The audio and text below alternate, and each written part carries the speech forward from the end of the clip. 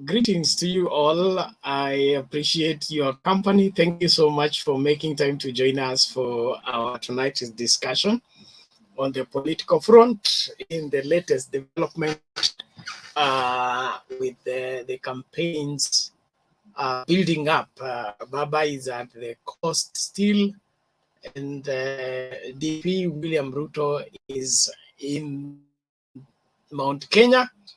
And there seems to be a spirited outcry of reviving the Raila Phobia for the mountain.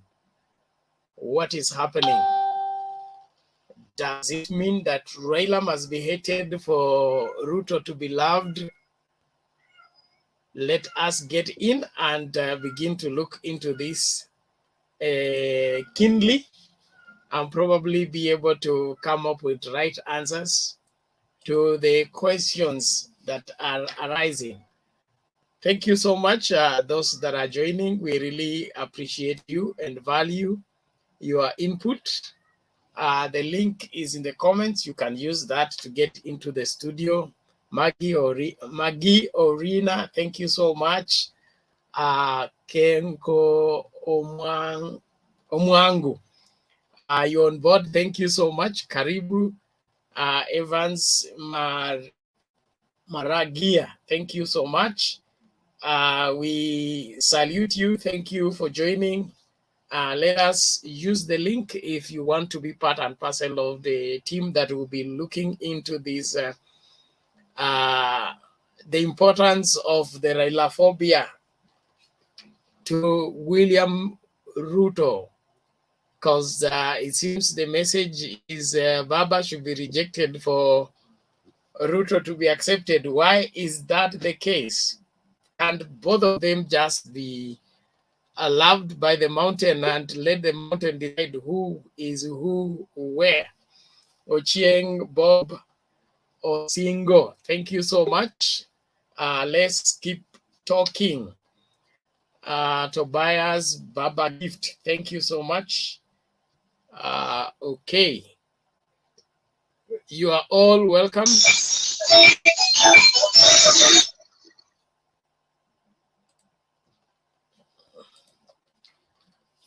Okay, thank you. Let's all team up and make a difference today. Nick, how are you?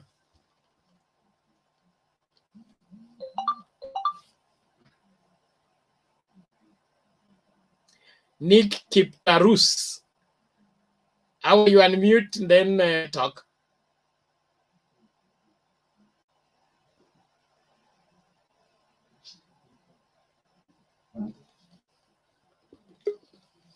Nick seems to have issues. Andrew, are you ready? Yes, I am. How are you there? I'm fine. And I feel very thankful for this opportunity because this is a platform that gives us a chance to air out issues that we think can help us shape the future of Kenya and erase the narrative where people tell us the youths are the future of Kenya, and yet we are 75% of the population. So we are not the future of Kenya, we are Kenya. And I'm very happy because for 2 days I've been trying to have a chance, but I think today Nduta will be one of us so that I can ask him 2-3 questions that I need some clarity on. Okay, that's fine. You go ahead and dive into the subject. Okay, my subject for today is I'm very humble to the people. If anybody is watching us from the coast, I'm very humble. For you people, you've given Baba, that is Raila Amolo Odinga, the reception that we've been longing for, because he's a man we believe in. He's a man who has always fought for that which is right. And the response the reception you gave him, even the absence of the Mombasa governor, Ali Hassan Joho, it is giving us some hope. And I'm very happy because I see Kenyans have now started waking up. We are getting to know the reality on the ground, and People are very happy. I'm very happy because having known William Ruto for a while and having known Raila for a while, I could stand to say that it is very painful to see William Ruto starting to tell people that he is the person who will give women chances to be governors. He is the person who will give women chances to be women representatives. He ought to tell us who fought for these positions to be there. Back 2010, he was fighting against that constitution. So he was not ready for that leadership. Let him stand out and say, no, even if I'm against this person, let us give credit to him because he fought for this to go through. Today, in Mary was telling people that the students will be given the help with no interest. Surely in Kenya, there is nobody who will make a business without an interest. Help is a business to the government. Let us just walk out from the sweet lies of this man. This man is a person who stands to have a very fair disadvantage because he stands to say that he's in government when he gives credit to the projects that have been done by the government, but when he stands to negate, he says he has been outlined. Let us not camouflage when it comes to negativity. We have to say you were in government, you stole from Kimarel, you stole from Marol, you the same person who back 2013 you told us in every village there will be internet connectivity, a free Wi-Fi. You told students you will finish school and in every year we will be creating 1.5 million jobs. Where are these jobs? Are these jobs wheelbarrows? You the person today in every place you go, you dish out millions. You've been in the government for 9 years. If you had this chance, these millions, you could have given us back 2017, 2016, or opened up circles for these people. If you could have opened circles for these people back then, I think by today, these people could have already established themselves so that they can stand by their own, not taking advantage of that poverty that you've created in us. So I think it is a very great time that we stand against that, and I will always stand by that. And to those people who are asking Raila Amolo Odinga, where is the 6,000 shillings coming from? Raila has openly stated that he knows people who are stealing money, and he knows the way they are stealing, and the money that he'll be giving out, 6,000 shillings to 8.4 million families, not to all Kenyans, to approximately 8.4 million families who will have nobody working in that family so that he can sustain those families. This money is going to come from the money he will curb from being stolen by the corrupt. The corrupt of whom we know are the UDA members, and if not the UDA members, are the UDA members who are by all means defending the corrupt.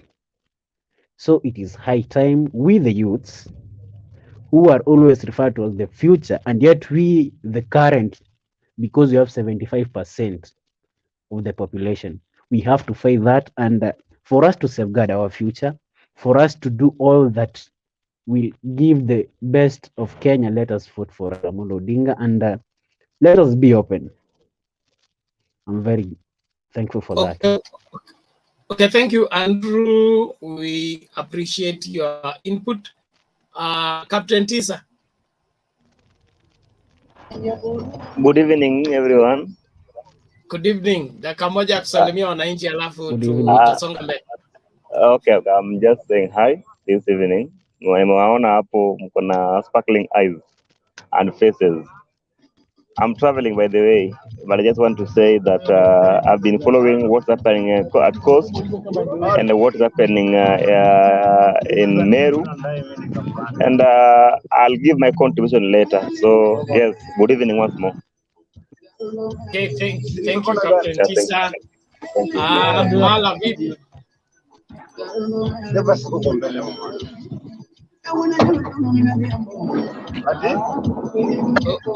Meshach, how are you? Meshach, unmute. Let's talk. Hello, Hello, how are you? very fine. Yes, why is a new spirited revival for Raila Phobia in the mountain by the Ruto team?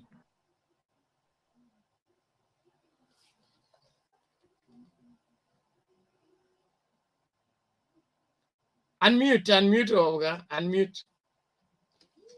Hatusikii kile unasema.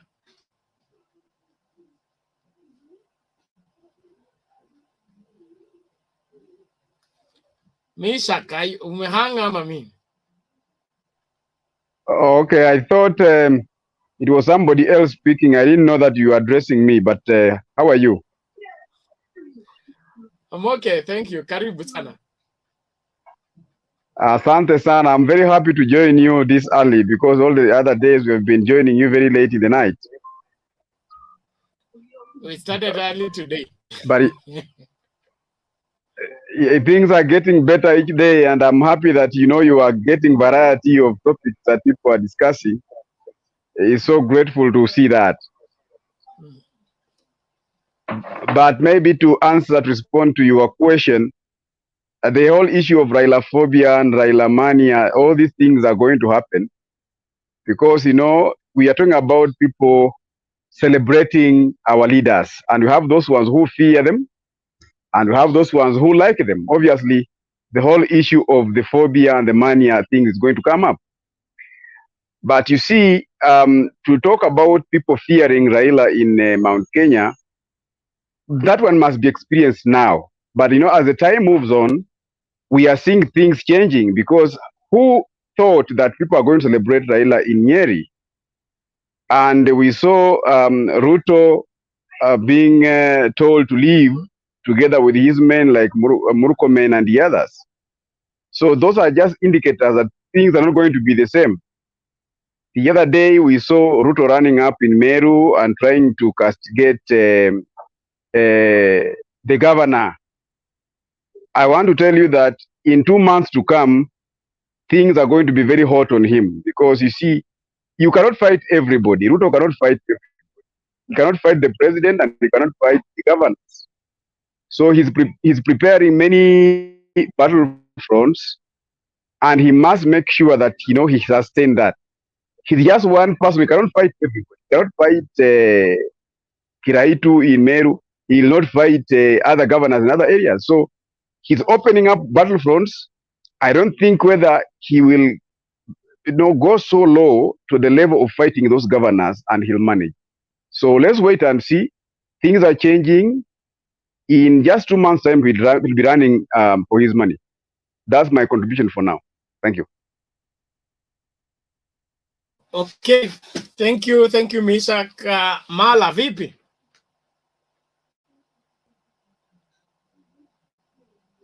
Mala, upo haupo?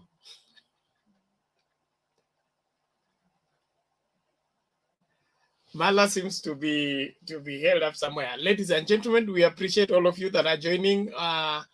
We are having a hot discussion here. You can use the link in the comments to get into the studio so that we discuss this Raila phobia in the mountain. Why is it important to DP Ruto?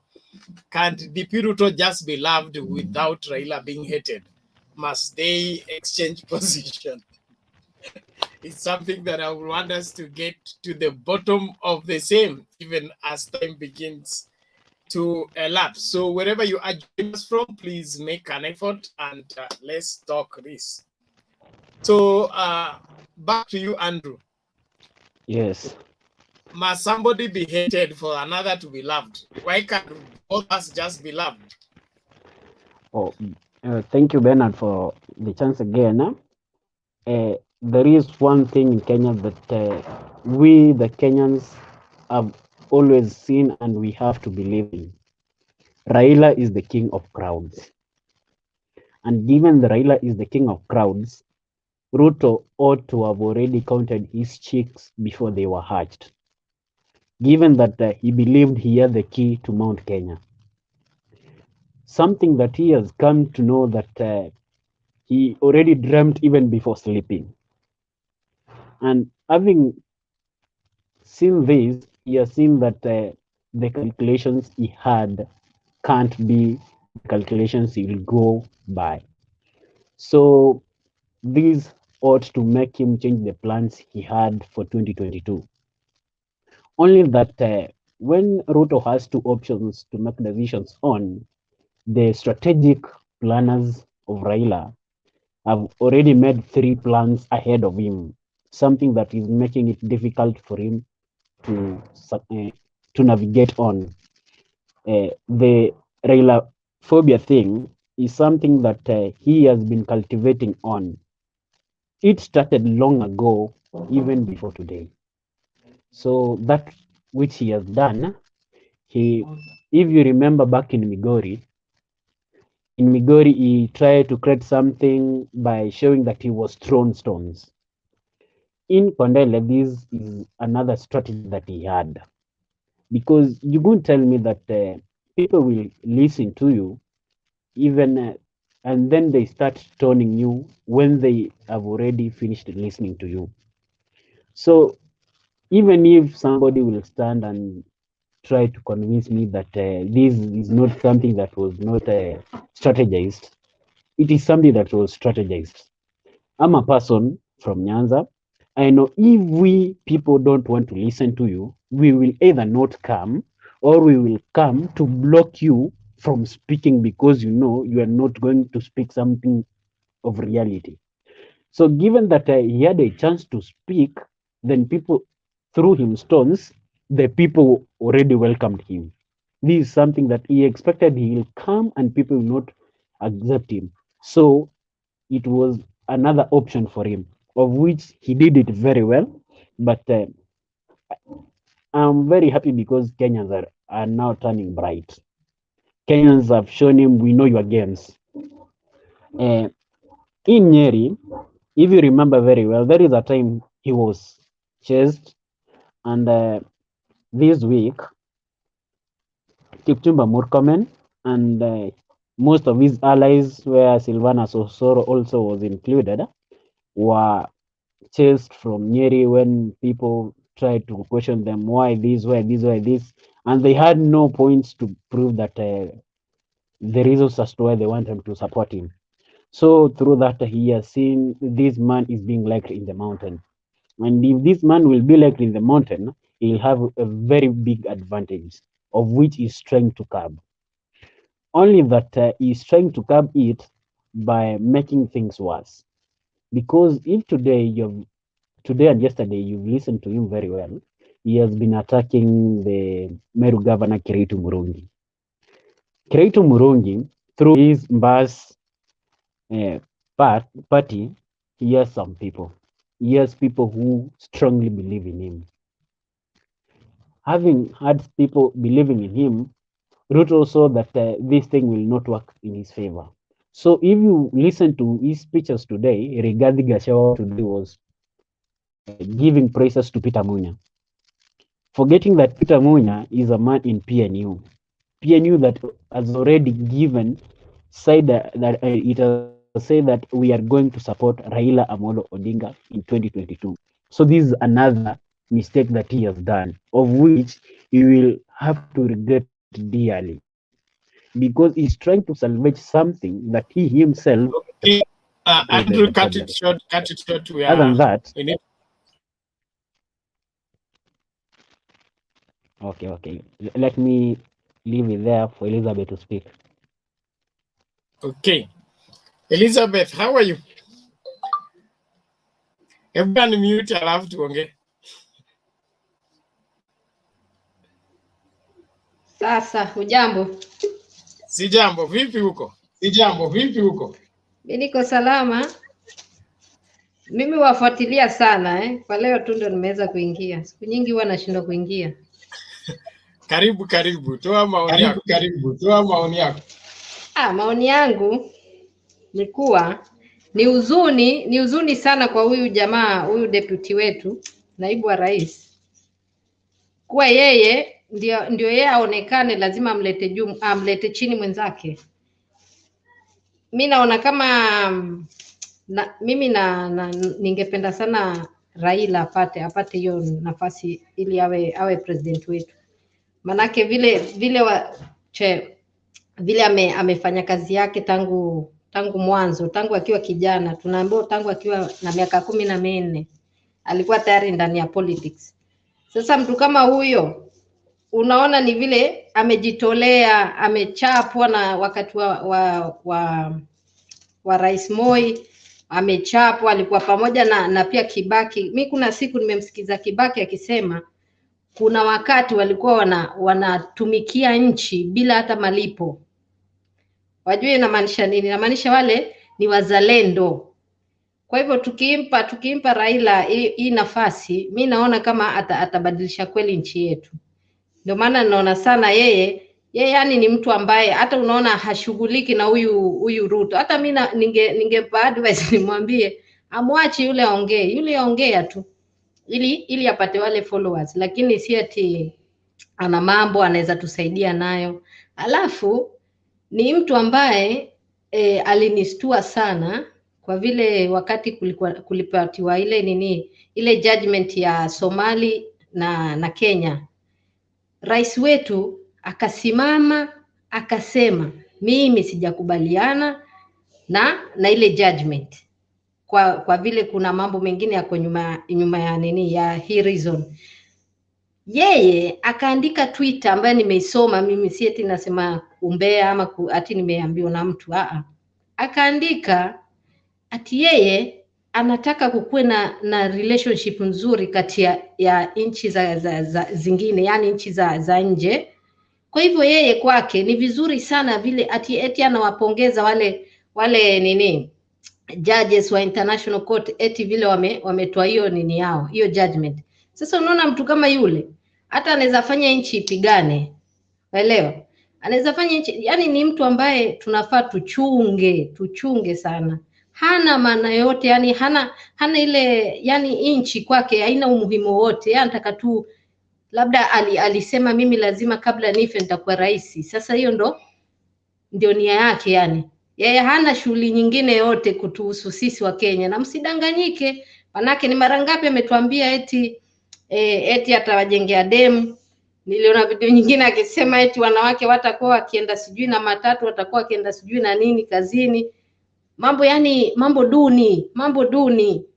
Na kila mtu anaona, yani ni vile tukiwa shule tulikuwa sema unaona hii ni urongo live. Yani unaona ni urongo live na bado wamfuata. Kwa nini?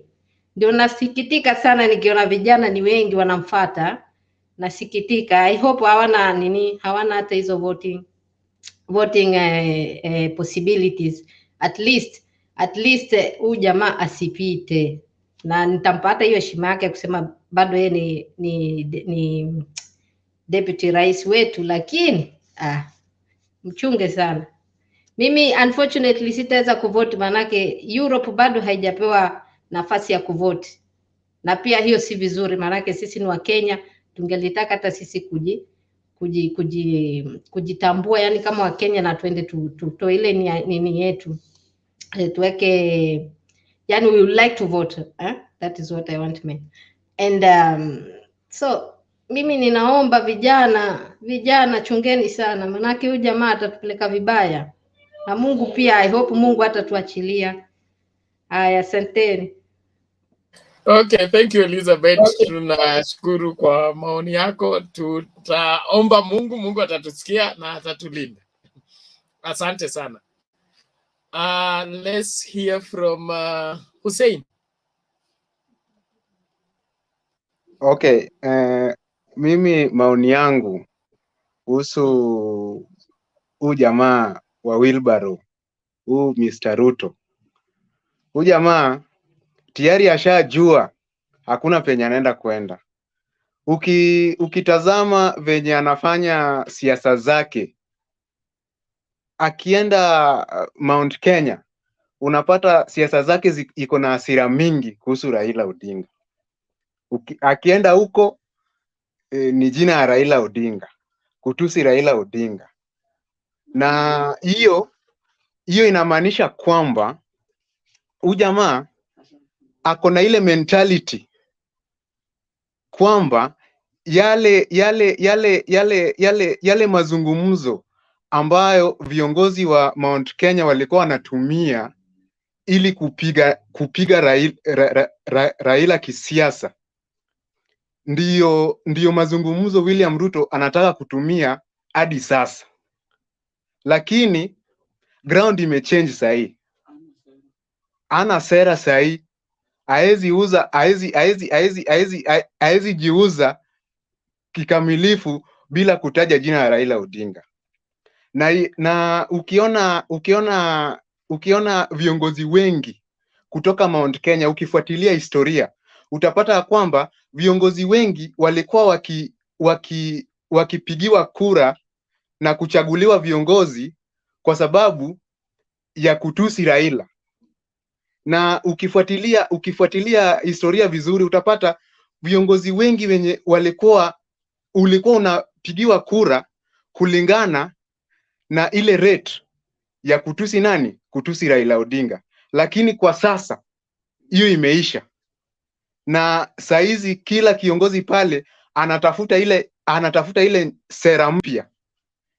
So ukiona last time Ruto akiwa venye alikuwa Kisumu, ukiona mabloggers wake mabloggers wa Ruto chenye walifanya after hiyo incident yenye ilitokea Kondele, hatuwezi jua kama ilikuwa ya ukweli ama ilikuwa stage managed, hiyo sitazungumzia. Lakini ukifuatilia mabloggers, tukianza na Itumbi ambaye ndiyo key blogger wake, unapata chenye alisema, alicompare ile event yenye ilifanyika, wakajiuliza kwa blog zao, Raila akienda Mount Kenya atakaribishwa, Ruto atoki Mount Kenya. Kwa nini walikuwa wanalinganisha Raila kuenda kwake wapi? Mount Kenya, kwenda kwake Mount Kenya. Ruto anatoka Rift Valley. Kwa nini wangesema Raila akienda Rift Valley atakaribishwa? Hiyo inaonekana kwamba ile tukio ambayo ilitendeka Kondele ilikuwa stage managed, ili Ruto akirudi Mount Kenya auze ile sera ya Raila Phobia huko Mount Kenya, na ndio Ruto anafanya juu chini hiyo sera iuzwe. Lakini kwa calculation ya Raila Odinga na venye alifanya calculation yake kisiasa, imefanya sasa Ruto asiwe na njia mbadala ila tu kufix ile Raila Phobia, kwa sababu hiyo tu ndio inaweza msaidia kupata kura Mount Kenya. Bila hiyo, tukiangalia development record, yule jamaa ana cha development. Juzi tumemsikia ameenda Kitui. Jamaa anaenda kupromise pesa ya dam Kitui, na the same jamaa ambaye ana promise pesa ya dam Kitui amekula pesa ya dam ya kwao nyumbani, hiyo Aror na Kimwarer. Kama jamaa amekula pesa ya Aror na Kimwarer, pesa ya kwao, sasa Kitui atapeleka dam gani? Hiyo ni swali ambayo mtu mwenye ako na akili timamu anafaa kujiuliza. Kama wewe unatoka Kitui, unatoka Gerisa, unatoka wapi, na jamaa akuje kwenu ana promise dam, na kwao nyumbani huko Eldoret amekula, Rift Valley amekula pesa ya Aror na Kimwarer mpaka akasimama kwa public. Naam. Tulisema tutafanya special program on Saturday on corruption. Ukisema madai ya kwamba fulani amekula pesa fulani, itabidi uthibitishe. Kwa sababu niko na thibitisho. Sasa nitakatisha hiyo kwa sababu nitajoin hiyo session ya Saturday mapema. Nikileta thibitisho stakabadhi ndio tuelewe hii maneno vizuri. Sawa. tamatisha usemi wako, tuende kwa mtu mwingine. Thank you. Sasa chenye nataka kuomba mayouth, na hii inaenda kwa mayouth, na waomba saa zile mnaenda kuchagua viongozi, tuchague viongozi kulingana na track record, kulingana na uwezo wa kiongozi kuleta maendeleo kwa jamii. Tuchague wale viongozi ambao ni development oriented, sio viongozi wa kutusiana, wa kufanya vijana wapigane na maneno machafu mengine. Tukienda kwa election, sana sana vijana wa Mount Kenya, na waomba na wasii sana, mkichagua viongozi, chagueni viongozi wenye wanaweza waletea maendeleo. Hii ni maneno ya Raila Phobia, tuacheni. Asanteni sana.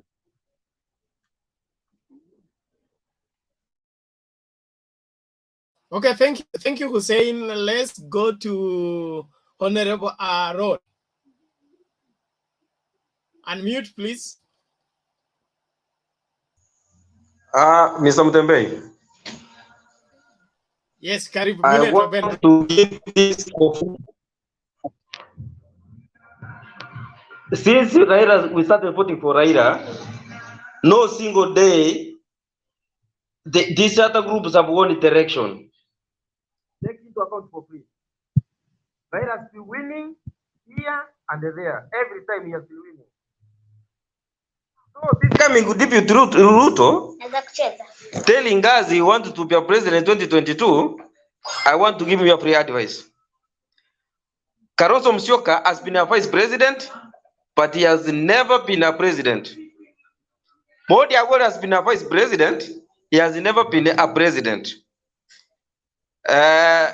This other we call Musalia Mudavadi once was a deputy president. So Ruto should wait 2030 something there. But this time round, I'm telling you for free, in whose hands will we be safe? In whose hands? Is it Ruto or Raila? In whose hands? Mutembei, in whose hands? Like today, I think he was in the Meru, talking about the governor of Meru, giving a peaceful language to Meruians, and yet he's seeking for votes from Meru. I'm advising the deputy Ruto for free, but he has money, let give it to wananchi, let assist wananchi, wakule, bas. Thank you, Mr. Mutembei. Okay, thank you, Honorable Aaron. Please, everybody keep your mic mute until it's your turn to speak, and then we keep moving. Before Joel, let's hear Francis Ochieng. Unmute, sir, and speak to us. Hello. Hello, we can get you. Karibu, continue. Am I welcome? You're welcome. Yeah, I'm in Mombasa, and we were at Likoni, and I think most of you also watched it, and you saw what happened. That kind of crowd can never be witnessed anywhere in the whole of Kenya. And if I'm to talk about Ruto's language is already chasing away voters. You cannot go to Meru and then you abuse Kiraitu Murungi. You cannot go to Meru and then you abuse Munya, and then you expect to get votes. The way this guy is campaigning shows that he's desperate, and if we don't watch it, he will soon start even go on abusing the president, and the reaction of Mount Kenya people will not be very, very comfortable to him. Look at the way Raila is campaigning. He goes somewhere He gets all the leaders. He is using this Azimio of Umoja to get people to come closer to him. His strategy is very, very mature. The people he's surrounding himself with, even the way their language is very mature. So this time around, I don't think he will be able to get votes. Raila is going to win this race in a landslide. Already, Raila has around 21 governors. Ruto has only 7. And then he goes around dismissing governors.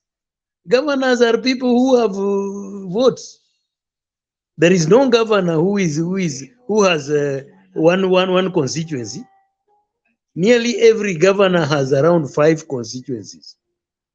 And if Raila can have 21 governors now, and he only needs around 3, then he will be having the 24. Then he will have succeeded in having the 24. Because you are supposed to have 25% in 24 counties. So Ruto should change his tactics, and he should start being, use good language, not to abuse people. Now somebody like Kiraitu Murungi is somebody who should be respected. That guy has been in government for over 20 years. And if you can go somewhere and abuse him, you are not telling people, you are not a good leader. And then the strategy of Raila of Azimio la Umoja is really going to work. That is what Kenyans need. Umoja, unity in diversity, where we don't talk about, we don't put our tribes before everything. We call on our strengths, and we use the talents we have and the education we have properly, such that a Kikuyu who is qualified and a Luo who is qualified will get jobs regardless of their names. So the unity that Raila is needing is what Kenyans need. Kenya is a rich country. Hello? Hello? Yes, go ahead, conclude. Yeah, I don't see you, Bernard. You are under the curtain. I'm behind the curtain. I'm here. I'm not going anywhere. But you are listening, huh? Yes. I'm following closely. Thank you. So you see, Raila is going for something that will even exist after him. Ruto is just looking at 2022 as if the world will end if he doesn't become president.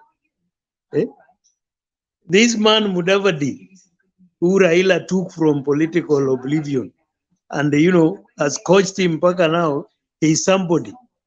Now he's showing his only target is to be in the ballot. How? You should work hard to be in government, not to be on the ballot. Anybody can be on the ballot. Nani has been on the ballot this Mwalimu, Dida. He's on the ballot every 5 years. It doesn't add anything to his CV. So this time around, if you watched even the way people talked in Coast, these are people who are conscious, and people have seen what Raila have done for the Kenya since he started being a leader. And this is a selfless man. This is a man who, after winning an election and he's being robbed, he goes and shakes hands and forgives unconditionally. And then you find some people like Like Mudavadi talking of Raila being a project. Raila is a project of the people. Right now, look, go to any rally of Raila. It's the people asking Raila to declare his stand. Raila has not even declared. Eh? He is now giving us up to 9th. We don't even know whether he will declare. He might even decide and declare somebody Tosha. Eh? But this time, Kenyans will not agree. Because Raila has to go for the 5 years, you know, atengeneze Kenya, alafu awachie the young people to go ahead with a Kenya which is constructed, which has a future, a Kenya which we can be proud of. I think that is my contribution, and I thank you all for listening to me.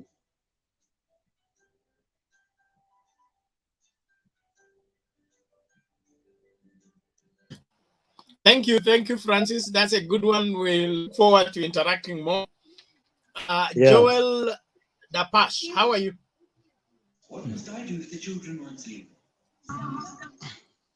Yeah, definitely my wish, and I'm so happy. And good evening. Good evening to you. Karibu, karibu. Asante sana. Today I'm meeting Kenyans with, I see most of them are youth, and others are the experienced people who voted for more than 3 or 4 times or 6. And getting to the question, why Mount Kenya Raila Phobia important to DP Ruto? What matters a lot this round is the Baba strategy. Baba says the other time, between a wheelbarrow and a tractor, which can climb the mountain more faster than the other. So before, there's cross checks. One, today's statement, we experience. I saw a letter from the Mount Kenya caucus about the state of affair of the rally that's going on Mount Kenya, about Ruto's sentiments and everything. Going there and start demeaning the Kiraitu Mirungi, the governor of Meru. That is not acceptable, and it's a failure at the first point. I saw, and I had because I was following his statements, and definitely I saw he tried to use divide and rule between Munya and Kiraitu Mirungi, because he praises Munya and he demeans Kiraitu. But if you go back to Baba's rally, we saw the promises he made. And the following day, about the Miraa going to Mombasa without taxation, the DP allies, like this guy, Jichopefu, he opposes. He said that's bullshit. So the first point, the people in DP's camp, they are the people who is trying to chase the voters and showing us the real colors of that party. The second, I finished the subject Azimio la Umoja. That is now they say the Baba's subject and the UDA, the wheelbarrow. Definitely, I think now at this century, no one is interested to tribalism, the party, but we are interested with what have you done and your future promises are genuine ones. Because there's what you call impossibilities. If you promise me today I will go to heaven, definitely, and you don't have a ladder, definitely I cannot, I disagree with you, sir. So the only thing, show me how to fish, but don't give me the fish. Once you give me the fish, my friend, I'll eat one day. So once you give me andawano, I think that is my best strategy now. And the issue of Baba now giving up, so that is now the liberation. You know, economy, I'm a business person, I myself, and I don't ever believe a leader who says the taxation will be zero, because we'll not run the country without taxation.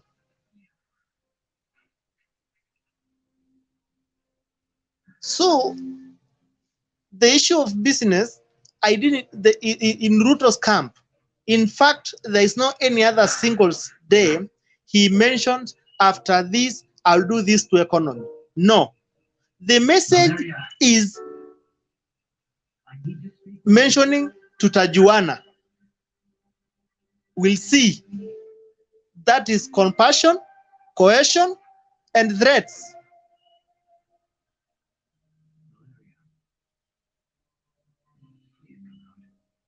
Again, to that, Mount Kenya, because the topic was today's Mount Kenya, how the things. Now the main target is Mount Kenya. Mount Kenya, now I think the person who is leading in the composition of the leaders is Baba, the top leaders. The top leaders, the politics gurus are his. Baba is the leader, he's leading.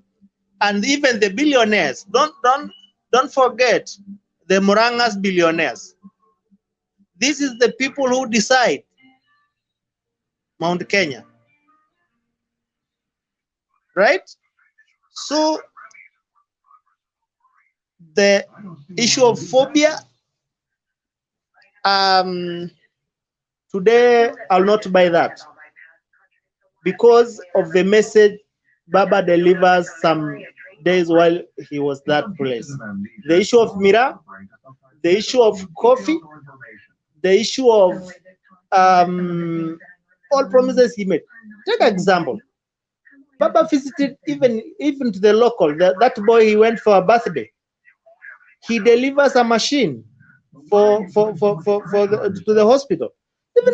That is touchable things we want to see. And I rest my case from that point. I think I'll get another chance.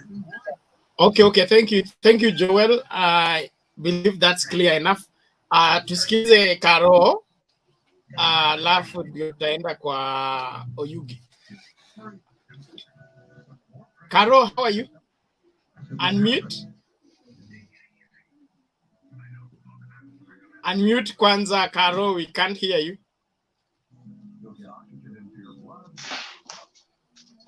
Hi, comrades. How was your day? The day is better, we thank God. I thank God too.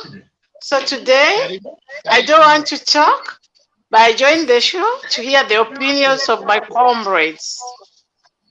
Okay, thank you very much. Stay tuned.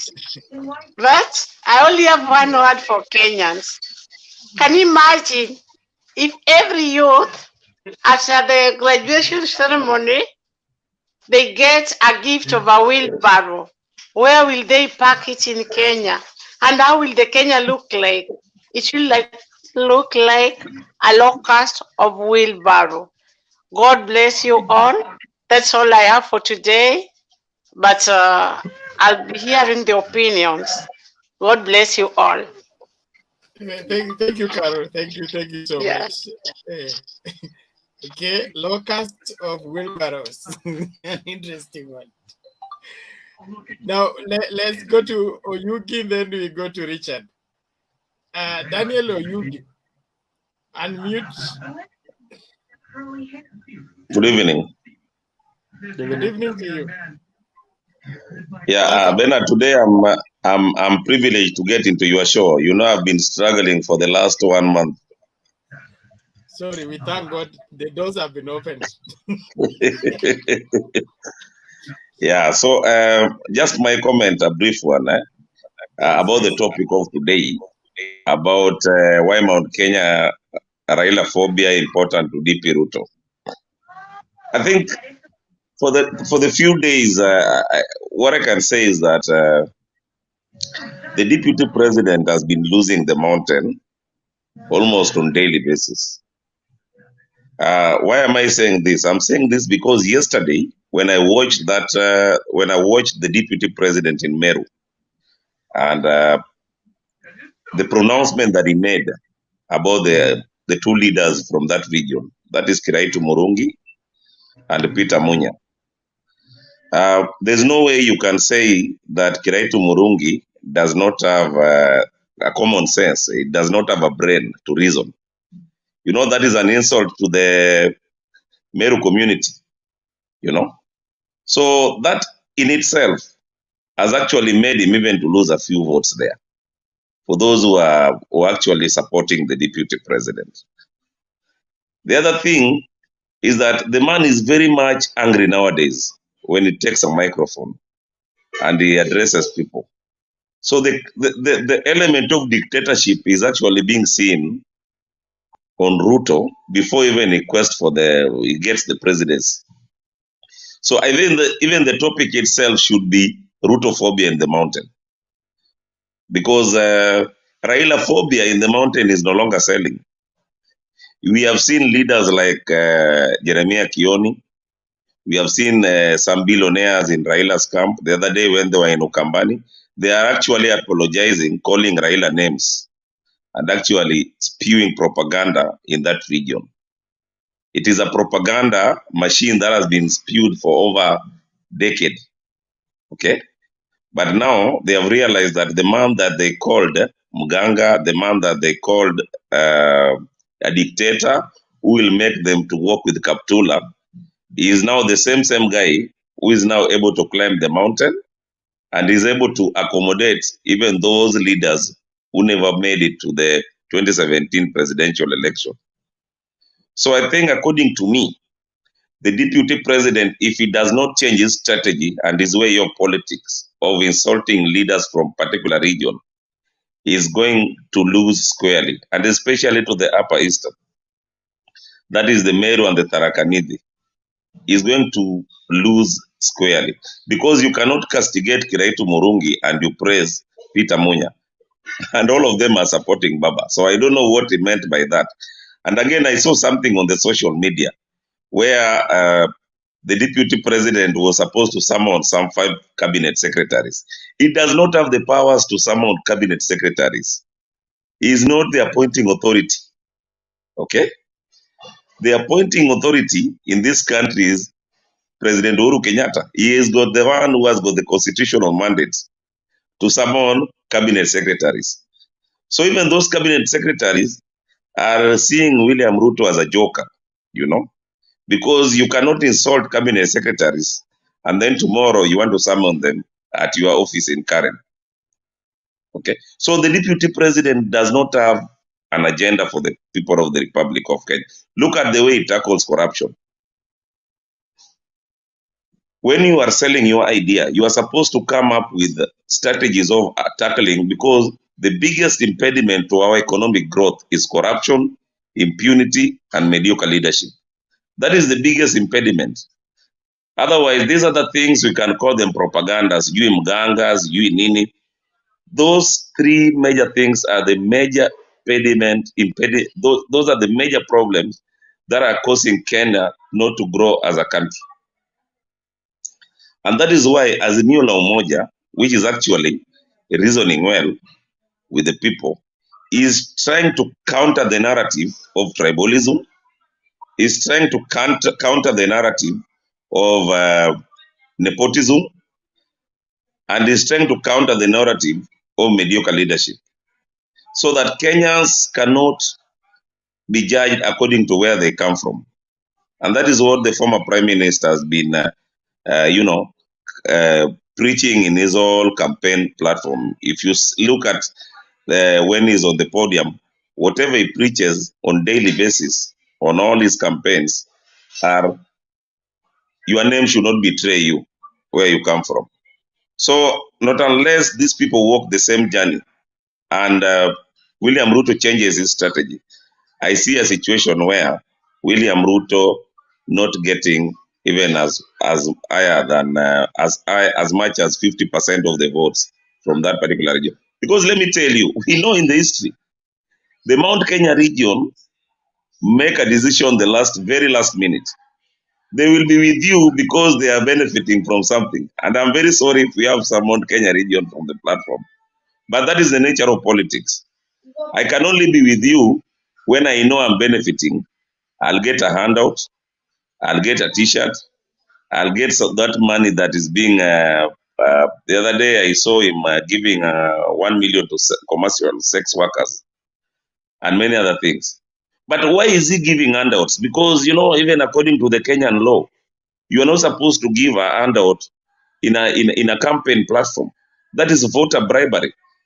And I think the IBC they have been sleeping on their job, and the guys who have been discharged to handle issues to do with corruption, they have actually been sleeping on their job, because that is against the constitution. It is against our law. Voter bribery is illegal in Kenya. So the deputy president must be alive to the fact that if he does not change his strategy or politics on how to approach the mountain, then I don't see him going anywhere. He might even be number 3. Now, if I might dwell a little bit about the Oka team. The Oka team are a bit confused. Daniel, hold on. We'll come back to you. Give us the Oka one. Let's hear from Richard first, then we'll come the other round. Richard Okemwa. Hii ni ya Chris Okemwa ama ipi?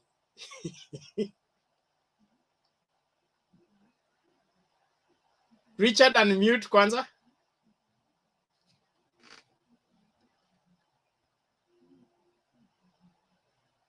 Richard, you are hanged.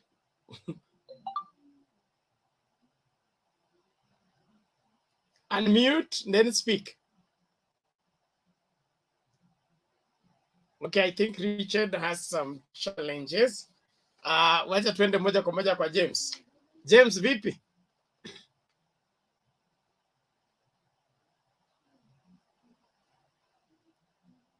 Unmute. Hello. Hello, James, vipi? Mzuri. Mlima unakasirisha watu sana. Iko nini? Nani amekasirika? Kashagwa, kila mtu sasa wametoka Biblia kuhubiri jinsi ya kuchukia mtu. Kwa nini? You know, Bernard, you know what? When I tell you something, you should pay attention. Almost a month ago, I think I told you there are things that were happening in that region. Maybe some of you did not take me seriously. But what is happening is that there is now general panic. These people are panicking because our people invite you and observe you, how you are behaving, and we are attuned to answer them. The deputy president has made some veto mistakes in the last few weeks. One of them was to say that he is the kingpin of the area. That was a veto mistake. And there are those who took it as an insult, because they meant that the area lacks any alternative leadership. Number two, I think there has also been a lot of assumption that people think in a tunnel way, we have divergent of views. That area has a highly, educated population. And when I was telling you what I told you almost 1 month ago, I was aware that people who are above 40 years, majority had made up their minds. If you talk to them, they had already made up their minds that this is not a character that they would want to see, because they are reminded of what they went through in 1980s and 90s. Some of them have never gotten opportunities even up to today. They have been struggling. It's only during the Kibaki years that they started making money out of farming. So the deputy president has been walking around with minnows, political conmen, people of right weight. Their only work is to perpetuate some, not well-grounded propaganda, which the people will easily get to know the truth. Now, when you see the tantrums that are being spewed by the deputy president, it is actually out of frustration. Frustration that is noted what he thought before that he could walk into the community and get the votes, presumably because of the youth vote. He was saying that the youths will just follow him. They don't need to listen to the elders. But when you look at the voter registration, it means even if that were the case, then he's lost it because they never took votes. So they never registered as voters. So he's realizing the numbers are not adding up. And unfortunately, he has premised his victory heavily on this region. He thought he inherited wholesale. But I think that was a misconception. There are other factors therein. There are also what I have been telling you, sub-regional interests. And these are bound to split the vote in different ways. So what I have observed is that there is now the reactivation of the scaremongering against the persona of Raila Amolo Odinga. You remember the MP of Naivasha, Jane Kehara, some few weeks ago told a congregation in the church that there are people who took their houses and do not pay rent up to today. Then you are also aware that the language that has been used in the last 2 days is about watu ya kurusha mawe na wakung'oa reli. This is the old tired political narrative that has been going on to create caricature of a very scaring personality whose aim is destruction and generally to impede development and businesses for the Mount Kenya people. Now, I must comment that the Right Honorable has used very, very intelligent ways. One of them was to capture the business class. These are the people who will tell even those who have small businesses that that is not true, because they have a lot to lose themselves if they were supporting a destructive element. So I think it's really weakened the narrative of Raila being a destructive element. And once you capture the business class in the mountain area, you've actually captured quite a significant population of the area. I also am aware why Deputy President has been popular in my area. One of the things that you hear people say when you ask them why they would like him, they say that when he was the Minister of Agriculture, he gave them free fertilizer. So you can then imagine that this is something that can be wiped out by another candidate very fast. It is nothing really concrete. It can be done by somebody else. So it is not that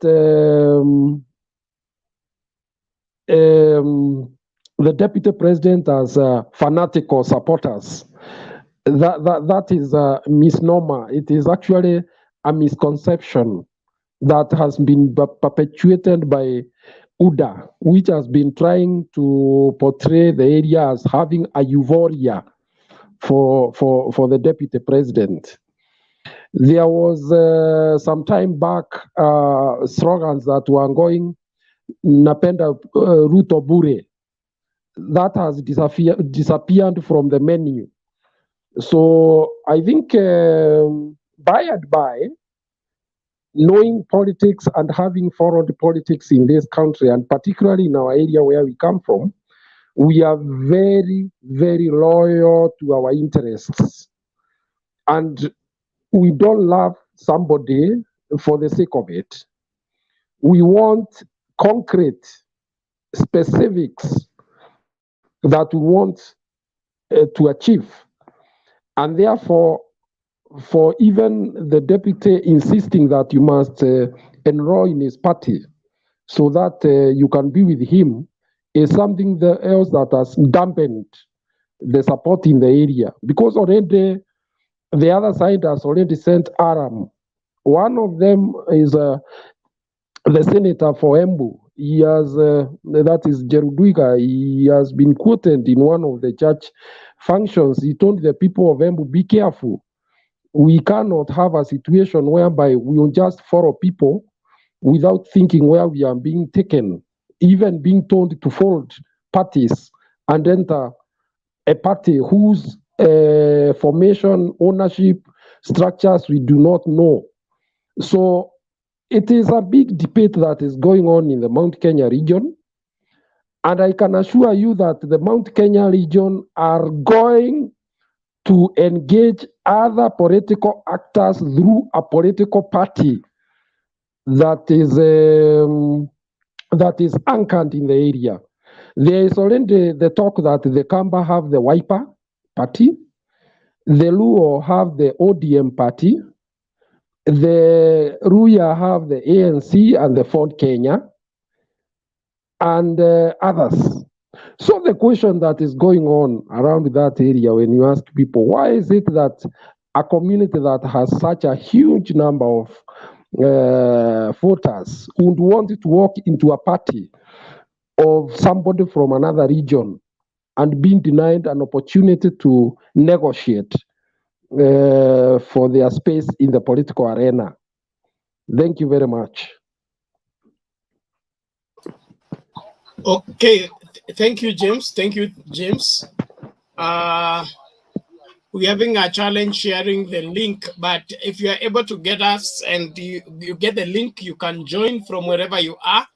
We are here to secure our understanding of the latest development on the political front. And you are free to support whatever side you want. You're free to give your views. Better Kenya is our driving force, and anything that makes Kenya better should be something that everybody takes to heart. And credible information is all you need to act on in order for you to secure whatever you're doing. So hearing different people from different locality talking about different issues will be able to make informed decisions. And that is the purpose for which we do what we are doing. Thank you so much. Those that are joining, please let's keep doing and sharing with everybody so that they can also listen out and hear what is going on from wherever they are. Hillary.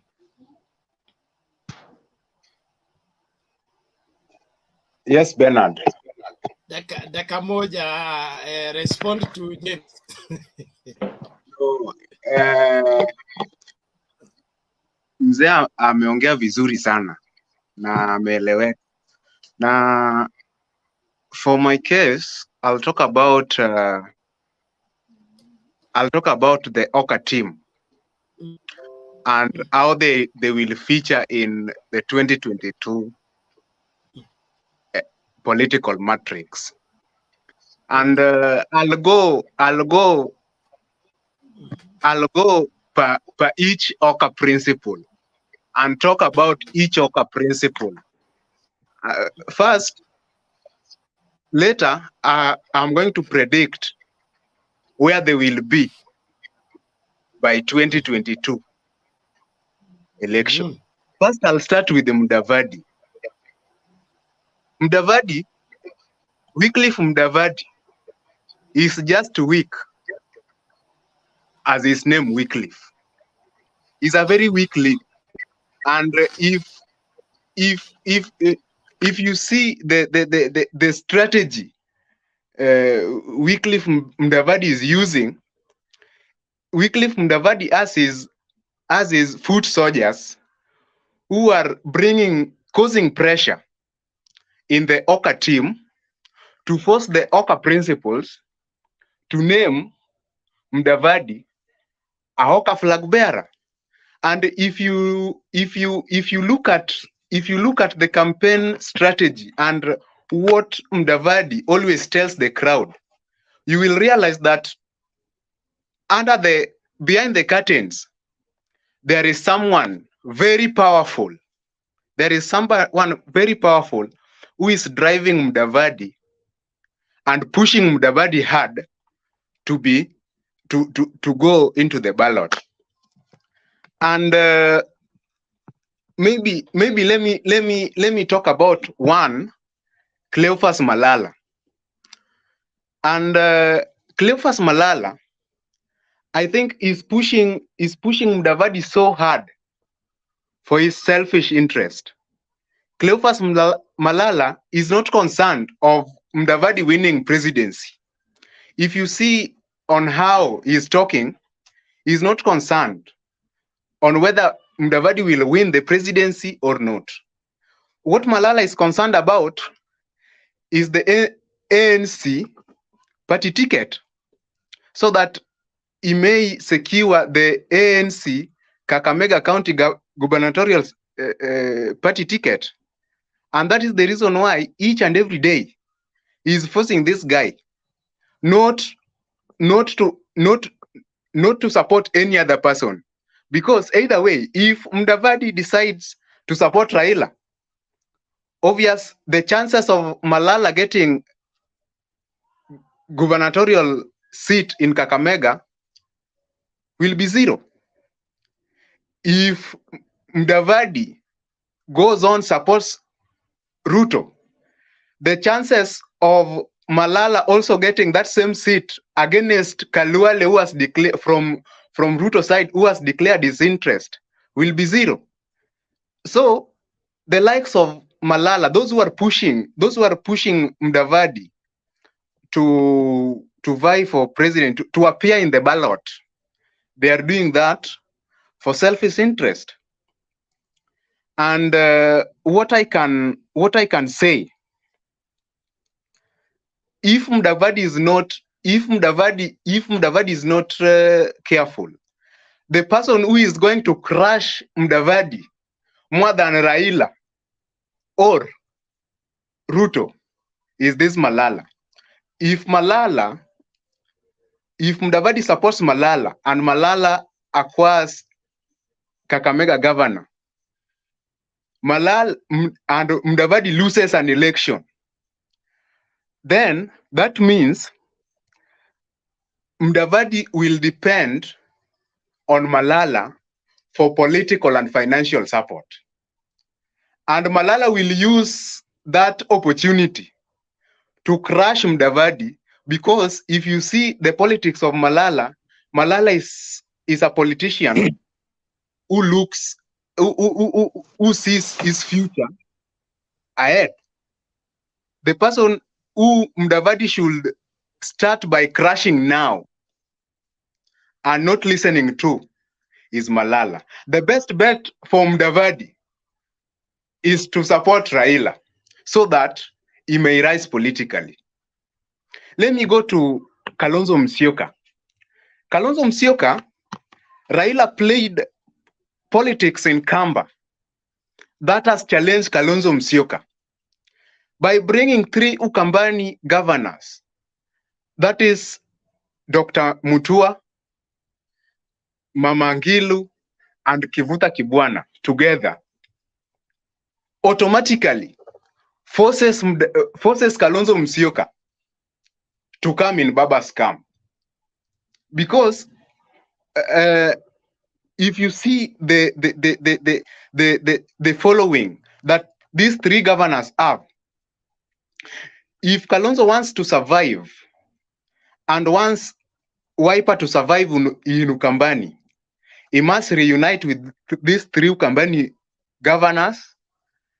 And by uniting with these 3 Ukambani governors, that shows you that in 2022, we are going to have Kalonzo Musyoka in Raila's camp so that he can revive his political future. For a man like Gideon Moi, I can't talk about Gideon Moi. Gideon Moi is more weak than Mudavadi. Gideon Moi, that name Moi is the name that makes him popular. But Gideon Moi has not made some inroads into the ground, and he is not sure. He's not sure of the votes from Rift Valley. Gideon Moi is not sure of the votes from Rift Valley, and the only thing Gideon Moi can do so that he revives his political career, it is either he joins Ruto, who as at now, Gideon Moi can't join Ruto, or join Raila. After joining Raila, Gideon Moi can still revive his political career, because now you will find even other people will use KANU from even Raila stronghold areas to vie for various seats. And by popularizing KANU through Raila Odinga, Gideon Moi will revive his political career. So, for Gideon Moi, I foresee Gideon Moi joining Raila in 2022. Even from the way he has been addressing his followers. The other day he said that the Oka team is planning to work with the like-minded leaders like Uhuru Kenyatta, like Raila Odinga, and his statement is something that brought stars in Oka. If you've been following Oka news, you will realize that it has caused stars in Oka, and the team, Mudavadi team, is protesting that how, and I think Gideon Moi will work with Raila in 2022. Okay. Let me give me just 1 minute, please. 1 minute. I have a minute. Okay. For Wetangula and Jirongo, Bwana Weta siwezi zungumzia. Weta kitu anataka ni senator. Yeye whether he joins Ruto or not, whether he joins Raila or not, I'm telling you, Weta is going to find it tough to reclaim his senatorial position of Bungoma. For Jirongo aliisha enzi za Moi. Huyo hatuwezi zungumzia.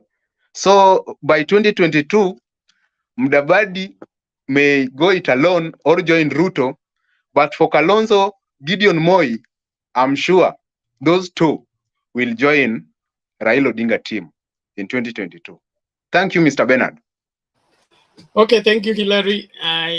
That is elaborate enough. I believe everybody is following. We want to go to Nebat, but usikae nyuma ya curtain kama sio lazima tafadhali. The screen is too dark. The viewers are complaining. So make sure that you are able to show up so that when you are speaking, we will know who is talking to us and why they are talking. Nebat huko?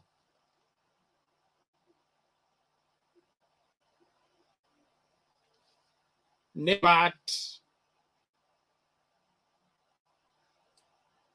Okay, it seems Nebat is Fred Mauti.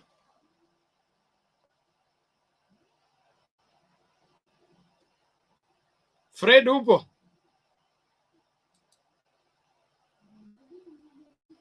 Okay, Fred na Nebat wanaonekana hawapo, so tuende kwa Nabii.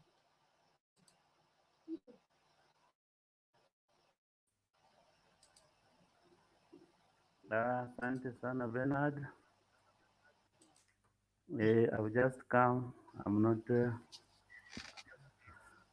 very sure, but I pray that I'll be relevant.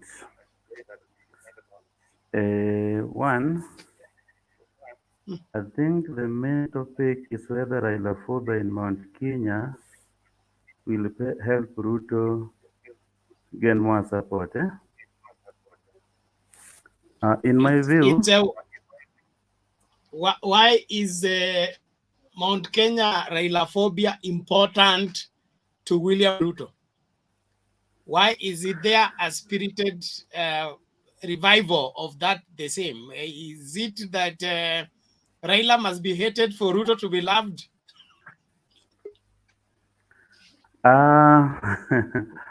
for some of us who have voted for more than 2 times, it is true that Raila has been in the picture for a long time. Anybody who wants to win the presidency in Kenya must have Raila as his opponent so that they find enough time and enough words to use against him. In Mount Kenya, as is being revealed nowadays, now that part of the political class in that region have joined Raila, he has been demonized to the extent that convincing people to go back to him has become a problem. I have seen there is a spirited effort to reclaim it, but indeed it is an uphill task. We are 9 months or 8 months away to the general election, and they say a day in politics is like a year or 2. Time is still there. We know in Kenya, decisions are always made at the last minute. And as can be seen, the people at the mountain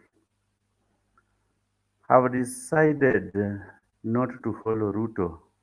That is the top, and the who's of the mountain have decided not to support Ruto.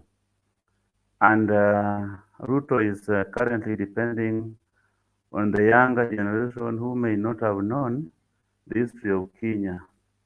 Now,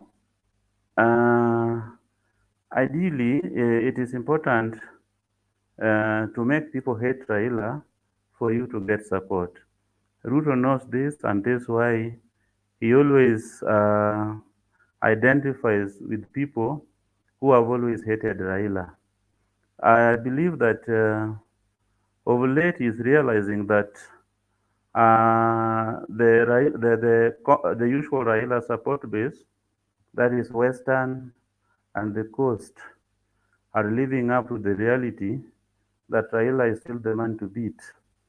So he's decided to move around Mount Kenya, sometime campaigning even at night, and having realized that things are not very good for him, he has decided to go full blast and like he wants to start a real war with those supporting Raila. We saw the other day he made some unusual utterances, or let me say insulting Governor Kiraitu, something that is known for. So ideally, time will tell, but as things stand now, just I said the other day, unless the unimaginable happens, Raila is the man to watch. Ruto's fortunes are dwindling. Thank you. Thank you Nabii, we appreciate your input. Tuende moja kwa moja kwa Siamo Daniel kabla tumsikilize mzee Jack Kindube.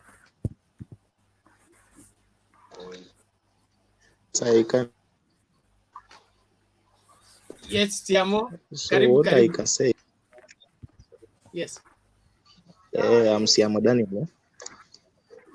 What I can say, people from the mountain, they have decided that they are going to work with Mzee. So even if Uda, the so-called Yuda, make noise everywhere they go, but it only remains with Uhuru Kenyatta, who will decide where the Mount Kenya port. You know, according to my view now, Raila Odinga is going to carry that thing very early in the morning. There is no one who is going to defeat this man. Raundi hii tumejipanga sisi kama ODM. What we only want, Raila should look for a very good running mate. I think it is time Raila should abandon Kalonzo. Kalonzo Musyoka has no numbers. I think you can see what happened in Mokweni, was in Ukambani some few days ago. I think somebody like Charity Ngilu, we had that governor from Machakos, and those were enough for Raila to get more votes in Ukambani. It is time Raila Kalonzo Musyoka and look for a very good running mate. Let me talk for the case of Mudavadi. Mudavadi has been being used by these political conmen to ensure that Raila does not go to power. So even if Mudavadi does not support Raila in Western, Raila has Oparanya, people like Oparanya in Kakamega, and we people of Western. I am from Busia, by the way. People from Western, we already decided that we will support Baba 2022. Raila has votes there. Raila is currently at the coastal part of Kenya. At the coast, as you all know, hiyo inakuanga ngome ya mzee. So what the Raila needs to do, Raila should ensure that he change the running mate problem. So Raila should look for some from the central part of Kenya, somebody like Peter Kenneth. And for the case of somebody like Gideon Moi, that man has no votes. But what I can say, Gideon Moi is going to join Raila in 2022. Kalonzo Musyoka is going to join Raila. But now the problems comes with the Mudavadi. We should not even be arguing about Wetangula. Wetangula has nothing on the table. Wetangula has nothing to present to the people. You know, President Uhuru Kenyatta is that man who want to exist but not leave that state house.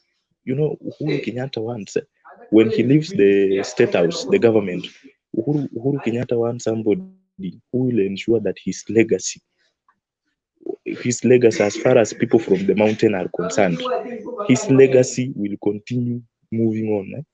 But now William Ruto, you know, tuwezi anza kusema ati nini.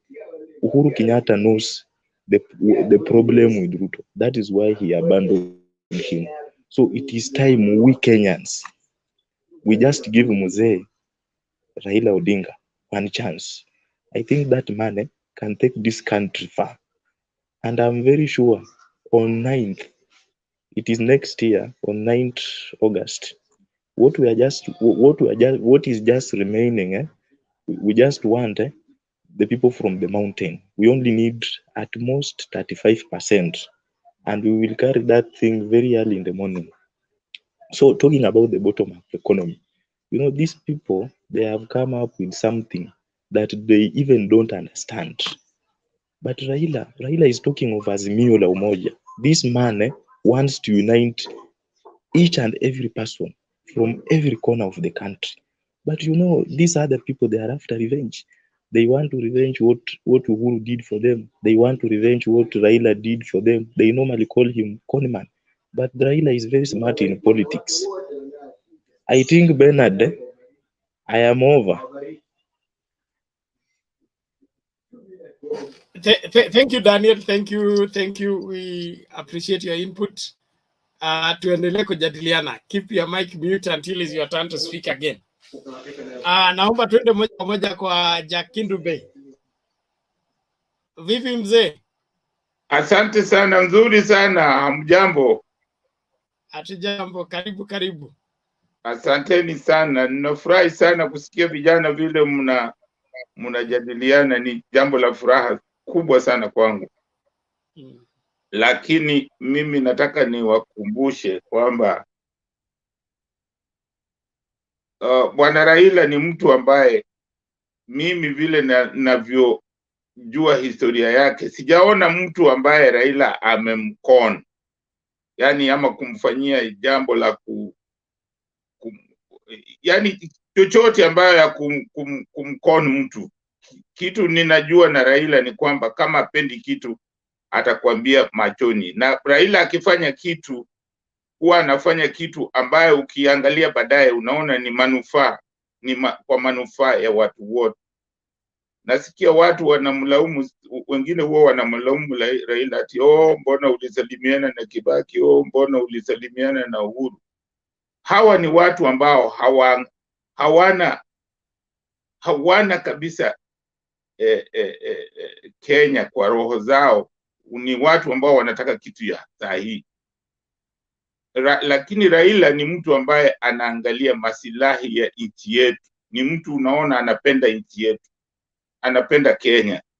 Kwa hiyo ninapoona watu wanajaribu kumlinganisha Raila na watu wengine ambao kwa kweli ukiwaangalia, ukijiuliza hawa watu wamefanya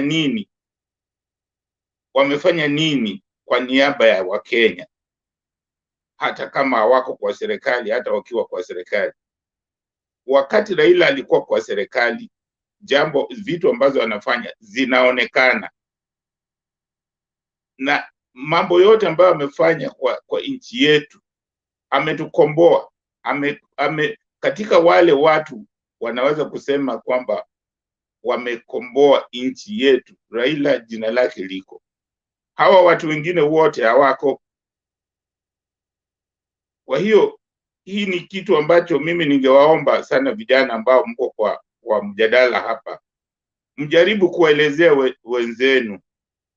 Unamwelezea polepole, kumwelezea kabisa kwamba tunataka nchi yetu iende sehemu fulani, na hiyo sehemu nchi yetu inaweza tu kwenda kama tukiwa tuna msimamo ambao iko na msimamo ambao Raila anasema azimio la umoja.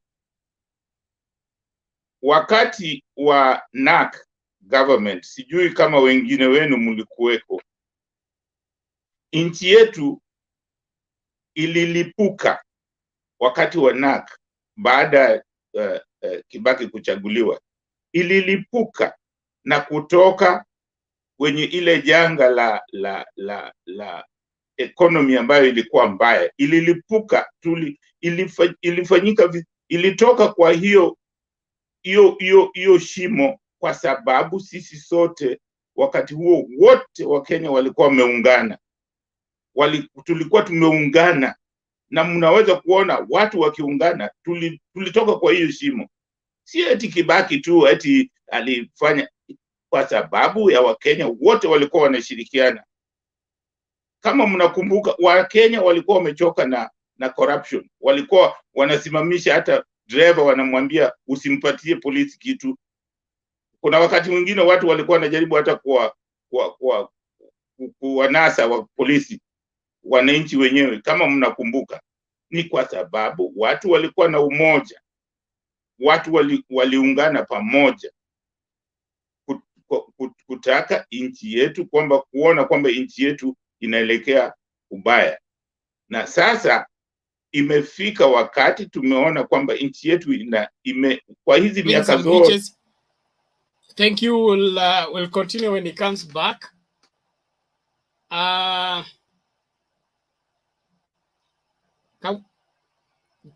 Kuna jambo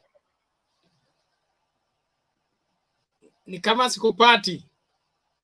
Oh, okay. Unakuwa kama ama shida niko kwangu? Mimi sioni upande wangu kama kuna shida, sielewi. Okay, malizia, endelea. Okay. Kwa hiyo nilikuwa nasema kwamba Bwana Ruto, mimi kwa vile nimeona ana panic, kwa sababu amekuwa akikampeni tangu 2013. Ruto alianza kukampeni baada ya kuchaguliwa ile muhula wa kwanza. Muhula wa pili vile vile amekuwa akikampeni wakati wote. Raila hajatangaza hata kwamba atasimama, ametembea tu kuzungumza na wananchi. Imemfanya amesambaratika. Ruto na watu wake wanasambaratika, wanahangaika huku na kule, wameanza kufanya kampeni haijafunguliwa rasmi. Kwa hiyo mimi kwa maoni yangu naweza kusema kwamba wangojee, ikifika nafikiri baada ya tarehe 9 mwezi wa 12, nafikiri ndio watajua kwamba kuna tsunami imeelekea, kwa sababu kitu ya muhimu, Raila na Uhuru wana reset nchi yetu iwe kwenye reli ambayo ilikosa. Ilikuwa kwa reli hiyo na ilikosa, hiyo reli ikatoka juu ya hiyo reli, wana reset. Na kwa hiyo sisi wote wana Kenya tuwaunge mkono. Tafadhali, hata wale ambao wanaweza kuwa ni watu wa UDA wafikirie kwamba hii nchi ni nchi inatufaa sisi wote, na lazima tuwe wamoja. Umoja tumekosa umoja, tumekosa mapenzi. Tafadhalini tufuate hiyo azimio la umoja, na hiyo azimio la umoja itafanya hao wote ambao wa UDA bottom itasambaratika, kwa sababu hiyo ni msingi ambayo kama ikimea mzizi huwezi kubomoa, huwezi. Ndio maana unaona Tanzania, Mwalimu Nyerere alijenga umoja ambao watu wamejaribu sana, haiwezi, ni ngumu, huwezi kubomoa hiyo, ngumu. Vile alijenga hiyo msingi wa kwamba wote wanapendana, ni jambo la msingi. Bernard, kuna kitu nitasema kwa sehemu ya pili, mkiniruhusu. Saa hii nitapatia mtu aseme, mwingine achangie. Asanteni sana. Okay, thank you Jakindu Bei, tuko pamoja mpaka dakika ya mwisho, kwa hivyo utapata nafasi nyingine. Asante sana. Joseph Kamemba, kama unanipata. Joseph Kamemba, your device is not well connected. Hatuwezi kukuongeza. Naomba utoke kwanza, alafu wakati unaingia hakikisha unapatia StreamYard kucontrol audio yako na kamera yako, ndio utakuwa in a better position for us to add you to the studio. Right now your device is not connected rightly, so you can't be added. So rekebisha hiyo, tutakuongeza. Naomba hivi kabla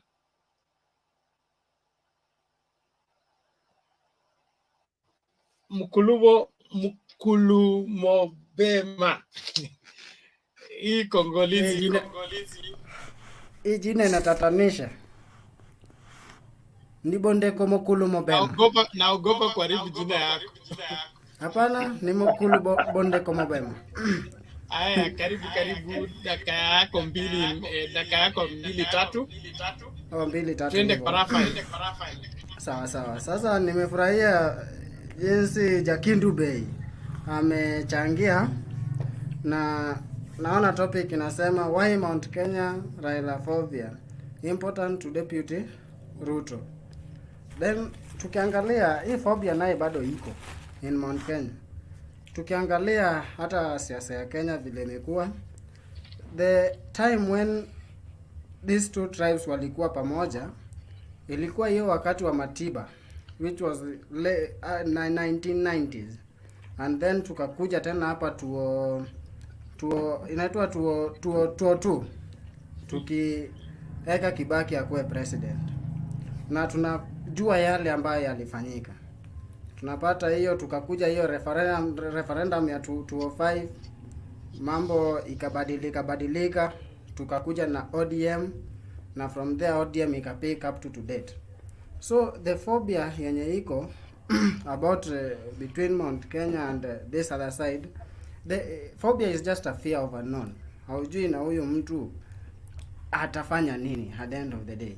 So hii phobia naye bado iko, na it is good also, but tukirudi pia kwa siasa ya saizi, tunapata saizi tunaangalia 2022 vile itakuwa, na tunapata siasa inaendelea, na if you look at the other side, kuna uongo yenye inasemwa waziwazi, na sisemi eti umejua watu wamelalia Ruto sana eti yeye ndiye anasema uongo nyingi, but hata tukiangalia the other side ya Raila, kuna zile vitu ambayo anasema ambayo pia ukiangalia vizuri, ukikaa chini, unaona somehow in as much as some other countries wamezi apply, but it will take us maybe some steps for us to be there. Like ukianza kusema like utakuwa unapeana like this 6,000 stipend, it is something yenye practically it is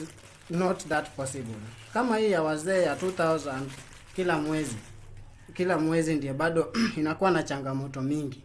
So unless we strategize then with our budget na tufanye hivyo, ndiye tunaweza hakikisha tumepeana hiyo, kwa sababu at the end of the day the criteria yenye tutatumia tujue ni familia gani ambayo haiwezi kujimudu.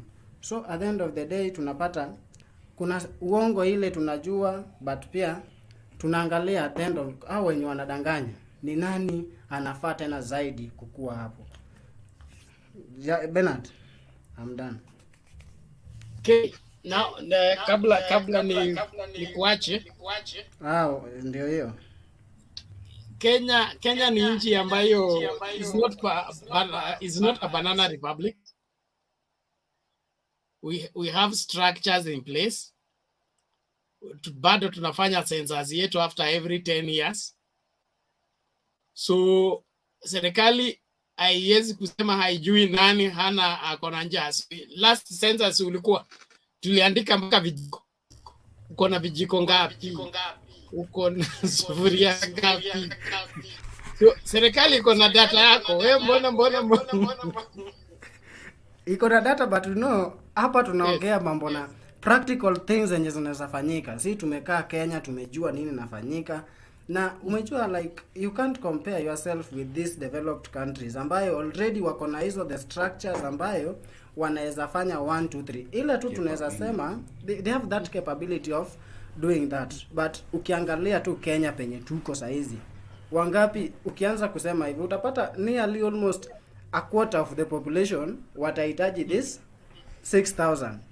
Na can it be sustainable? Ama tutafanya the first time alafu tunasema hapana, hii kitu, ama tutaongeza. So unless we come up with this good strategies, let's say, na nimefurahia sana cause again kwa kuna hii inatwanga aje hii equality in terms of tax. Tunataka kuangalia huyu mwenye mapato yake ni ya juu atatoa kiwango gani out of tax, ambayo ili tunaweza when we come we pull the risk, then at least we nini, but practicality behind it, mi naona it is not possible.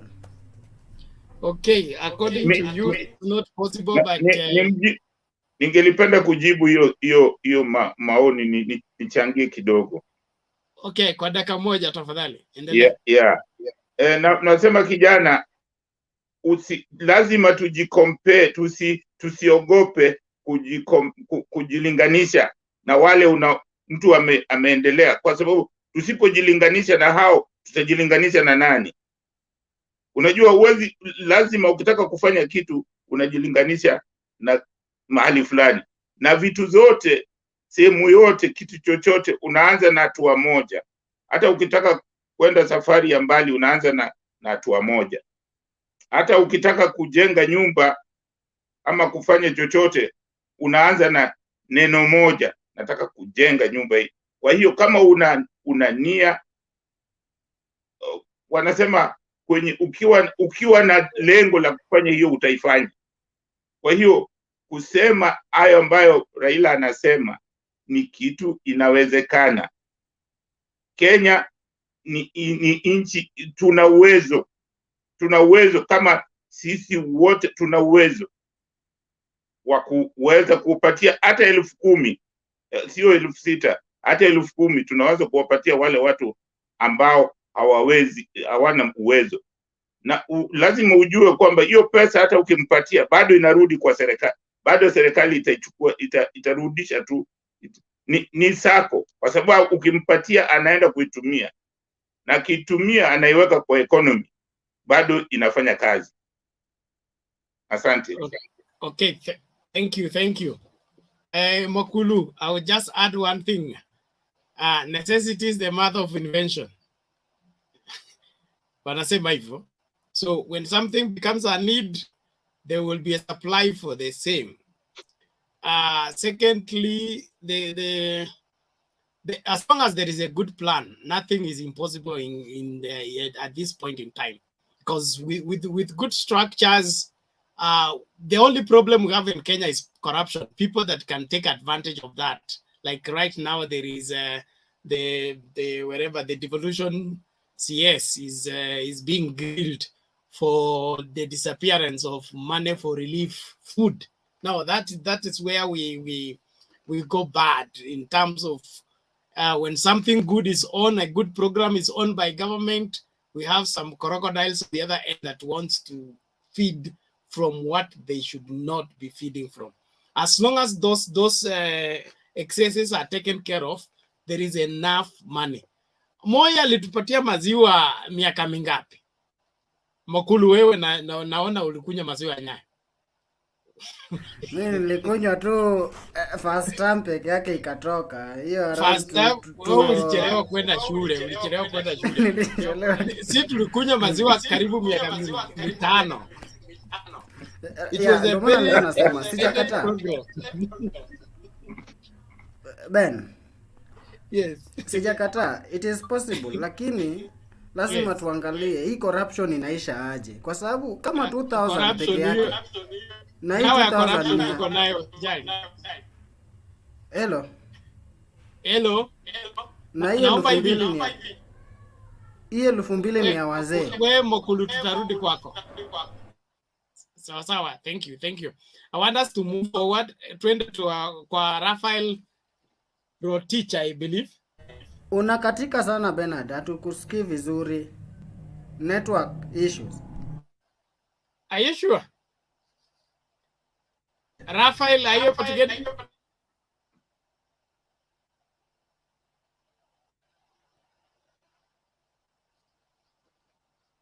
Raphael, unmute and speak.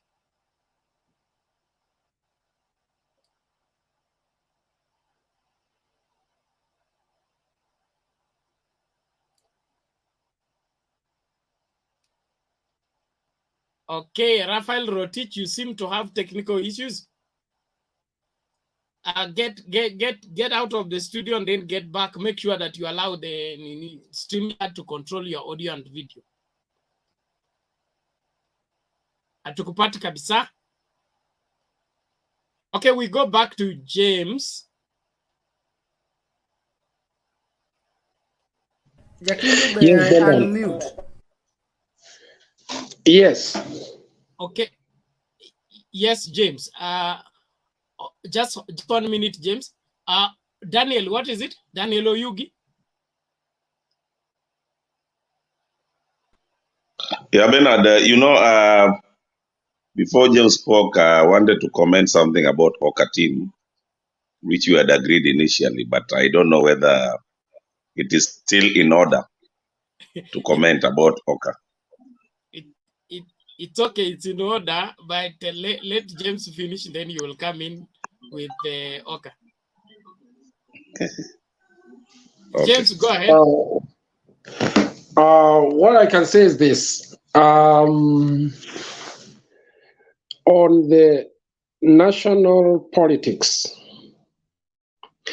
the survival of Moi family in the Kenyan politics is premised on one Raila Amolo Odinga. This is the man who must vanquish the existing power structure where Gideon comes from, so that he can find space to operate. And that is why I believe that this man has no option. The other two, I don't know whether they understand the kind of game that is going on. This is a long-term political strategy. Long-term.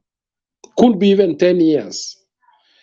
But it is a well-executed or choreographed political process that will once lead to the presidency of Gideon Kipsigei Moi. For the other two of our leaders, that is Kalonzo Musyoka and Musalia Mudavadi, they are occupying a very precarious political position currently. They have been out of government for such a long time. And the more they stay out of government systems, the more they lose value. So they are also in a very, very dangerous position. That is why BBI was actually music in their ears, because it afforded them an opportunity to get into government at the executive level without necessarily becoming presidents. Now, looking at it from that end, finally, those forces will have to coalesce around Mzee.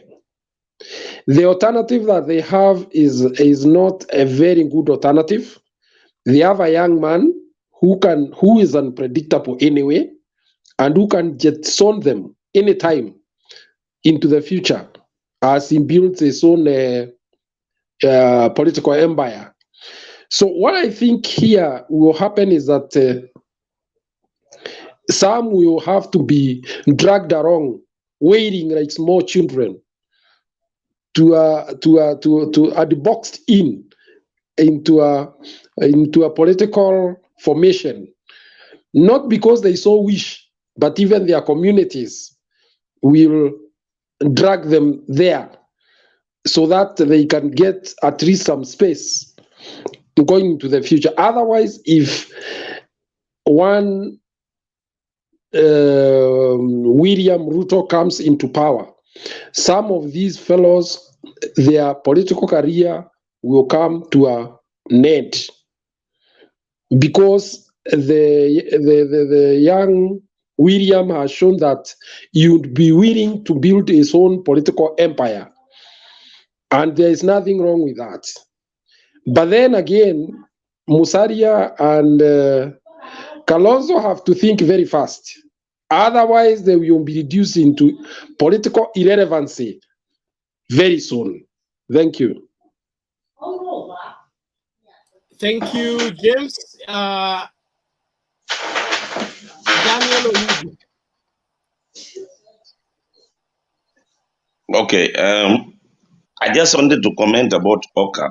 And first, I want to agree with James about the strategy that was way back crafted for Gideon Moi. You see, the whole thing about the BBI and what is coming into play, because the BBI was actually, it was a good thing for this country, and I strongly support it. But the creation of the expansion of the executive, the person who was actually being crafted a position there was Gideon Moi, because Gideon Moi is a young politician, although he's older than William Ruto. But when you look at the whole arithmetic, because he's not a strong crowd puller, so he must be helped by the big brother so that he ascend to power in the near future. But having said that, the biggest beneficiary of the Raila Odinga's candidacy is one Musalia Mudavadi.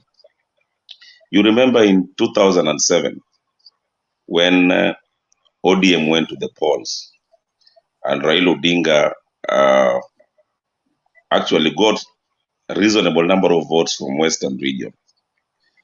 I know, and I can tell you, the likes of Akina Amukoa Nangwe and a very seasoned politician from that region told Raila Odinga that the Western region have voted you as an individual,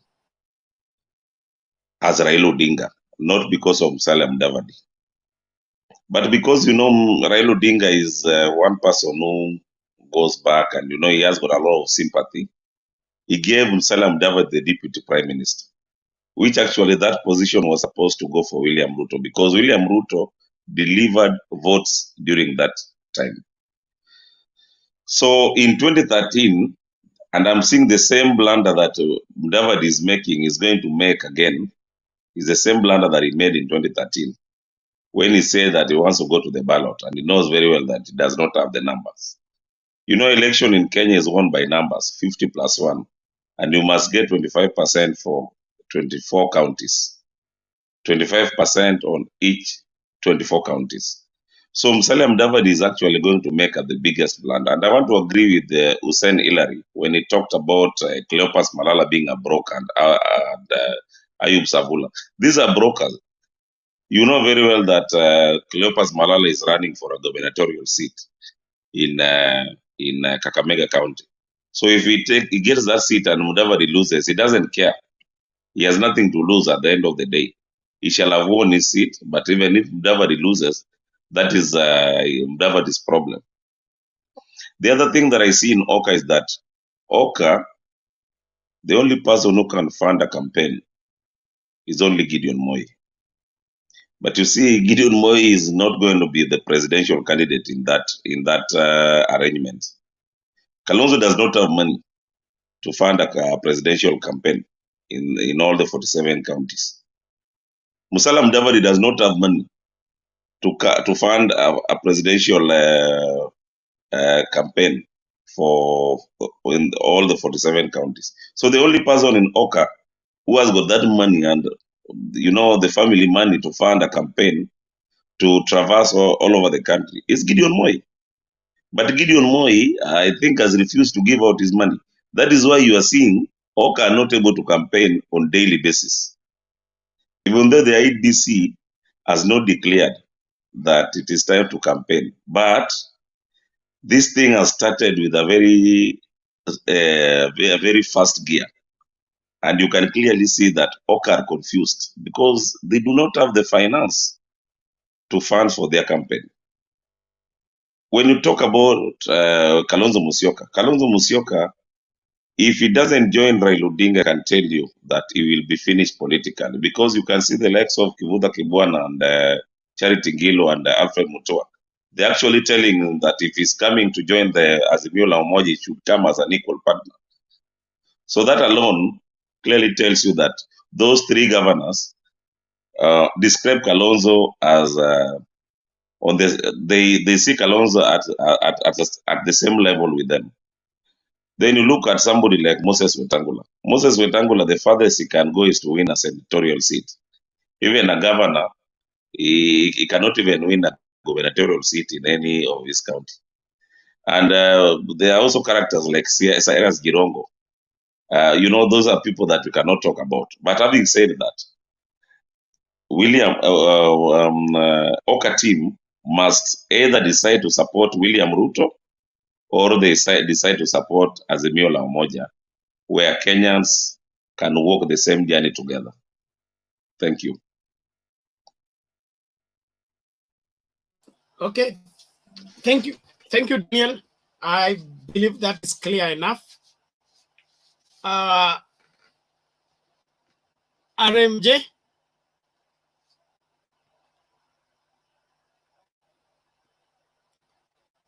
RMJ, upo au?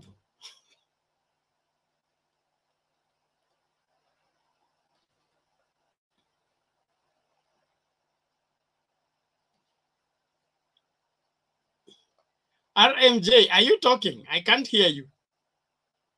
Ama mimi niko na shida.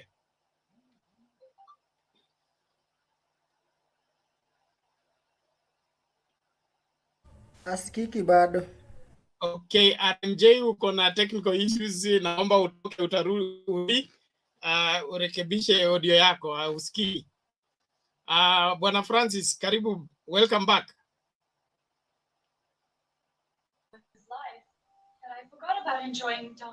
Yes, Bwana Bernard. Thank Yes, you. welcome. Thank you. Thank you. I've been listening, and there was somebody there who was talking about when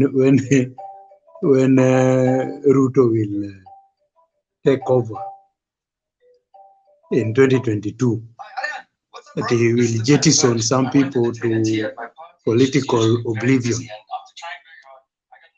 Some of us are old enough and we have been around. We are people who saw the reign of the founder father of the nation, and Moi, Kibaki, and Raila. And Bwana Francis, yes, hold on. That background noise. Okay. Inatoka kwa TV ya kwako. The TV. Mute it. Yes. Yeah, TV. Let me. Zima TV kwanza andamana. Thank you very much. Thank you. Welcome. Continue. Yeah, I just wanted to enlighten the young people that we have been around enough. And then we have seen karibu 5 or 4 regimes. And I can advise you that there are some seasoned politicians in Kenya that regardless of who you are, you cannot rule Kenya without them. And like there was an advice by another contributor, I think, called Oyugi, who advised Ruto that even this Mount Kenya Foundation, that is the corporate. How can you run a country? And then you say that you can do without the corporate. And then you're talking of creating jobs. How will you create jobs? These are the people who have, they are multinationals. They have companies that are employing people. Huh? Can this guy, has this guy even assessed the employees of SK Machari? There are how many? How many people are eating or earning because of SK Machari? And then you are talking, he talks very callously about these guys. He has even said that he will not meet them. Then how will you run the country? Some people talk of a system here. And there is no other system apart from the corporate. Those are the people who have denied Raila the chance to rule this country, simply because they were thinking that Raila was a communist. Yeah? Now that they have decided to back Raila, and then you are still talking of that you can jettison some people. There are some people in Kenya that without them you cannot run the country. Do you people even know why Uhuru had to shake Raila's hand? Yeah? When Raila was being sworn in, wasn't the Nini? Uhuru Park was surrounded by wanajeshi, but they could not. They looked at the multitude who are urging Raila to go and storm State House, and a very intelligent officer in the army gave advice. So the young people don't understand some things, and they will very soon, because they think running a country is like a jigsaw puzzle. No, running a country takes a lot. And the young people need some civic education on what is important and what can help them and how they can live peacefully. Because we can't afford to go the way we went recently, where we had two presidents, one of the people and another one, if Raila was the president of the people, then who this guy again was the president of who? And do you know the dangers of such a country? So we should even be happy that these people had the guts to shake their hands to bring peace into the country, and look at what we have achieved within those 4 years. So to say that you can win an election in Kenya and then rule the country without some people, you can't, my friend. You can't. And you look at even these other counties. Is it Mali or where somebody overturned the government? Wanajeshi overturned a certain government. He had to go immediately and look for some civilians. So nowadays, it's not an easy thing. You can't run a country. There are some institutions or some corporates that you cannot run a country without. Hii uchumi nani anasema ati ataboresha. Ruto is talking of ataboresha uchumi. Hiyo uchumi iko na wakina nani? You can't dismiss somebody who is having 10,000 employees. Ati unasema ati you can do without him. You can't. And another thing, Raila is not just a single person. Raila is an institution. So the people who are thinking that Uhuru just shook hands with Raila, they're on a dream. And another thing, there was some guy who was talking of BBI. Regardless of who you are, when you take over the reins of Kenya, you will have to implement the BBI. Why? BBI ilipitishwa na nearly everybody. The MCAs, the what? Okay, Mount Kenya, iko na 500 MCAs. Out of 500, only 4 oppose the BBI. And then you start saying the BBI is useless, BBI. The people who celebrated the fall of BBI will seriously regret, because it's resonating everywhere. Me, I'm in Coast. The Coastarians are not happy with those who took part in the fall of BBI because of the constituencies. And each constituency was bringing them 100 million. So we have to be very, very careful about this guy and his bottom whatever. And we should scrutinize. Since he took over, they took over with Uhuru. They promised several things. They never delivered. Somebody here was talking. No, Paul, let me finish. Yeah, I'm finishing. Finish quickly, please. Yeah, I'm finishing. Somebody here was talking of this promise, Raila, 6,000 is a dream and it cannot be realized. Raila has promised so many things that he made sure that he did. One of them is just bringing multi-party. That was a promise. It came to be. Free education was a promise. It came to be. The constitution has been elusive since independence. He promised. It came to be. And this guy, when he promises, he doesn't, jana ametuambia, even if serikali yake itafilisika, but he will have done something for people to be remembered with. Look at that. And where there is a will, there is a way, my friend. If Raila can have lobby groups in developed countries to be doing fundraising for his campaigns and sending him money, can't he do that? And then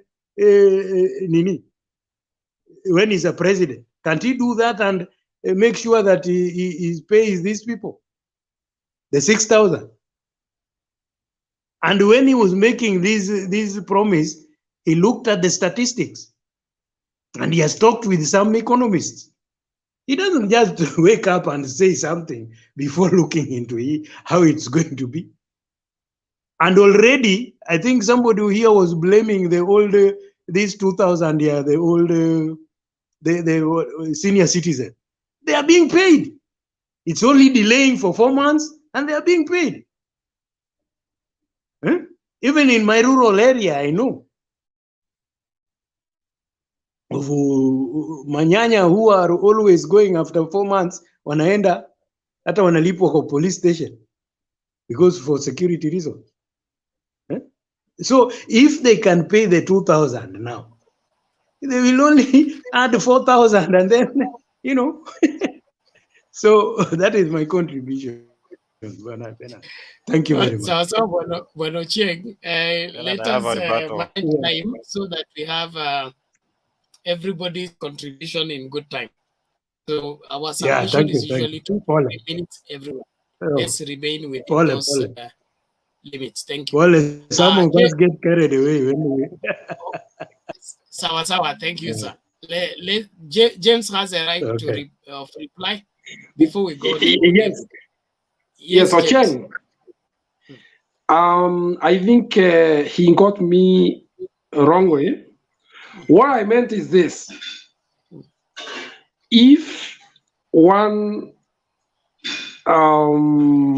deputy president takes power, first of all, Kalonzo and Musalia, and if he stays 10 years, I do not see the space for Kalonzo and Musalia after 10 years. That's what I meant. Number two, the doyen of opposition politics, one Raila Amolo Odinga, is aging. After these 5 years, I don't think you even have the energy to continue. Maybe you may groom somebody else. And therefore, the possibility of the deputy president coming up with his own political empire across the country, he has that capability of even funding regional kingpins. He can do that very well. You know him. He can prop up and bring up new people. And there is where Gideon will be vanquished. So what I meant is that if Gideon is to survive beyond 2022, they must support Raila Amolo Odinga to do the dirty work for him of actually finishing his arch rival and bringing him up as the alternative in Rift Valley. As for the others, I think I've already explained what will happen to them. Thank you. Okay, thank you, James. I think that's clear enough. Let's hear from David first. Yeah, thank you, Bernard.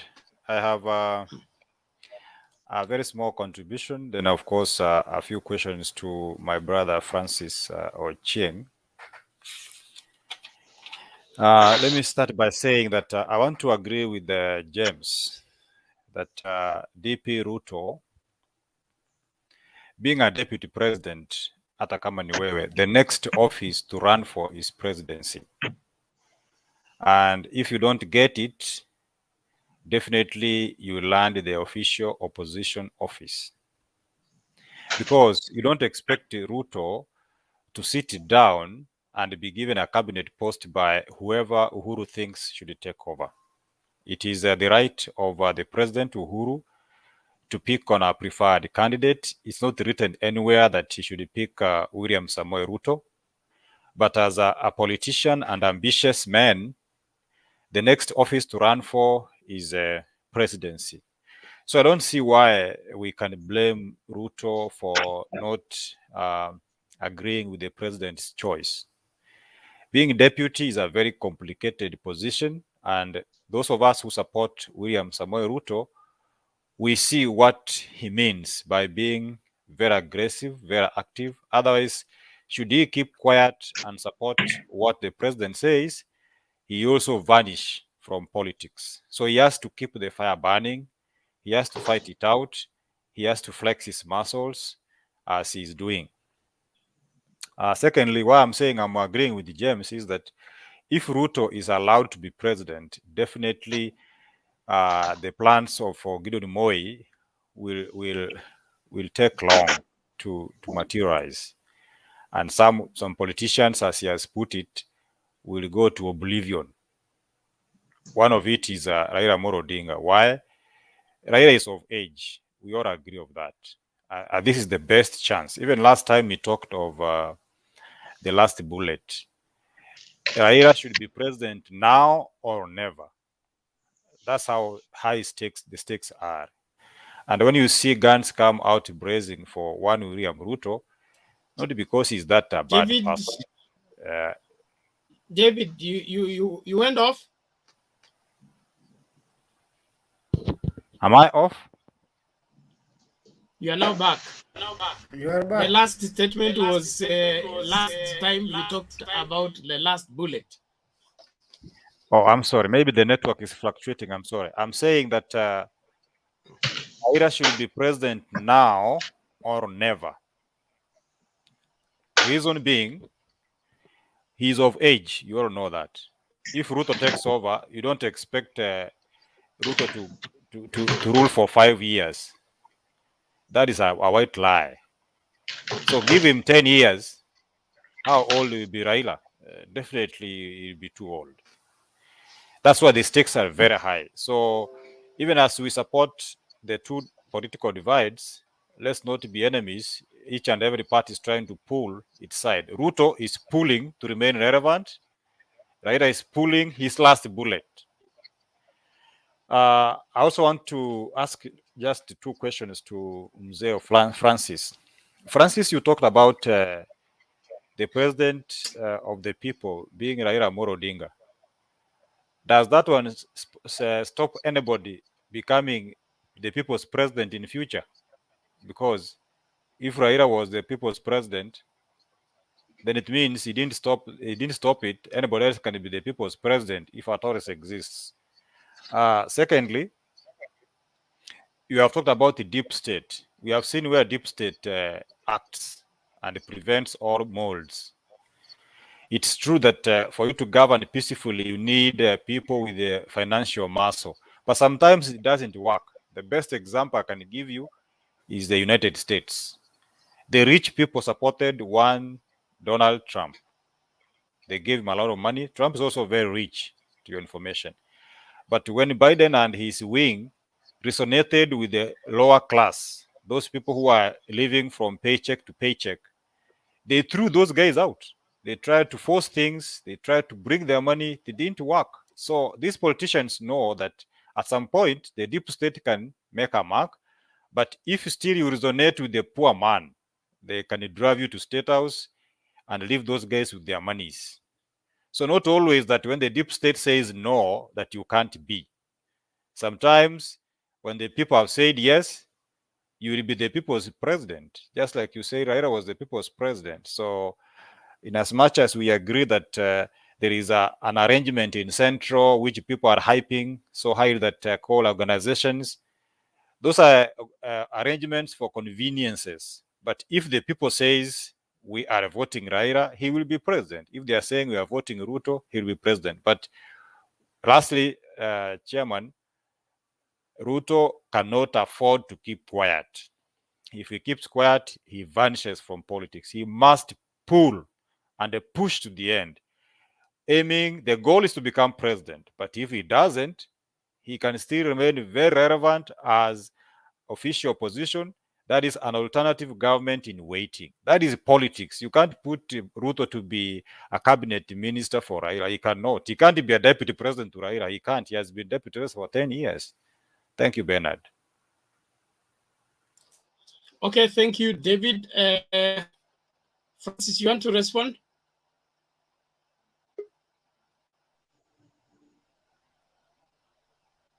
Yeah, just to inform our friend there that right now Ruto might not agree with Mount Kenya.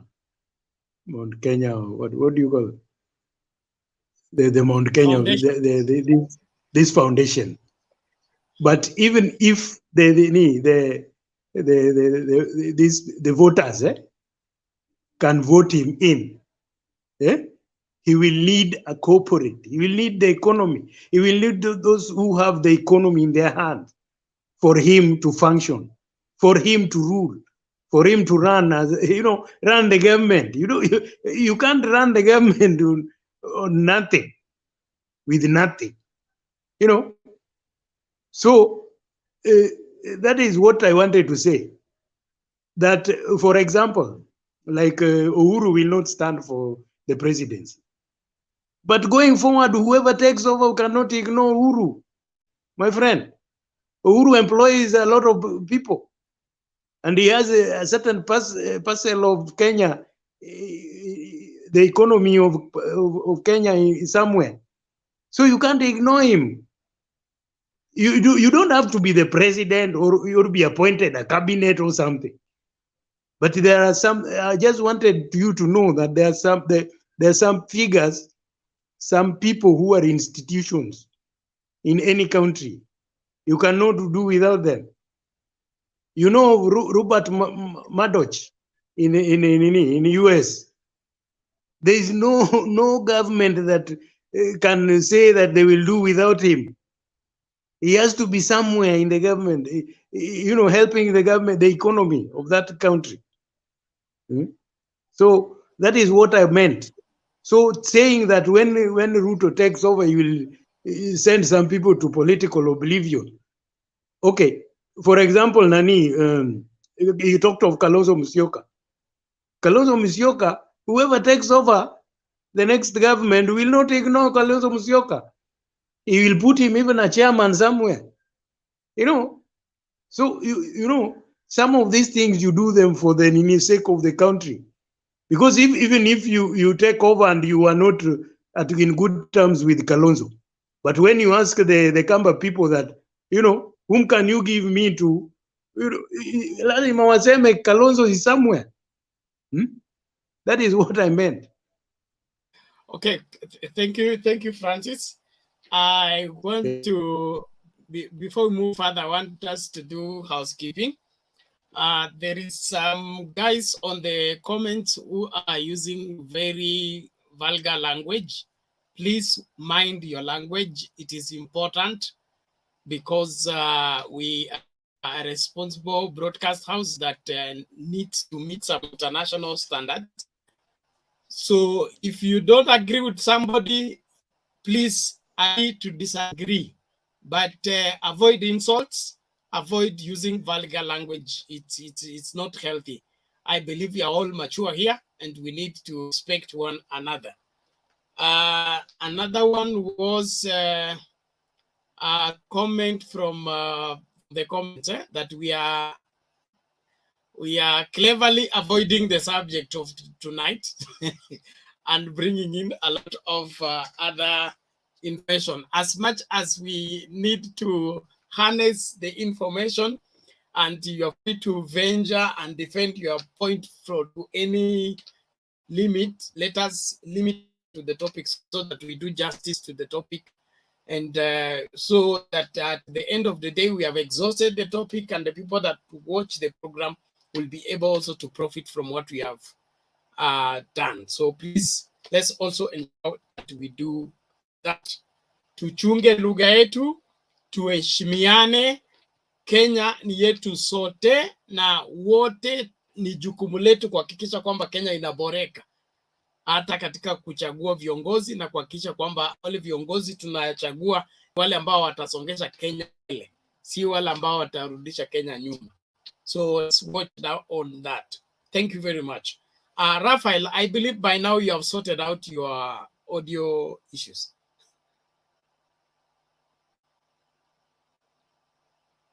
Unmute tuone kama huko. Speak up, Rotich.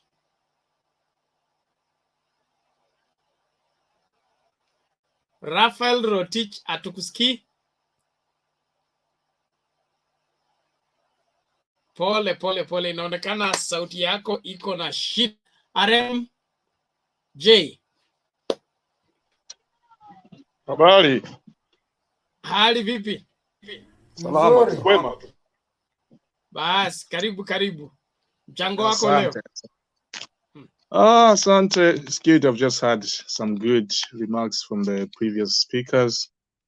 Good work, Ruben and your team. Thanks very much. The only thing I wanted to point it out was just wanted to answer some point was raised about Mokulu, and the one issue was pointed out by David, probably. And then probably in another session, I'll give my today's remarks. I think Mokulu raised the concern or some doubts on the 6,000. I think you guys, you have got a good governance system in terms of from ward coming to constituents, coming to count, and then you have got a national government. You can't compare that to Tanzania, where the way we do operate. I think for 6,000, if you've got a, what do you call these guys? The ones who run the ward, in their wards. I think those people, they know their people. Yes, the councillor. MCAs, is it? Yeah, MCAs. Yes, MCAs. Yeah, so I think those people, they know the households in their wards. So it's not a hard job to be listed, and then they can be known who is able to get something to eat per day and who is not get something to eat per day. It was a good approach, I think. Even the leader Kenyatta when he took over, he came with the idea of my number. Okay, sorry guys, sorry. I'll come and do. Sorry, I'll come and do. Let me finish this one. When he came with the Huduma number, okay, the Huduma number was trying to get a lot of details in terms of everyone in the country. I think it was a good platform to use and understand who is able to get some salary and who is not able to get a salary. So if you can get all those kind of details, it's able to manage and regulate this thing. So it's something which can be doable. The only thing is, kama kuna nia, njia lazima itakuwepo. So it's true, the way we do operate in African countries, there's those kind of loopholes. People, they'll try to create some ghost families and they play with those thick southern. So we have to make sure that there should be a system. That's why I was trying to give thumbs for the Huduma number, to make sure that it gives all the kind of details government can have it, to make sure that it can track where is this thing going? Is it reaching to the people who needs this 6,000? Something like that. And the point for David in terms of Ruto has to be relevant. That's why they can't be quiet. I think Ruto has messed up himself. The time he was supposed to be relevant is the time when the BBI thing was coming up. He should have joined Uhuru Kenyatta and Raila. Just work with them there, so you'll be relevant, so you can fight when we're within. The time when he wanted to shut it down, that's why he shoot himself in the foot, because you're playing outside, it's hard to beat them. So it was better for him to play within when they've been raising the BBI thing. When the handshake was coming up, he should have been part of the handshake. So if you're outside and then you're trying to play, that's why he's finding difficult. Because anything is coming up, these guys, they're counter attacking it. So, and the way I can see, Uhuru is just playing down low and is using Raila to counter attack anything comes, which DP is trying to play to raise in terms of about his survival in politics. That's the only things I wanted to point it out. Thanks very much. I think Bernard, I disagree with that. If you can give me a minute. Yes, David, what is it? I think I want to disagree with the RMJ. My brother, Ruto, as I've said, is a politician. If you want him to be relevant politically, he is a deputy president. Which other office can he run for? Other company, Mimi David, what office can I run for? I can't wait to be given a cabinet post. I must oppose these things and weigh my strength out there. Ruto has done it in 2010. If you can remember history, not even 2010, the WACO draft, 2010 constitution, the BBI, now he's trying the presidency. You know what he's simply doing? He's weighing himself, how strong he is out here. Don't just shun him and say he can join Baba and become relevant. So when he is in the same bandwagon, who can recognize that? Today, everybody is scrutinizing, pointing fingers at Ruto. Why? Because he has made a mark in his political life. He must come out. He must say no, even when it means to be yes. I don't think he can sit down, in my opinion, and he agrees with everything, then become relevant, Apana. Okay, can I say something? So, I think David quoted me wrong. I didn't say that he has to be quiet. I said he should have worked with them. I didn't say to be quiet.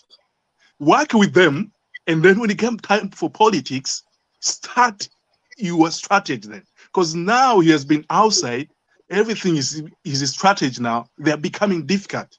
You know what I mean? That's what I was saying. For him to be relevant, he should have been working with them when the handshake came.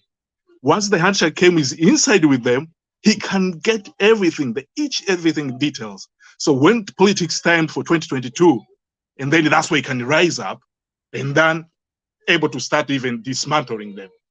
But now you can see that's the only things I've been saying. I didn't want to say that you want to be quiet and listen to say yes everything. I didn't mean that. But the only thing now we can see the struggle is gonna piling up on him.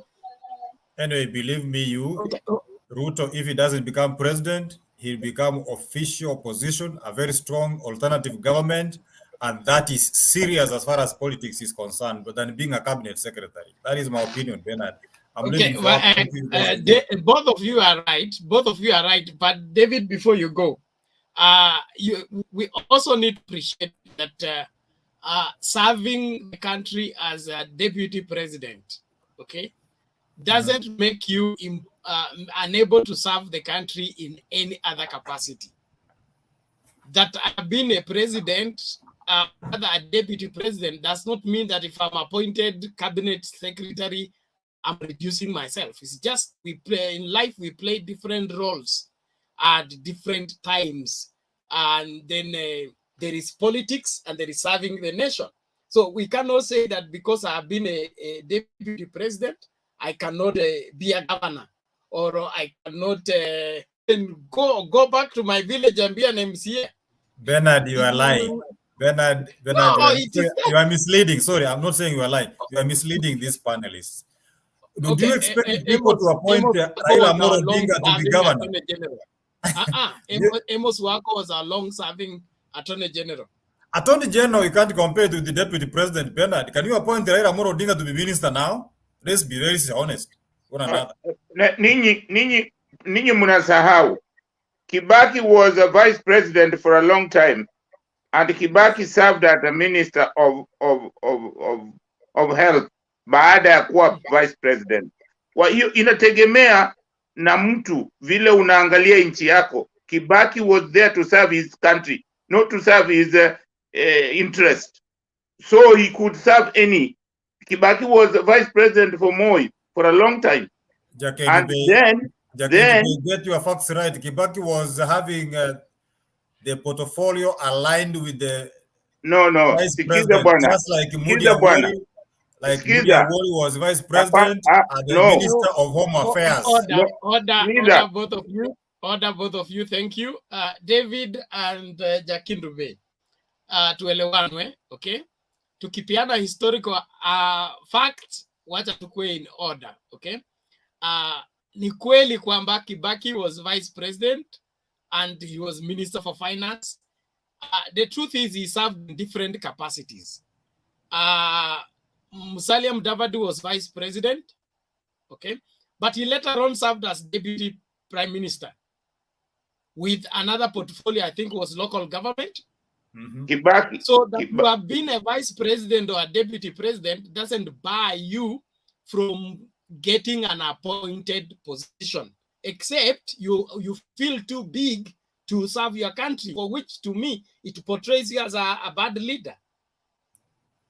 Jamani, mi nataka Bernard. Kibaki was vice president. Na wakati alitoka kwa vice president, Kibaki became a minister for health. Baadaye alitoka kwa health ndio akaresign. But Kibaki did not, alipewa hiyo ministry na Moi. So Kibaki was there to serve his country, not to serve himself. So huwezi kusema ati kwa sababu uko vice president huwezi kuserve anywhere kama president amekuchagua. That one is not in order. If you want to serve your country, you can serve your country at any capacity. If you want to, if you see that is a benefit for your country. But if you don't see it that way, that you see that you are big, you have been a vice president, you can't serve, that's fine.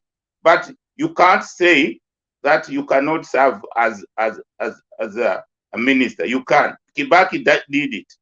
And it did not stop him from becoming president. Chairman, why do you want to mislead? Why do you want to mislead Kenyans in broad daylight? Go and check. What is it, David? I've been listening to you, Jakindube. Raila Amolo Odinga has been prime minister, and he has very many members of parliament as we speak. Have they appointed him in any position as minister? He can only serve something about David, him. David, you know. Secondly, let me finish. Hold on, David. David, you are pushing a particular ideology, of which, in my opinion, it is not saying that it's wrong, okay? But what we are saying is there is nothing wrong having been a vice president, then you are called upon to serve in other capacity, whether by appointment or by election. For example, Uncle Moody right now, I think is a chairman of a parastatal somewhere.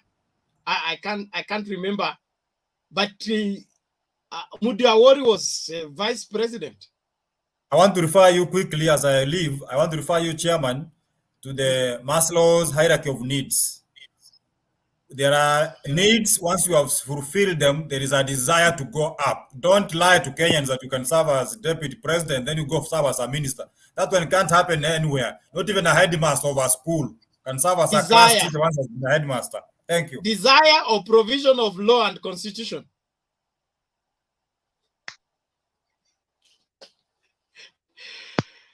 Okay, thank you. Mikono iko juu, naomba hivi tafadhali. Kama ni hilo swala. Okay. Hillary. Half a second. Half a minute. Yes. Yes, Bernard, I want just nataka nichangie kitu Kindubei amesema. Indeed, Kibaki was a minister after he was a president. We find that in 1988, he was a vice president. Kibaki was the 4th vice president. Yes. And he held the vice president between 1978 to 1988.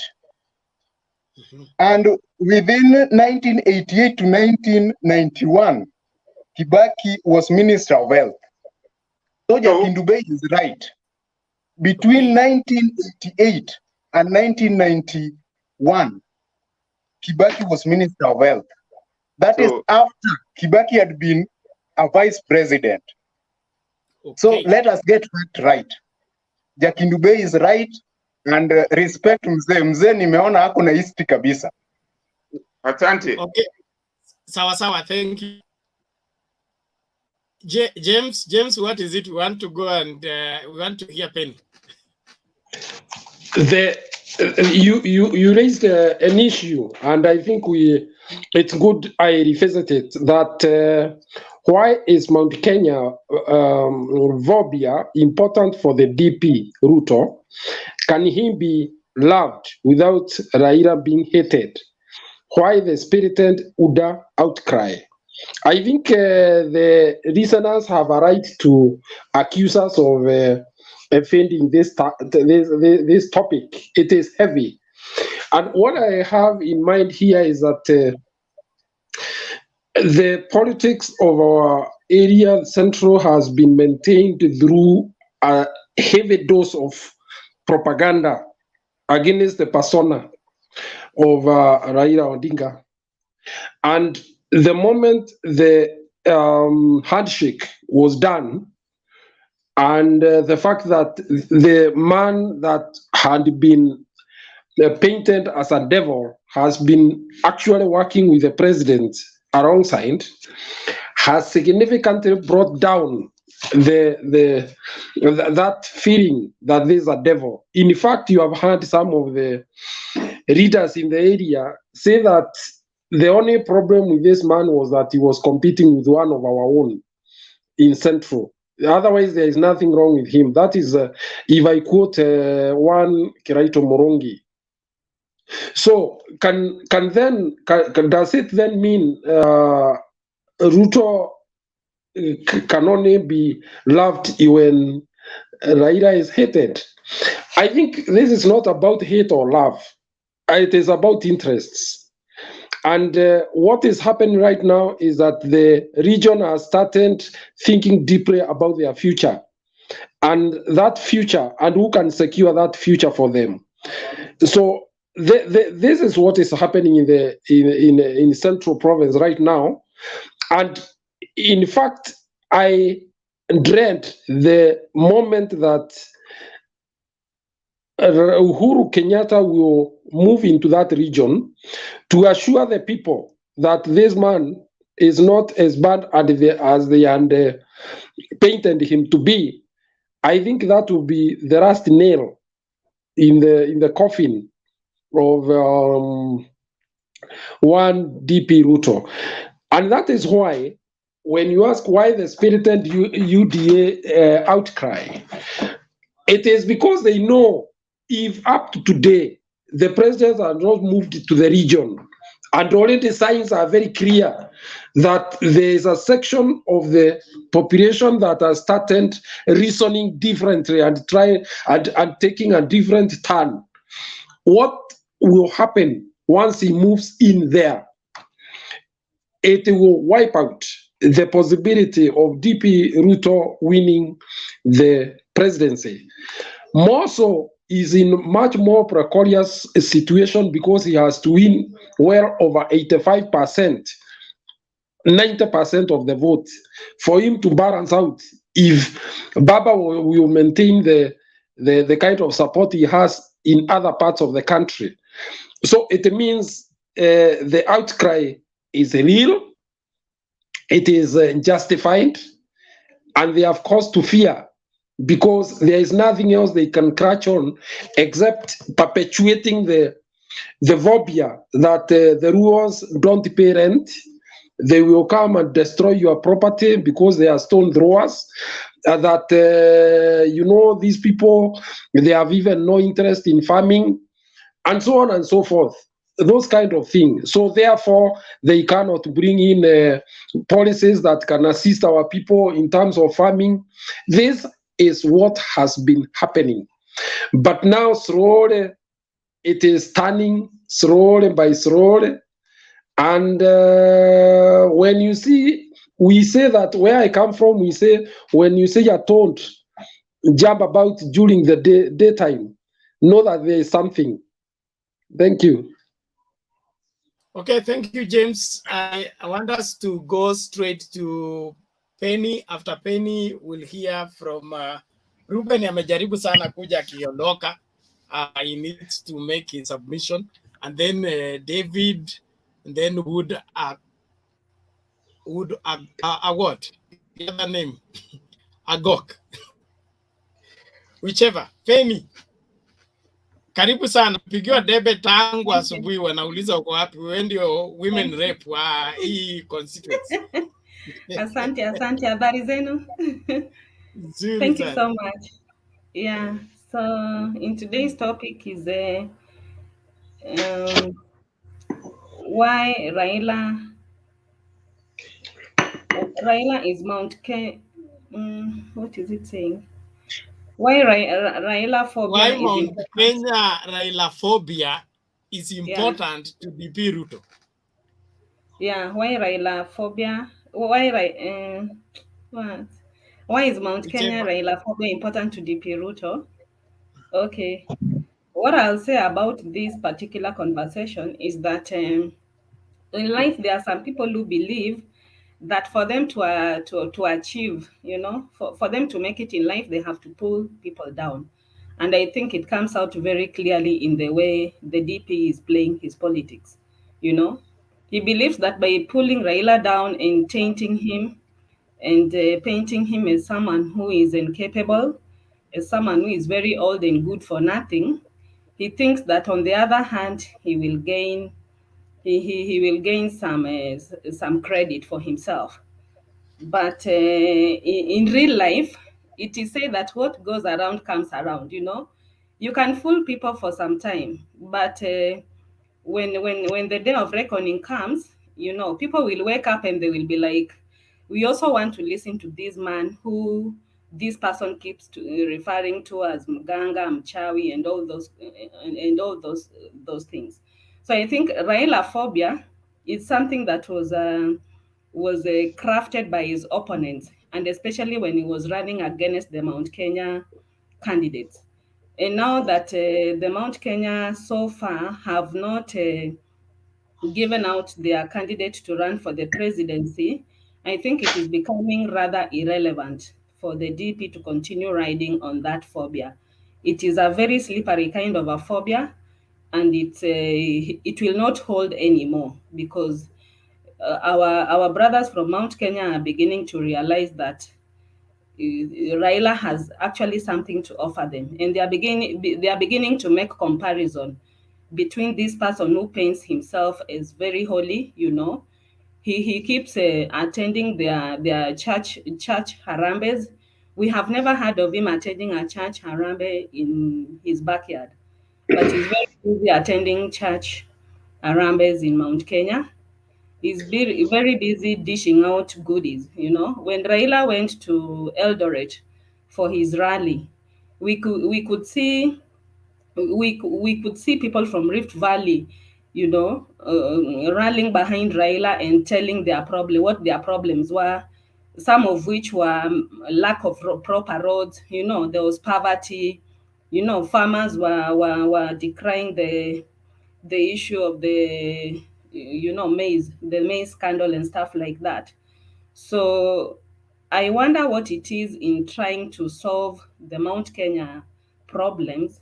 And then, charity begins at home. I don't understand how you can be so much interested in solving problems that are far off, in problems that are far off, and then you leave your own native people, with a lot of complaints. We have never had him uplifting anybody in Rift Valley.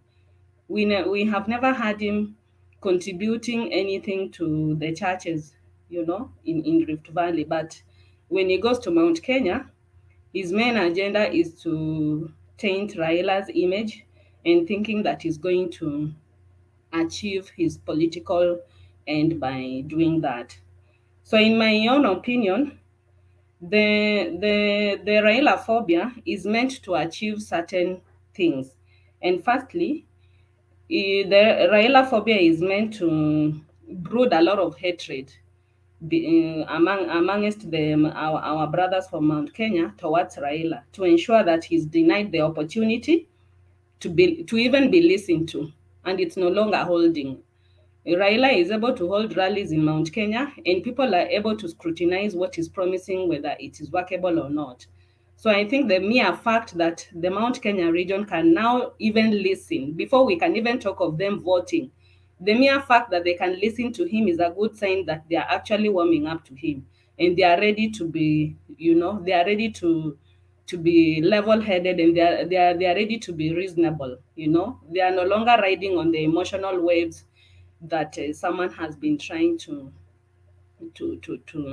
achieve through them. Then the Raila phobia is also meant to make our brothers from Mount Kenya not to see any potential solution in Raila. We all know that despite the fact that Raila might not be as young as most people, but you see, he's a think tank actually. Raila has achieved a lot in the past, and is someone who you'd be thinking that you have that is so weak and they would not do anything. But we all know that Raila thrives better in crisis. So, the fact that his opponents keep, and especially the DP, if I may be precise for this matter, keeps tainting him as someone who is not capable and is old. But we all know the fact that Raila thrives through crises, in difficulties. Just when the UDA team thought that the BBI was thrown out and now Raila would begin scratching his head. Before they knew it, he came up with the Azimio la Umoja, and it's actually a force to reckon with. The wave is sweeping, and before you know it, the tsunami will be out before or beginning of December. The Raila phobia also makes people not to see his achievements, what he has achieved for this nation. Because most of the time when Raila is narrating where he has come from and where we are going as a nation, you see, the opponents on the UDA side are busy saying that history is not important. And we know that great countries, great nations like America, they hold their history so dearly. So if a country who is a superpower like America hold their history so dearly to their chest, then what is this achievement we want to make without, making reference to our history? We have to make reference to our history and know where we are coming from, and to have a clear pathway of where we are going to. So I think that is also meant to, to make his achievements go to the drains, like he did nothing. He cannot come on an equal, he cannot start competing with his opponents, the likes of Ndindi Nyoro, who are very young in politics. they have nothing to refer to in terms of history because their political career is not yet very ripe like Baba. But you see, Baba has a very rich history. And I think that rich history is what is a threat to people like Ruto, because we know the deputy has a very, very bad history. And his history, I think, when he remembers about history, there are things he would not wish to come to the public, to the public. There are things he doesn't wish that they are spoken about. Issues like Kiamba, which are very sensitive, and I'm sure someone will maybe shut me down for talking about things like Kiamba. Those are things that happen and you cannot erase them. Much as he has been forgiven and the Kiamba people voted for him, but that doesn't mean that it didn't happen. Somewhere in the books of history, when you are making reference, we will go back and say that in 207, such and such a date and month, children were burnt down, women were burnt down, and people were killed. And that is the reality. So most people who pull their colleagues down do so with the intention of trying to hide their weaknesses. You think that by tainting the other person's image, you're actually gaining credit to yourself, which is the contrary. When you're tainting other people's images and you're malicious about other people, you very well describe who you are. So the very abuses, the very names that you call your opponents, that is exactly who you are. When you can describe something so well, appropriately, know that you are describing yourself, because there's no way you can describe something that you are not. So this Raila phobia is dying out, and sooner or later we are going to see a tsunami, because people are now beginning to discuss issues and not emotions. Then there's the other question of whether Raila whether he can be loved without Raila being hated. And I think that is an illusion. For you to be loved, the other person doesn't have to be hated. And you see, we are trying to run away from politics of division and whatever hatred. Politics of hatred and division is what landed us in 2007 in post-election violence. Politics of hatred and division is what landed Rwanda, into genocide. So to say that Ruto cannot be loved without Raila being hated, I think that is a very big imbalance which you are not supposed to ride on. As a leader, when you go to a place, go and sell your manifesto, go and tell people about your agenda, but don't spread hatred, don't be a warlord. You gain nothing by that. If anything, it is the citizens who are poor, the mamambogas and the border borders who will not have money to flee. But you see, some of them, they have many choppers, they have passports. How many mamambogas have passports? They'll be caught up in the mark, So I think it is possible for our DP to be loved, and it is also possible for Raila to go and market out his agenda without being demonized or stigmatized. So that's an imbalance that I think we can no longer ride on by making other people to be hated. The moment we start stirring up hatred, then it means we want our country to burn down, and that is not where we want to go to. When you go to for the rallies, just do what you need to do, and then wait for the Kenyans to decide. Stop wanting leadership so badly, such that if it's not you, it's neither you or never. There are so many people who deserve to rule this country, so it can't be a die or a do or die matter. I think I will stop at that. Maybe I'll make I'll make a bit of a comment about why the spirited UDA outcry. Yeah, why the spirited UDA outcry. Yeah, in their campaigns is it in Meru?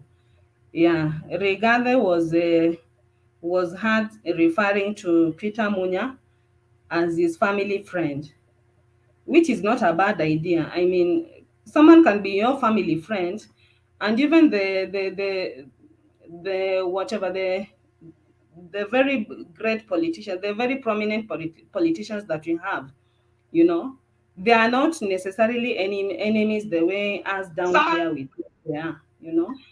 So for Rigathi to refer to Peter Munya as his friend is okay, but he should appreciate the fact that despite the fact that they are friends, they are not like-minded, you know. Rigathi has preferred to support Raila, and he should not be.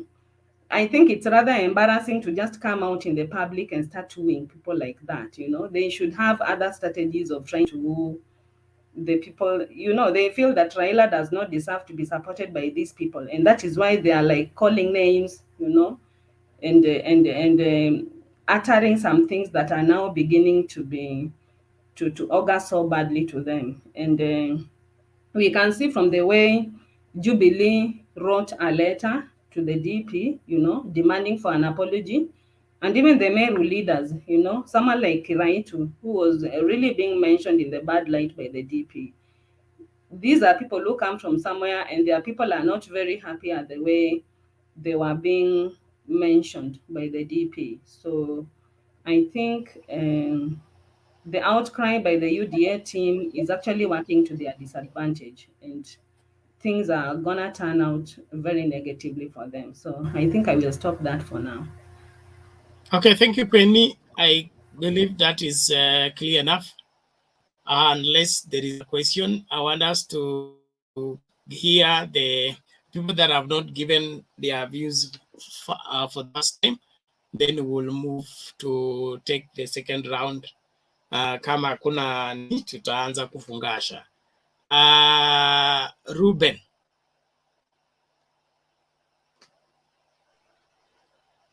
Bernard, good evening. Good evening to you. Karibu. Asante sana James, asante sana Njake Dube, Mukulu Mubemba, Penny Wok Agok, and Kennedy Kosgei. Today's topic, let me go straight to today's topic. Where is it? Why is Mount Kenya Raila Phobia important to DP Ruto? Can he be loved without Raila being hated? Well, thank you for the person who thought about today's topic. Well, if we need to think about why Raila Phobia is important in Mount Kenya, we have to go back to history. And we have to go back to history first. I will go back slightly to history as a Mount Kenya resident.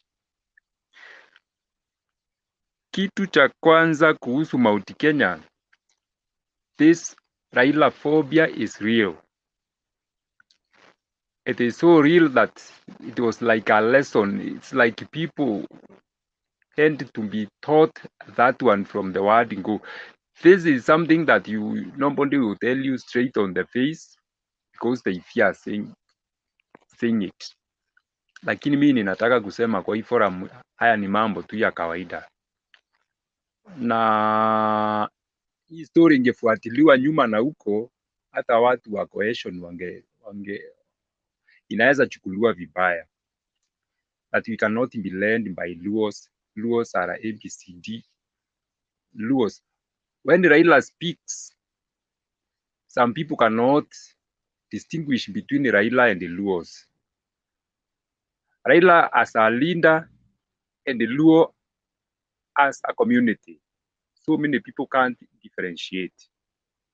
That's why when the stones are thrown in Kondele, Raila is blamed when he is busy in his schedules in Nairobi. So this Raila Phobia has always been there, especially in Mount Kenya. And when we are about to kill it, some more people are trying to embrace it and to bring it to life. Tumekuwa watoto mpaka tumekuwa wakubwa, tunaambiwa mkipigia Mjaluo kura, nyumba zenu zile ziko Nairobi zitachukuliwa, Wajaluo hata lipa rent, utavaa vinyasa. Ati Mjaluo ati atakuwa unasimama ndiye akojoe. and so many stuff and so many stories which are relevant na mambo zingine hazina maana. So many things, those are the stories which are spoken, mashamba yenu itaenda. So until you are tempted to ask a very simple question, because some of the people who speaks, who utters such ones, have got no plot in Nairobi that can be grabbed by Luos. They have got no land to be grabbed by Luos. Luos are not farmers. Hiyo vinyasa mnaambiwa mtavalishwa watu ya Mount Kenya, they don't bond with the Luos. Sasa unashangaa haya mambo yote imeishi kuuzwa huku, ni mambo ya aina gani? But I thank God Raila has been consistent for so many years. In the trenches of second liberation, they have been with Gitobu Imanyara. Martha Karua from Mount Kenya has been there. Kiraito Murungi has been there. Matiba has been there. Rubia has been there. All these people are from Mount Kenya. And Raila has been consistent since mid-80s, early 80s to date. He has been so consistent. People have been listening from him. They understand him. Right now, what is turning out to be in Mount Kenya is no longer Raila Phobia, but is becoming Raila Mania right now in Mount Kenya. People are loving him without any condition, without any reason. Because all that you've been forced to believe has turned out to be upside down. In fact, people have got Ruto phobia in Mount Kenya more than Raila phobia. We fear William Ruto right now more than the way we fear Raila Odinga. First of all, people who are selling this narrative of the phobia and fearing Raila and selling fear and threats about how Luos and Raila are evil are the same Mount Kenya Foundation people, quote and quote. Ni hao tu ni vile hatuwezi sema ni Mount Kenya Foundation, but this is the rich, the owners of industries, the owners of these corporates, the people who drives our economy are the ones who are trying to coin this narrative that we need to fear Raila Odinga's presidency. And they end to do this so that we could fear Raila Odinga, we could fear his leadership. But right now, they are the same people who have come together to say that it is time for Raila Odinga. That's why you could, if you follow the politics so well in Chuka, Kanini Kega, Kiraito Murungi, and some more people, and to publicly apologize to Raila Odinga for all the lies that has been told and has been sold to us about how evil he is. Na tukijua hiyo mambo yote ni uongo. Kama hao wenyewe wamejieleza ya kwamba history yote imekuwa, narrative yote imekuwa ikitengenezwa ni ya uongo, youth wataamini Ruto namna gani? Kitu kingine tunataka kusema, people have been basing the argument on culture. Culture hizi zetu za Wameru, culture ya Wameru inaenda sambamba na culture ya Wamasai nini.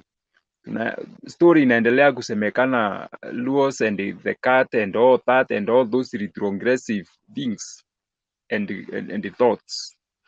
Mambo hayo yote right now hakuna mtu anataka kusikiza hiyo story. It has become still talks, nobody is listening from anybody who comes with such narrative. Sasa haya mambo yote yalikuwa ambayo yamewekwa ndio watu waweze kuuziwa tuendelee kujenga juu ya hizo stories. Watu wamekataa this time round.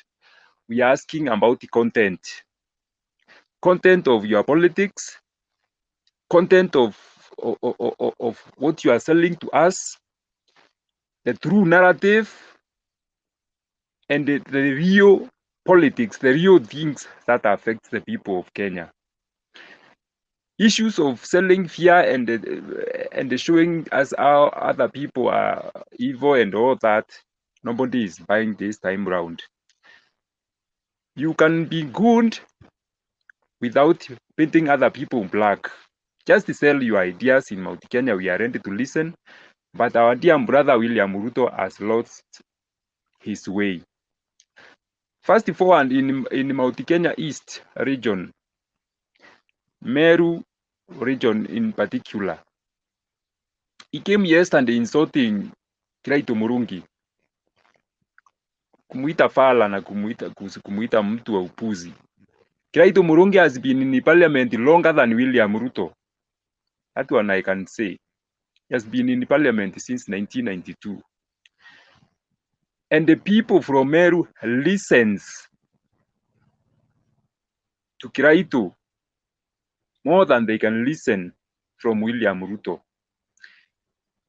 People from Tigania will listen from Peter Munya more than they can listen from William Ruto.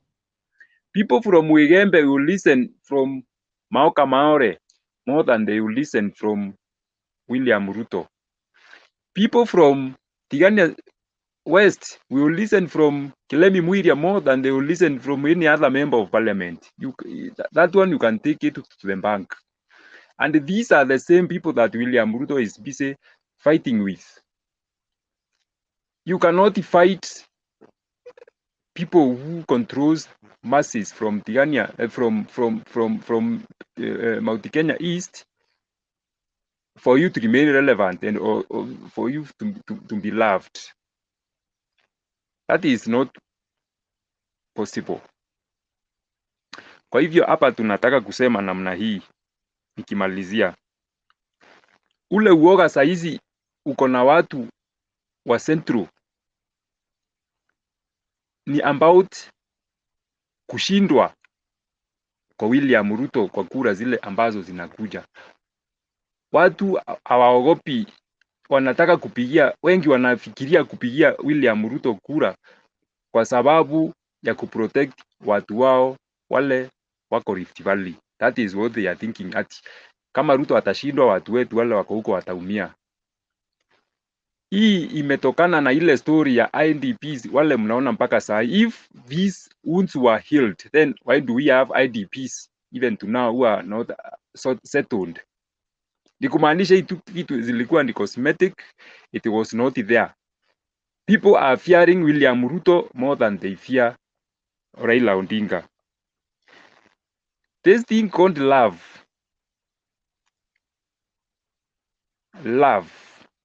ya William Ruto ambayo anajaribu kutetea. Upendo inatoka kwa roho. You can't force it to the people.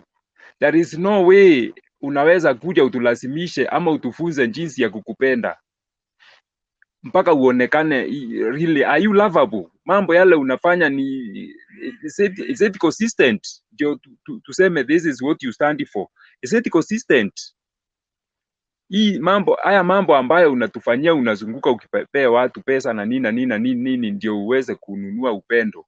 Is it sustainable? Who is William Ruto minus handouts? Ukitoa William Ruto umtoe pesa zile anaenda akipatia watu kwa barabara popote pale anaenda. Ni mtu aina gani bila pesa? These are the questions. There is nothing like love for William Ruto. I can tell you for free, nobody goes to William Ruto's meetings expecting inspiration from him. Where I am seated right now, I can write 90% of Ruto's speech and what you speak about tomorrow, because I know what you talk about. I know you say what you say tomorrow. I know it right now. Bottom up, mtu akitendawili, Muganga, you mention about rally, tukajenga, tukasupport Raila, akakuwa prime minister, Uhuru akakuwa president, tukajenga rally, stima tukaweka, barabara tumetengeneza kilomita 10,000. Those are the things zile ambazo anaongea. Hizo vitu haziletangi upendo. That is we cannot love you because of that. Anybody can do that akiwa na resources za Wakenya. Ruto is behaving as if aliingia kwa mfuko wake akachengea watu barabara without telling us that they mismanaged our economy, they overborrowed, using us as collaterals to Chinese, wakapata pesa ambayo ni ya appropriate, and then they are coming to us kutueleza vile wamefanya without telling us that they borrowed this money to steal. We need a leader who can inspire us, who long after they have gone, tunaweza sema this is what they did. We can remember democracy, we can remember constitution, we can remember constitutionalism, we can remember all the liberations that we've gone through, but we can't remember once because you have abandoned us. Thank you. Good night. Okay, thank you so much. James, you have a question for Ruben? Just a comment. Okay, make it short, 'cause it's supposed to be a go, okay? Just make it Pardon? short. I'm saying, Yes. yeah, you can make the comment shortly so that you can go to Agok. It's Okay. So what I want to say is that my friend Ruben has given a good rundown of what the issue is. But I also want to add just one or two issues. One, those who talk about tribal relations, there is an argument within the community that there's a community that has intermarried very much with the Luo. Actually, I think our intermarriage, if it is well researched, it is on the higher side. Our girls are really going with the Luos, which is a good thing. But then people are asking if we can trust our girls with these people, then what is the problem? Where is the problem? Then the other thing has to do with if you ask many Kikuyus who have vehicles, they will tell you that they have mechanics who are Luos because of their meticulous work. If your vehicle needs a good panel beating, they are the most, efficient in bringing the car back to its form. And this I can't verify very well, but they also, quite a number of people say that they are more trusted. You can leave them with your vehicle and you not come to have some parts removed. And like their very own brothers. These are issues that are there. They are not talked, but they are talked underground. But one other thing that some people say that Raila may not be president is about the 1982 issue. I don't know who's saying that because of what happened, that the administration, because of that, being painted as having taken part. But the question is also that comes is this man was never a military man, and what happened was military. So at that time, obviously, it was that the regime would paint one very dark to spoil his or her name, especially in terms of being painted as a very violent person. So when you look at these things and combined with culture, by the way, culture has gone down. In the past, it was one of the issues that was being raised, underground, and I think that has been finished because of the intermarriages. It's no longer an issue that you are going to hear somebody saying, "I want to vote for so and so," because the culture is this or the other. So basically, these are things we keep talking about because they are there. But I can assure you that the fear that has ruled that region for a very long time in terms of the leadership of Raila has significantly gone down. As to how it will pan out into votes, we wait to see, but the indications are all too good. Thank you. Okay. Thank you for the contribution. Bernard, Agok was supposed to continue to submit, eh? Yeah. Agok, you can unmute.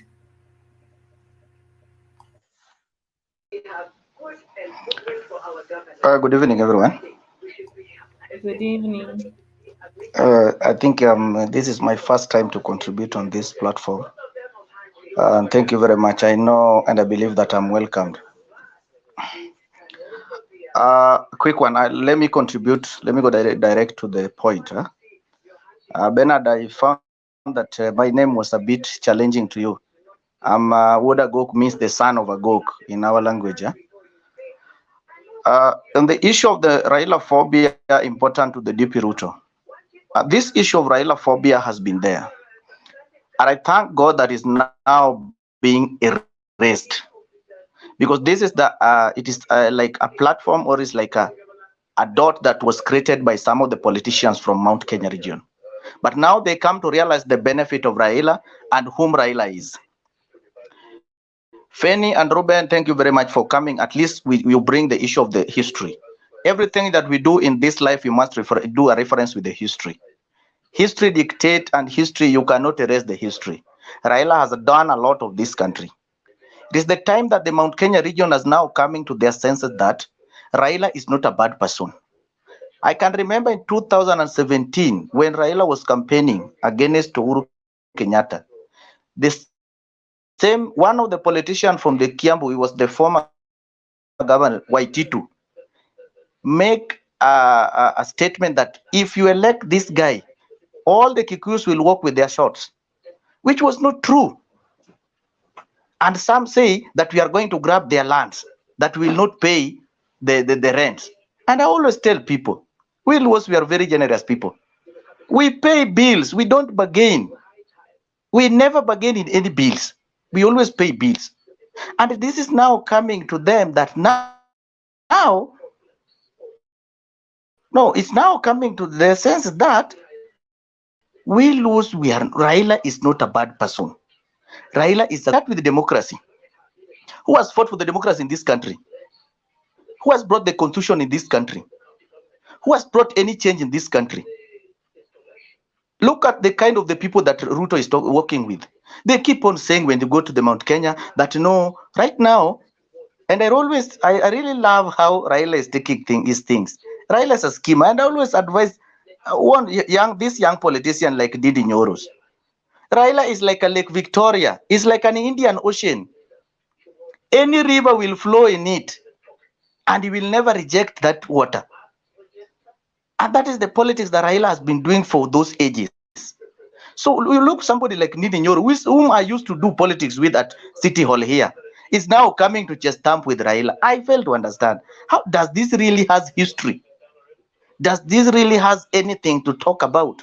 Because let me ask you this, and I've been asking people about this thing. People say that Raila is not development oriented. They call us Lord of Poverty. They call us Jew. We think with our foreskin. They have called Raila so many languages. So many.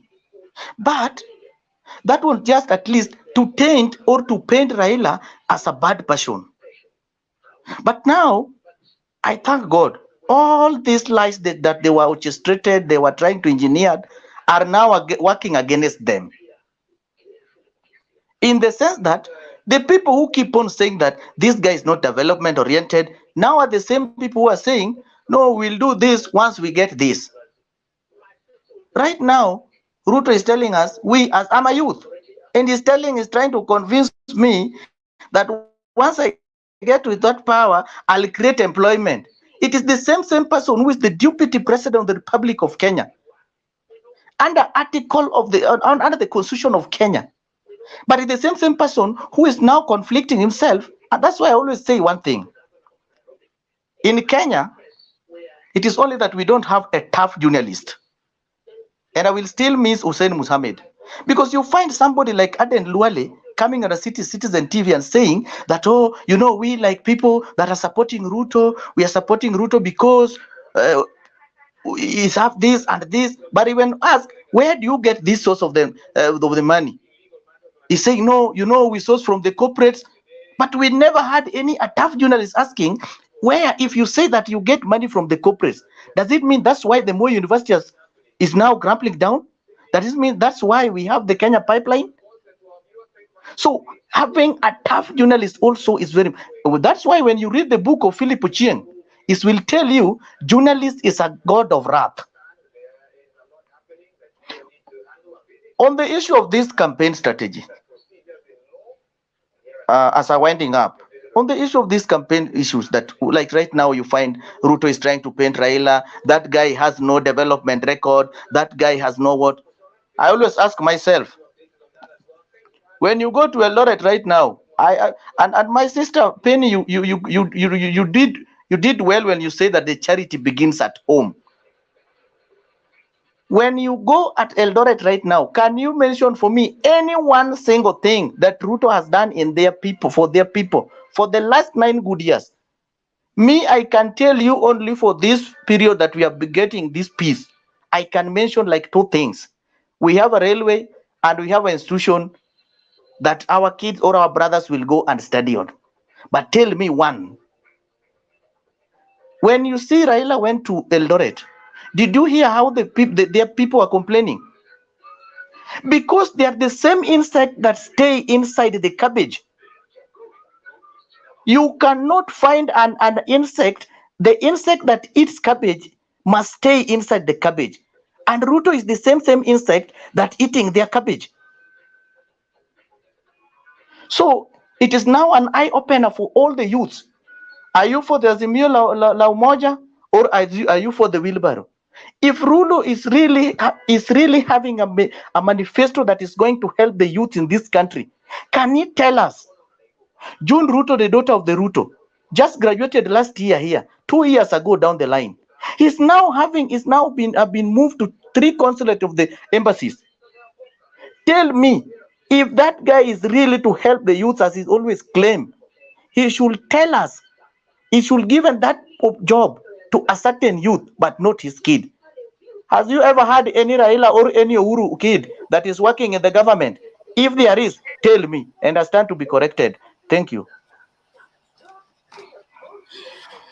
Thank you, Agok. Thank you, Penny. I believe you are progressing well. I want us to keep precise and to the point, and mind other people who are on the queue also, so that we give them enough time to conclude. Ruben will come and mkono, kuna swala gani? Thank you. There is one correction I wanted to make, my brother Ud Agok. At the alleged that Raila is a Luo. Raila ain't a Luo. Raila is a Kenyan patriot, a Kenyan leader. Okay? So when you say Luos pay bills and Luo does that, what we are saying is simple. Raila Odinga is a Kenyan patriot, a leader. Just that. Thank you. Okay, thank you very much. And there is nothing wrong by being Luo. Only that the spirited people want to make him more Luo than Kenya. And I'm happy that you are making that correction. Raila is the one Jogoya ya mjini. Okay?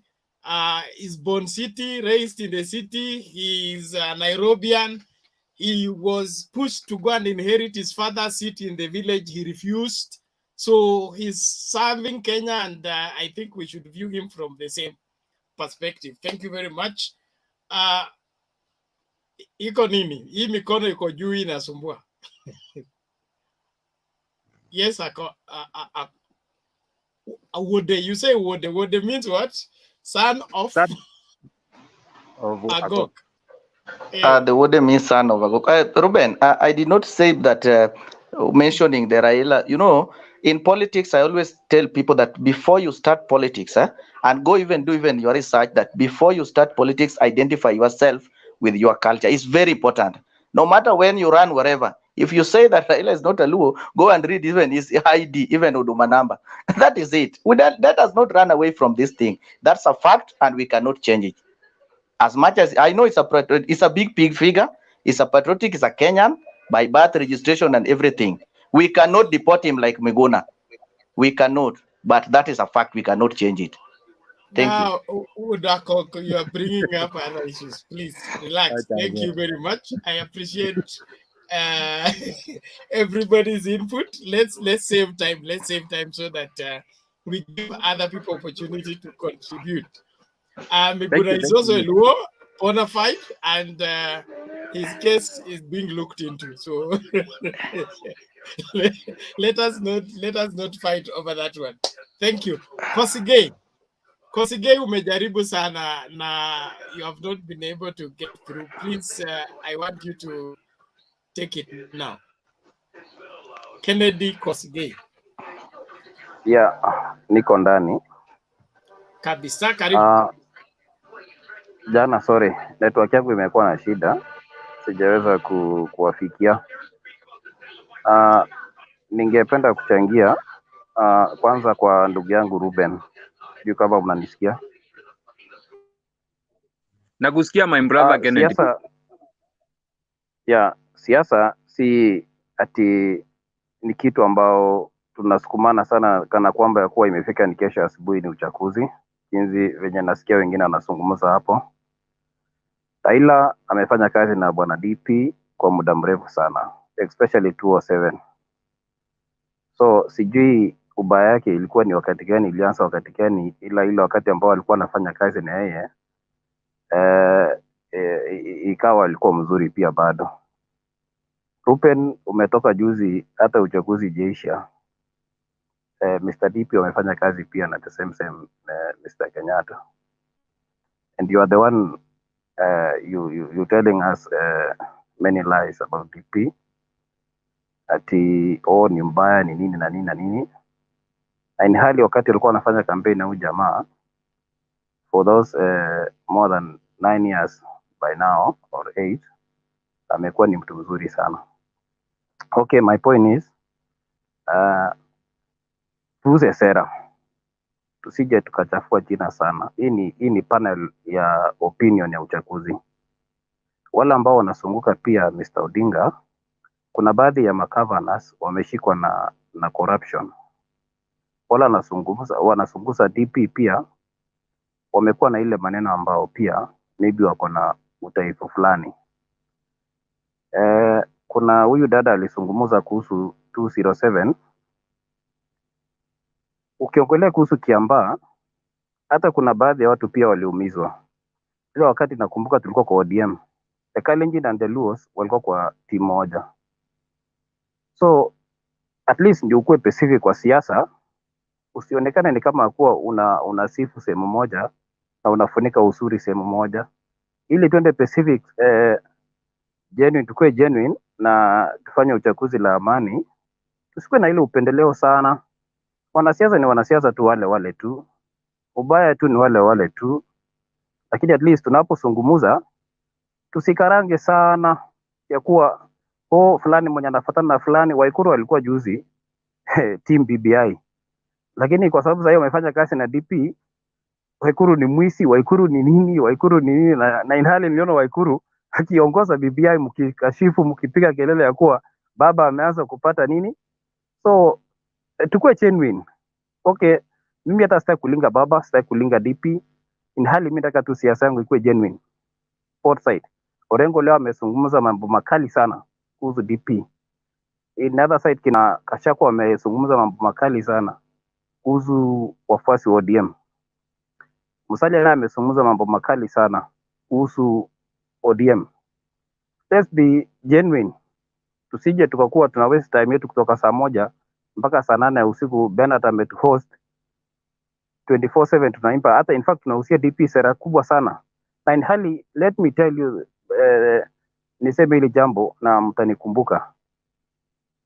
Tarajia kinyang'anyiro kali sana in between DP na Odinga Mount Kenya. Ruben don't like to your people that Meru, kwanza kwenu huko Meru ndio imekuwa leo nyimbo wamecheza tenzi. Chenye nimependa huyu jamaa ametoka kuzungumza za hizi ama ule mwanadada kuhusu Kisumu, Kondele, nini, Mamawe. At least ameongea leo genuine. Unajua waja mtu aenda auze sera zake. But Luos wajai kuwa na ile democracy. Even wao wenyewe kwa ODM wajai kuwa na democracy.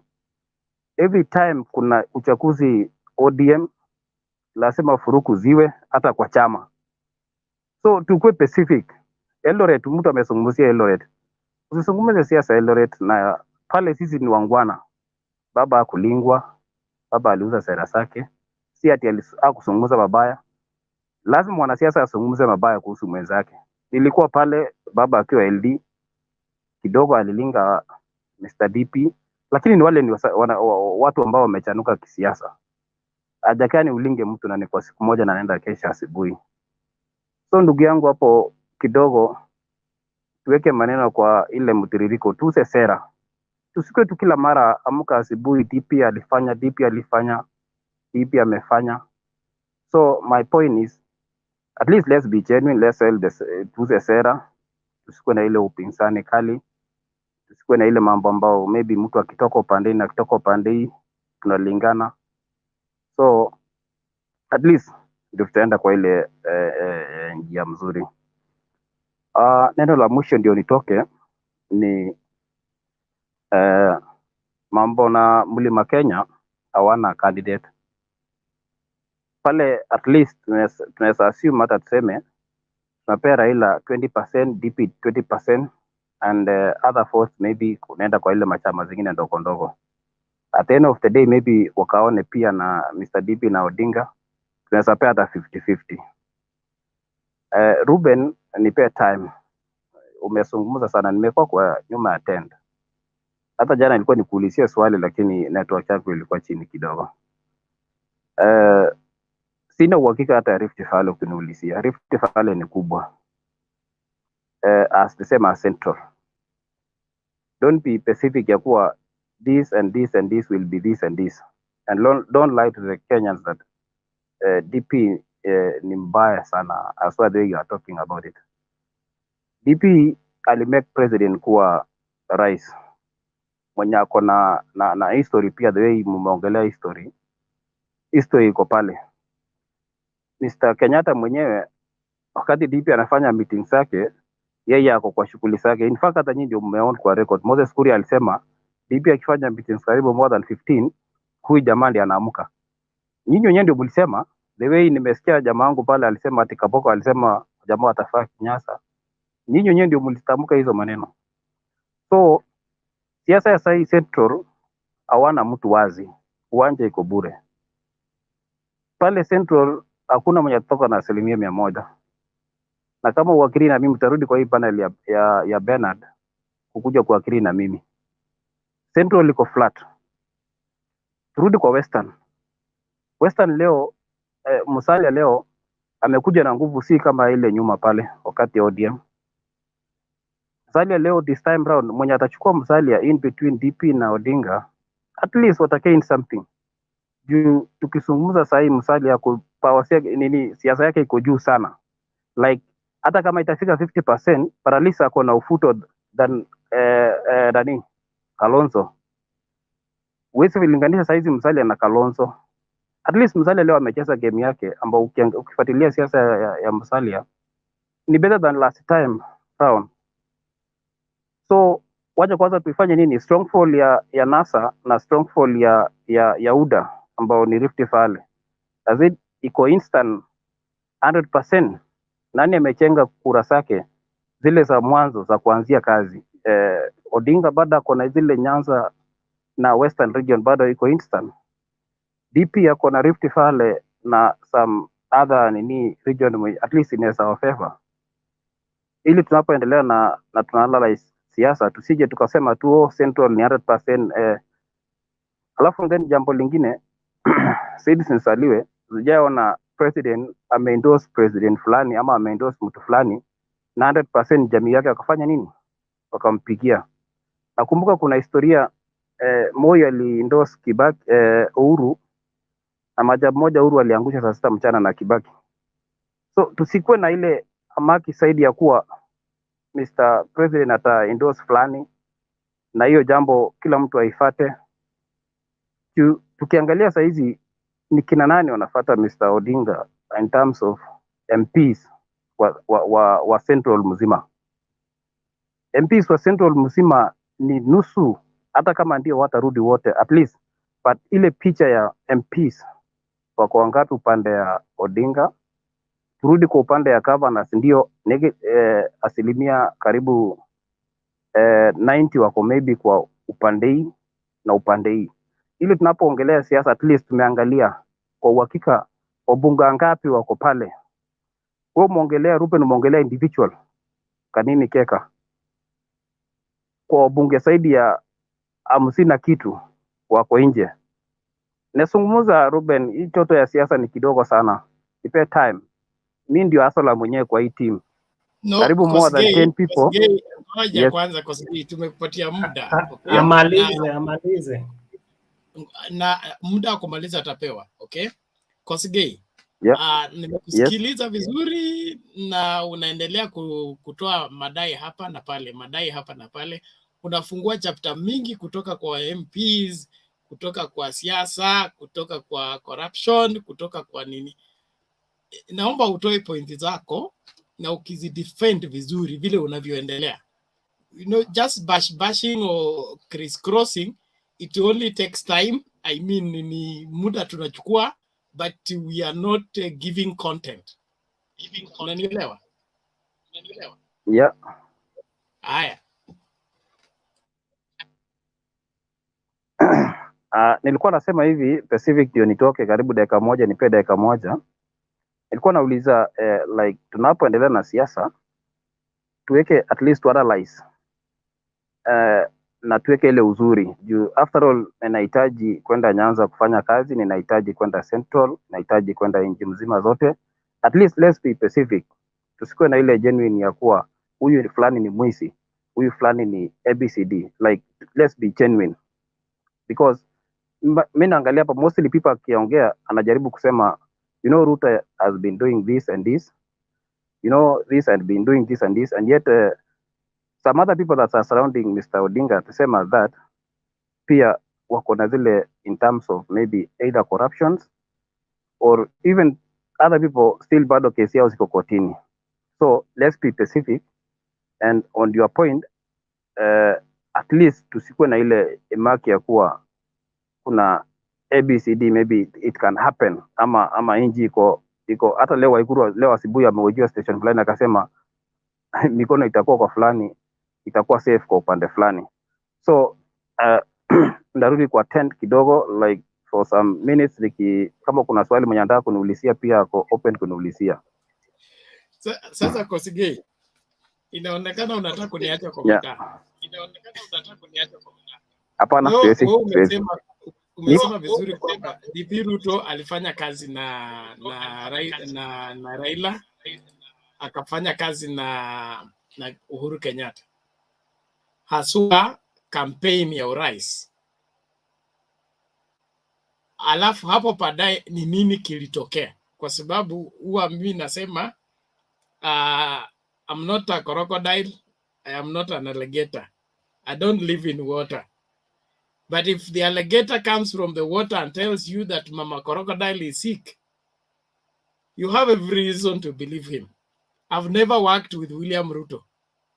I don't know him personally, okay? But if the people that work with you come out and say you are this and that and that, don't you think that is reason enough for people to begin to raise some eyebrows? Kosgei? Bernard. Yes.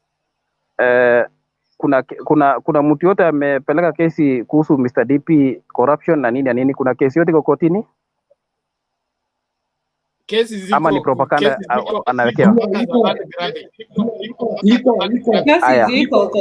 Okay, haya. Pesa ya vijana Mr. Odinga, hakuna pesa genuine. Kesi madam. Mr. Odinga hakuna kesi yote. No. Let's do this. Be genuine, madam. No, let's do this because again, I think we are opening Pandora's box here. Let's everybody mute your mic. Bwana Kosgei, mimi nataka tu tukubaliane, okay? kwanza umeintroduce that powerful Christian name called genuine. Okay? Genuine inamaanisha tumesimamia ukweli kabisa. Ukweli inamaanisha hata kama ni Raila amekosa, tumwambie amekosa. Kama ni Ruto amekosa, tumwambie amekosa. Lakini tuwezi sema kwa sababu Raila amekosa, makosa ya Ruto iko sawa, because wote wamekosa. Let's separate what is true from what is false. Tuko pamoja mpaka hapo Bwana Kosgei? Yeah. Ehe. So wale wakulima mute kwanza. Ehe. Wale wakulima walikuwa wanateta kwa mkutano Eldoret. Hiyo iko okay, wacha nikujibu hiyo. Yeah, wacha nikujibu juu yale walikuwa wanateta ilikuwa ni uongo. Hakuna mahindi ilipotea. Hawana evidence. Hawana evidence. Na Ruto hakuwa minister wa agriculture. Hakuna mahindi ilipotea. Ruto hakuwa minister on that time. Ruto juzi hakuwa minister, ndio wao sasa wanakashifu. Ruto alikuwa deputy president. Let's be genuine. Ruto hakuwa minister. Okay, yeah. Let's do this. Let's do this. On Saturday we are doing we are doing a full-fledged show on corruption. So nataka kila mtu aende kutafuta stakabadhi na madai zake zote. Saa to nataka kila mtu awe hapa mapema tena. Tunaanza 2 kamili. Tutakwenda mpaka asubuhi. So nataka kila mtu nikitoka niko na swali tu ya madam. Niko na swali ya madam. Niko na swali ya madam ya nijibu. Niko na swali langu. Yeah. Bwana Kosgei, ngoja kwanza. I will give you opportunity to ask Penny. I want us to flow because there are people following the discussion, so they should be able to understand where we're coming from or where we're going. Okay? So nataka Saturday tukikuja hapa saa 2 jioni. Tuwe kama uko na wewe ndio defender, okay? Wa William Ruto na masuala yake yote, ama defender wa Uhuru Kenyatta ama wa Raila Odinga, or whichever that other person that's going to be mentioned on corruption. I want us to be here armed and dangerous so that we settle this matter once and for all. But one thing that I don't take lightly, it is trying what I'm calling equalization fund for corruption, or equalization fund for wrong. That somebody has done wrong, then this other person has also done wrong, and that settles it. That does not settle it. Because kama mahindi ilipotea, watu walipeleka mahindi kwa store, wakakuta store imejaa mahindi. Na walikuwa alafu kuna wale wananunua mahindi kwa wale watu wamepeleka mahindi kwa store. Na walikuwa wameambiwa na serikali walete mahindi. And then they find out that the person who has already filled the store with maize is this one. Whether he's not minister for agriculture, he's not minister for that, but he is using corrupt means to frustrate the farmers. If those farmers are crying on matters that are not there, then it is unfortunate. But if it is true, then something is wrong somewhere. Somebody wants to take advantage of the system to do what will not help the country. And that's why farmers always kuvuna mahindi, hawajauza mahindi ingine iko ready na stores shaja. Something is wrong. Thank you. So Kosgei, uliza swali lako kwa Penny, tusonge mbele. Na unipe dakika 2 please Bernard, ukimalizana na ndugu yangu Kosgei. Dakika 2 tu brother. Ruben, tutasubiri hapo tutakuja kwako. Kosgei, go ahead.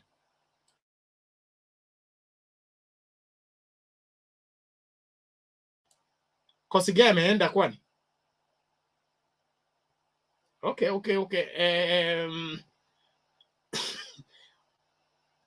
Now you're making it difficult for me. Ruben, what is it?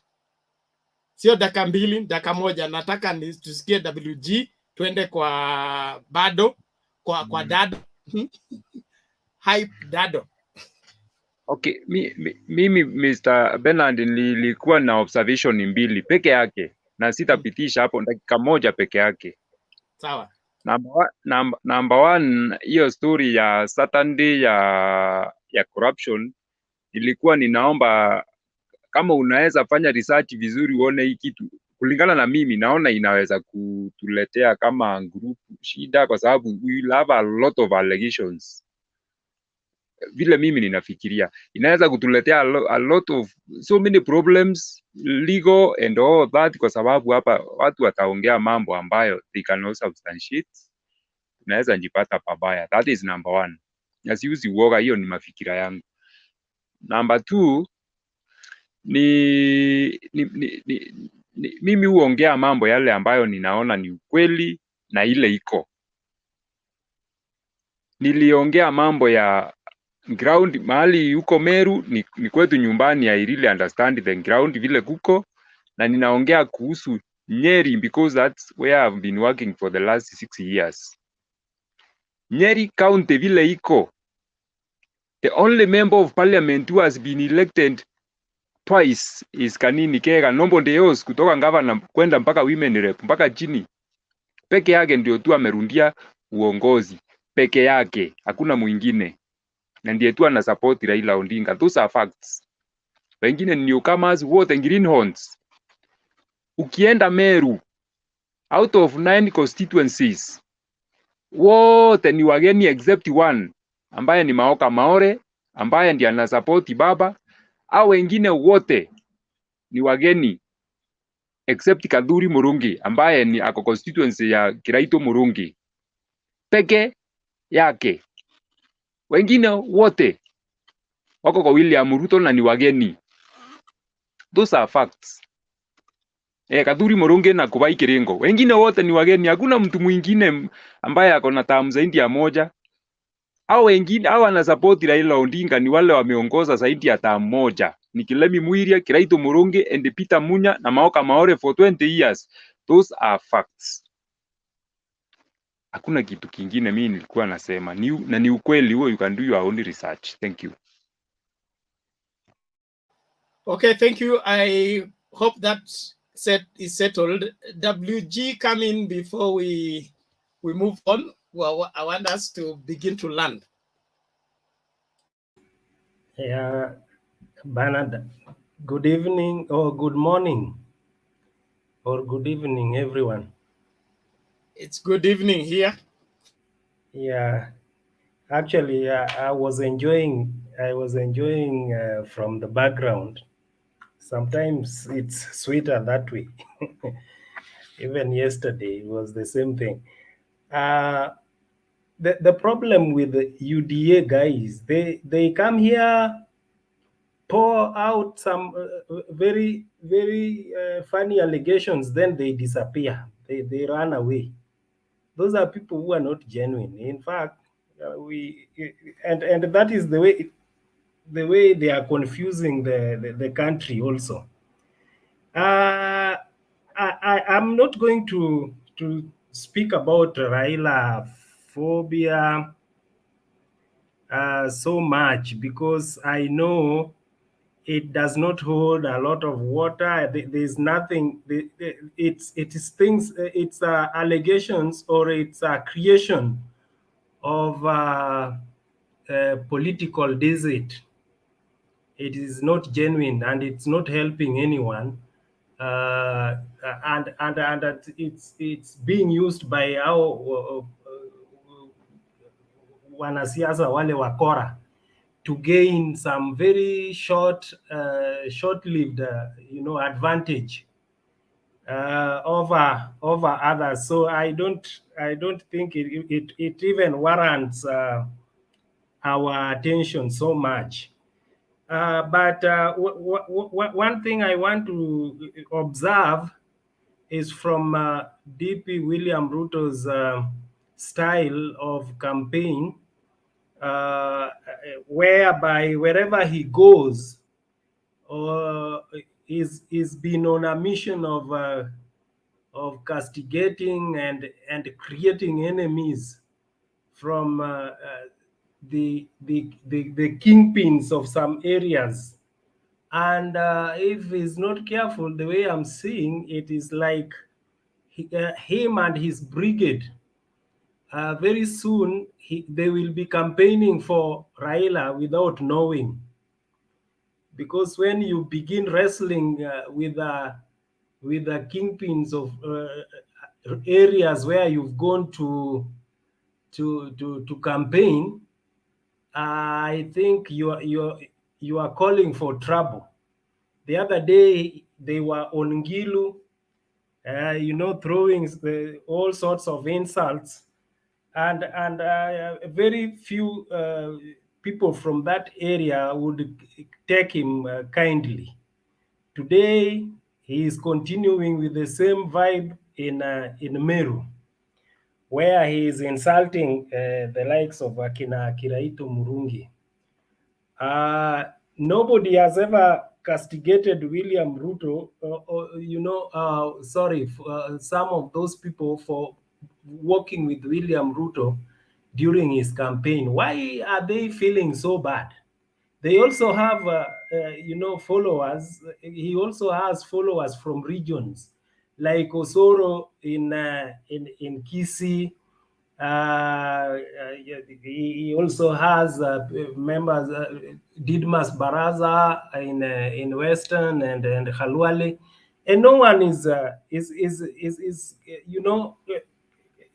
insulting those people because of working with him. So is even if Rotich, the guy who was there, what was his name? Rotich, the guy who just left.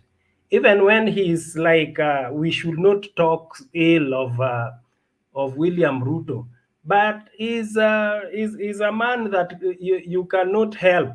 You cannot help, talking ill about him because of the mistakes and the arrogance he's displaying. Number two, I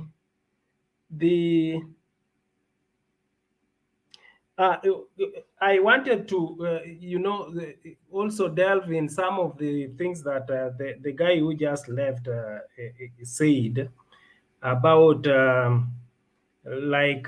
he was saying that Raila, people who've been endorsed by the presidents, end up, performing poorly in an election. That one only took place once in 2002. We've not seen any other, endorsement that backfired. We have in 2013 when Kibaki endorsed Uhuru Kenyatta plus William Ruto himself, and they performed so well. Apart from that, Raila Odinga has been beating them hands up or hands down. He's been really flogging them. If it's not for the system, right since 2007, there's no time that those people have beaten Raila in an election, to speak the truth. But the system has been helping out by ways that are known to everyone. So Raila Odinga, what he will require very small effort from Uhuru Kenyatta, even if some people like Ruto want to call him a project of Uhuru. He cannot be a project of Uhuru, but he will require very little effort, if not a level playing field that we've been asking for so long. That is all that we require from the state or any help where our help may come from.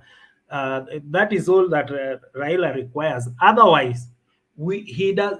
Beating up William Ruto in an election is not something that is an uphill task to Raila Odinga. That one I can tell my brothers, unless something very bad took place. I want also to say, finally, I want also to say that people who are hating on Raila Odinga and now calling it a phobia, there are people who do not know what is good for them and what is bad for them,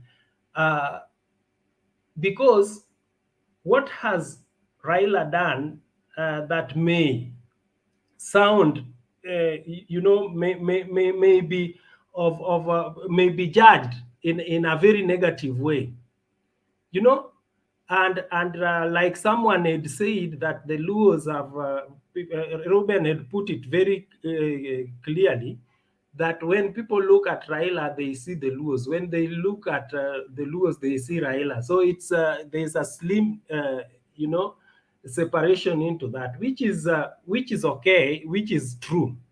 But let me ask,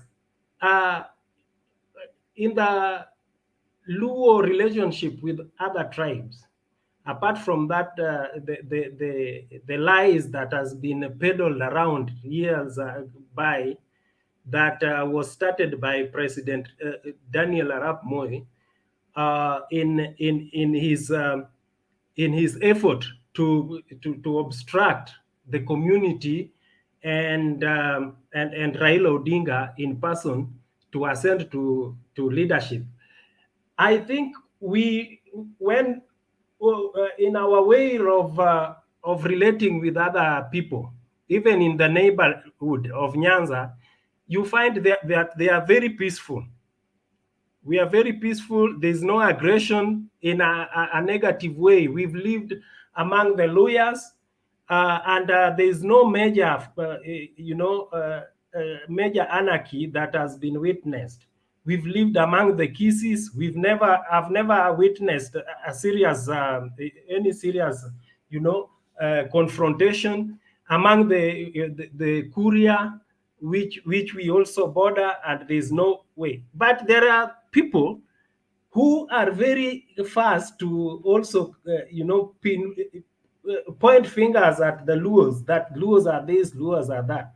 But when you look around, even as we speak, you find that they've been in loggerhead with almost every neighborhood that they are living around with. So this thing, with time, people will grow to embrace each other. I don't want to say that every other community has its weakness, but it should not be brought up to the disadvantage of a particular tribe, especially when the electioneering period has come around. We are peaceful, we coexist very nicely, even in terms of marriage and in terms of socialization. We are great people. Thank you, Bernard. I think to that extent, I didn't want to talk about anything phobia and because they don't exist. Asante sana. Okay, thank you, WG. We appreciate your contribution. I want us to redeem time. Please, let's remain within the framework of 2 to 3 minutes so that the queue doesn't take too long. It is long. There are people who have been here 2 hours. They have not said anything. We need to secure that. Twende moja kwa moja kwa Hyper Dado. Hype. Yes. Good evening, Mr. Bernard. Good morning now from Nairobi. How are you? From here, it's now it's morning. Yeah.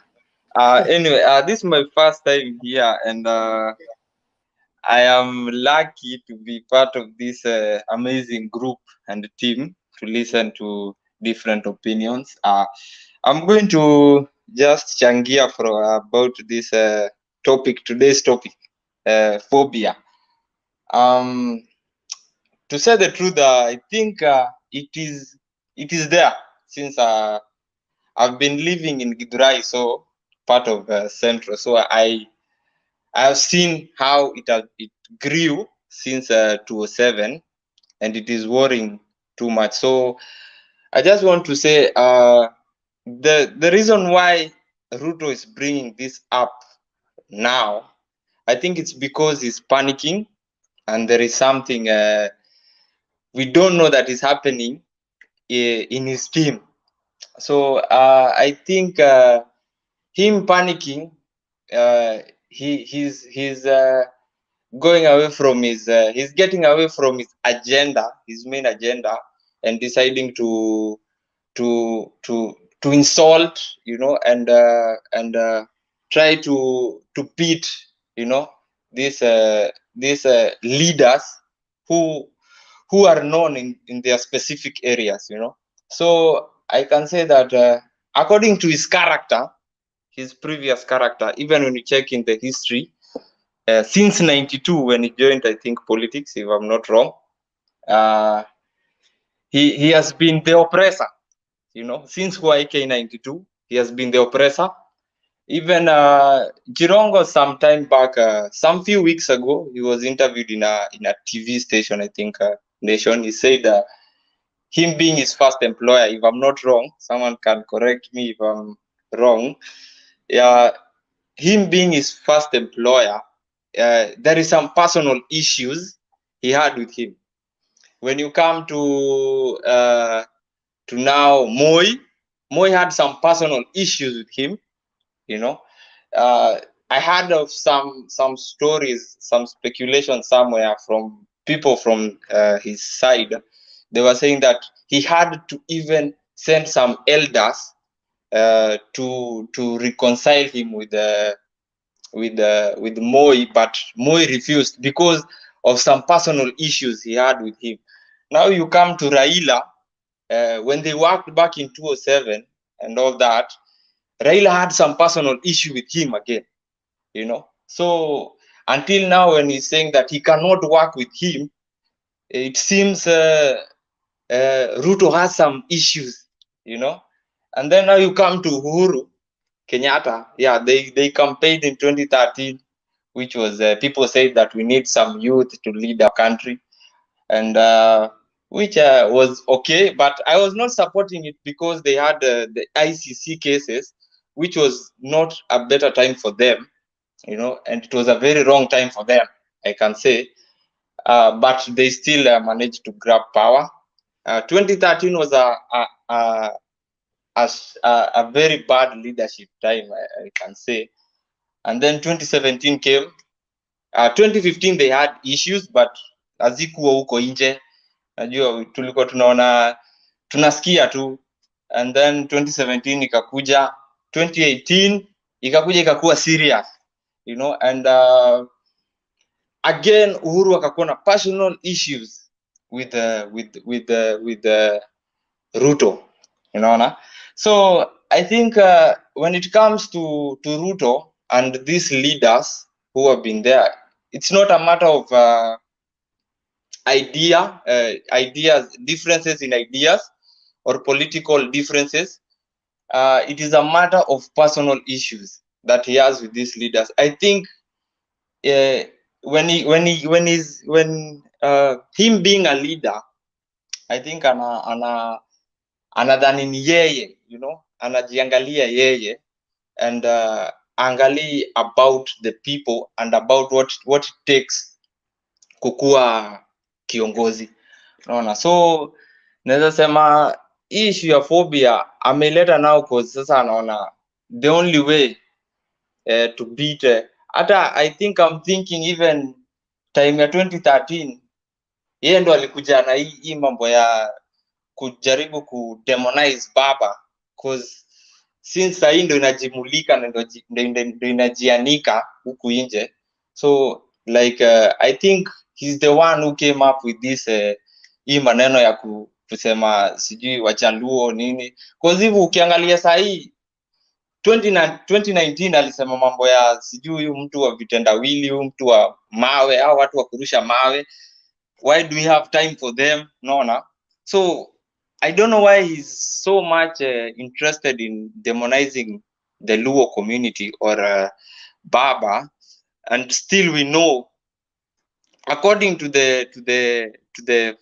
this other regime, they were using it as a political tool, but now since it is not a political tool to this regime, sasa ameachwa mataani. So anaona the only way is trying to bring it up again and again and again, ndo ajue aone kama anaweza nini. But I think this season it is a season of facts, it's a season of black and white, tujue nani ndo ako kwa giza na nani ndo ako kwa taa. So I think hii ni season ya ukweli na uongo, ukweli, so that ndio since from him hakuna kitu I think ya maana is coming up with, because ukiangalia all the agendas that ana come up nazo, alianza na dynasty, hustler, Uhuru and Raila wakaikounter, akakuja ndio hiyo bottom ups, baba ameikounter with the 6000 manenos, amekuja sasa ameona sasa the only way sasa ni kutusi baba, now that's the only need. Sasa amesahau ile agenda alikuwa nayo, so akienda huko nje hiyo tu ndo anashinda nayo, and I really applaud the prime minister for being calm and not mentioning him all the time, because even you see the silence from his boss, I think the silence is worrying him. It is worrying him so much that he doesn't know which strategy to take again, and I really applaud Uhuru Kenyatta for keeping silent, because it is making him confused, anafikiria vitu mingi sana to an extent anajifix, so I think this season it is time for bringing people together, kuleta watu wa Kenya pamoja.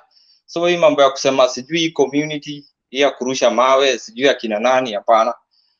It is time that we try our best and bring as leaders, we bring people together, ndio tujue, ndio tuweze kusongesha Kenya mbele, because Wakenya pia wamechoka, wamechoka kukua kwa ile ni like economy ni mbaya, so tukianza kurudisha tena vitu za kitambo, it will end up hurting us more, so I think Ruto should really work on his agenda and he should be consistent. He should really be consistent. Ache mambo anaruka mara 50 billion 40 billion, mara sijui vitendawili mganga, mara kwingine ni bottom up, kwingine ni hustler, kwingine ni, he should be really consistent with his agenda and his plan, rather than kutusi watu, and anatusi people who he will need at the end of it all, because the politics in our country is it is local, that we have to admit, it is local. So these people are the ones who are opinion shapers in these communities, so we must be careful with what we say about them, because they are the ones who will need in the coming future to help us, so I think that's all I can say, and thank you for the platform. Thank you very much. Thank you very much. I appreciate your input. I don't want to allow questions until everybody has spoken at least once. Can we go straight to community? Then we'll have Peter, then Mwango with his questions. Kila moja, make sure your mic is mute so that there is no feedback ya kusumbua wasikilizaji. Community ancestor, how are you? Yes, I'm good, Mr. Chairman, and the entire panelists for having given me the opportunity to speak. How many minutes? I love to know minutes. Kwanza wewe kata kabisa, dakika 2 zimekutosha. Yeah, nikienda sana dakika 3. Ya kwanza, why is Raila Phobia in Mount Kenya important to Ruto? It is important to Ruto because Ruto knows he can't beat Raila because if he tries to look for weaknesses of Raila, he can't even get none. So that is why he's looking, he's trying as much as he can to paint Raila as a wrong person, as a person who can not be acceptable amongst the humanity, so that he can be able to get to get some votes from Mount Kenya people. Then the other thing, can he be loved without Raila being hated? That is Ruto. Ruto can be loved by Mount Kenya people if he continue raining money, yani pesa kushuka, raining money to Mount Kenya people in the other side of Raila Amolo Odinga. Raila to continue being hated, but as campaigns take its shape, then after Raila Amolo Odinga and his men try to when they will try to impose wisdom on how people are supposed to vote without being bribed, that is when you will see Raila Amolo Odinga will now overtake William Samoei Ruto. Because first of all, lazima Raila Amolo Odinga aambie watu kuwa hii pesa yenye mnaletewa aise ni pesa ambayo imeibwa. Because mtu hawezi toa kwa nini, kwa mikutano ine milioni moja, hiyo ni pesa ya chini, milioni moja, alafu haujaweka pesa ya logistics, pesa ya hizo mafuta. Angalia zile magari zenye zinakwanga kwa kampeni ya William Samoei Ruto, it is over 30 vehicles. Hoteli mahali watu wanalala, yeye ndiye anasimamia.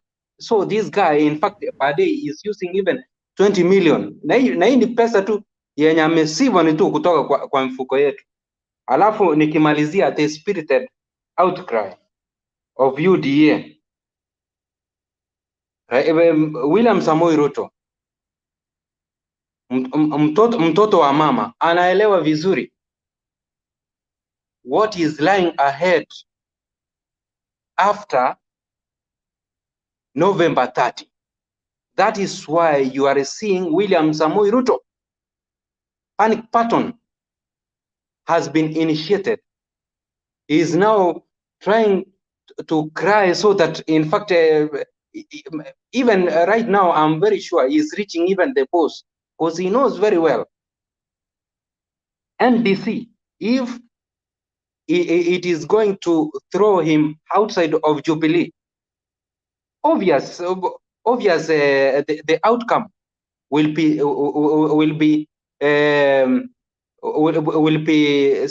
so bad onto his side, because even this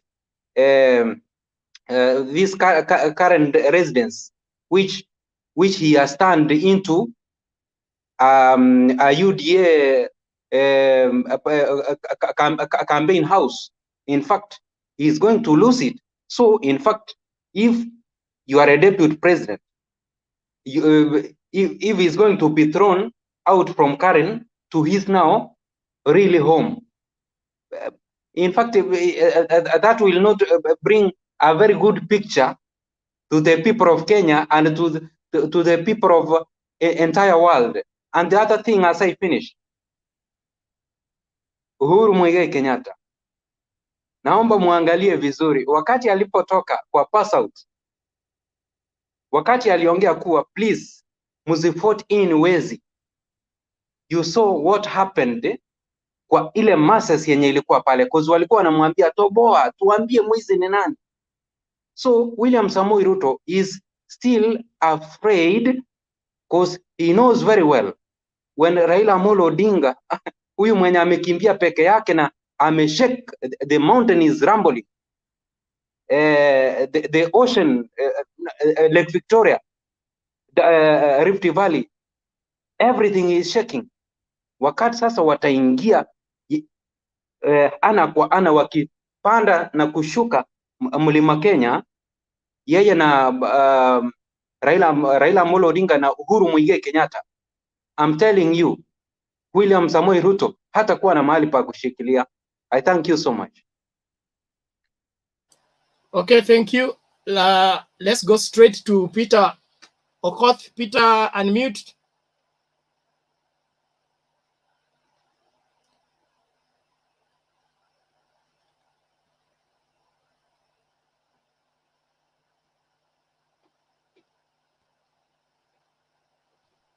Peter, yes. Okay, he has dropped out. I think akona technical issues. Mwango, wakati wako ni huo basi. Oh, habari zenyu? Nzuri. Okay, the question is saying that okay, hii imenipita that Ruto is using phobia, phobia in Mount Kenya. Okay, I think that the use of phobia, it is a common political strategy in Kenya. You always try to make people fear your opponent, and that one has been used by both sides. Where also Raila, I find that he has been using. He's been trying to put some fear that Ruto is a very bad guy, is a very dangerous person, and that one is also a way of doing what? Creating phobia against Ruto. Ruto has also been doing the same, portraying Raila as a very bad guy, a dangerous guy, also trying to do what? Do the same, create phobia, so that people don't vote for Raila because he's a dangerous person. So these things, it's just a political game plan where politicians use to maybe paint their opponent negatively. So to me, Raila Phobia important to DP Ruto. Yes, it's very important because when people develop the phobia against Raila, they will always vote for Ruto. So I believe that it is it's because when you fear somebody, you will vote for the other person. So that phobia is a very important thing. We want him to create more phobia so that we don't vote for Raila. Okay, and then another one, can't he be loved without Raila being hated? Yes, he can't be loved without Raila being hated. We must first hate Raila first for us to love him. So we can't love both sides. We can't love Raila at the same time love Ruto. So you either love Raila, hate Ruto. Mwango, why is it important? Why is it important to hate Raila in order to love Ruto? Okay, me as a supporter of DP, hating Raila will make us.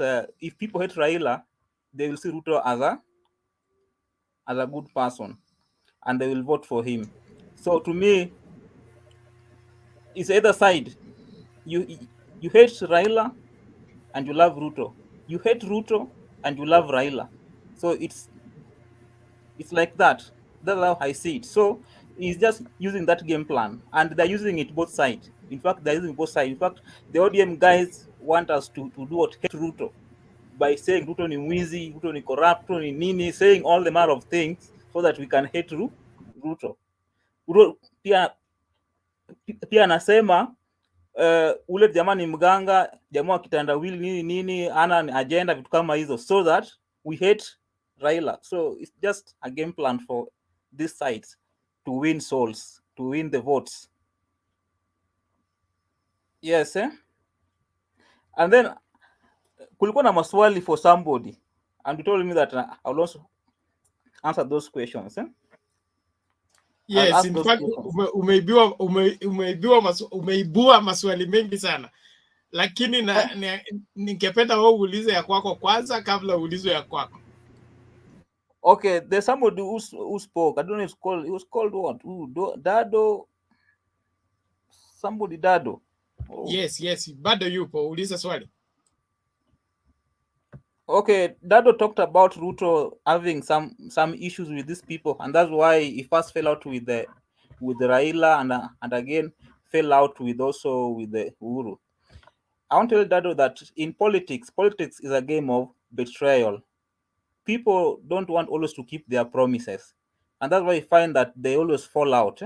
So I don't see Ruto having a personal issue with the Uhuru or with Raila. It's only that these people sometimes they give promises and then they don't want to keep the promises. So Ruto and Uhuru, there are some promises. Uhuru ameruka. Sasa akiruka, Ruto has to look for another way.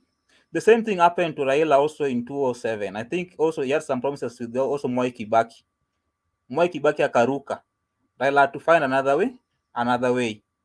And even right now, between Raila and the Oka guys, there's a problem because Raila does not want to keep the promise that he made with the Oka guys, with the Kalonzo and the Mudavadi while they were in NASA.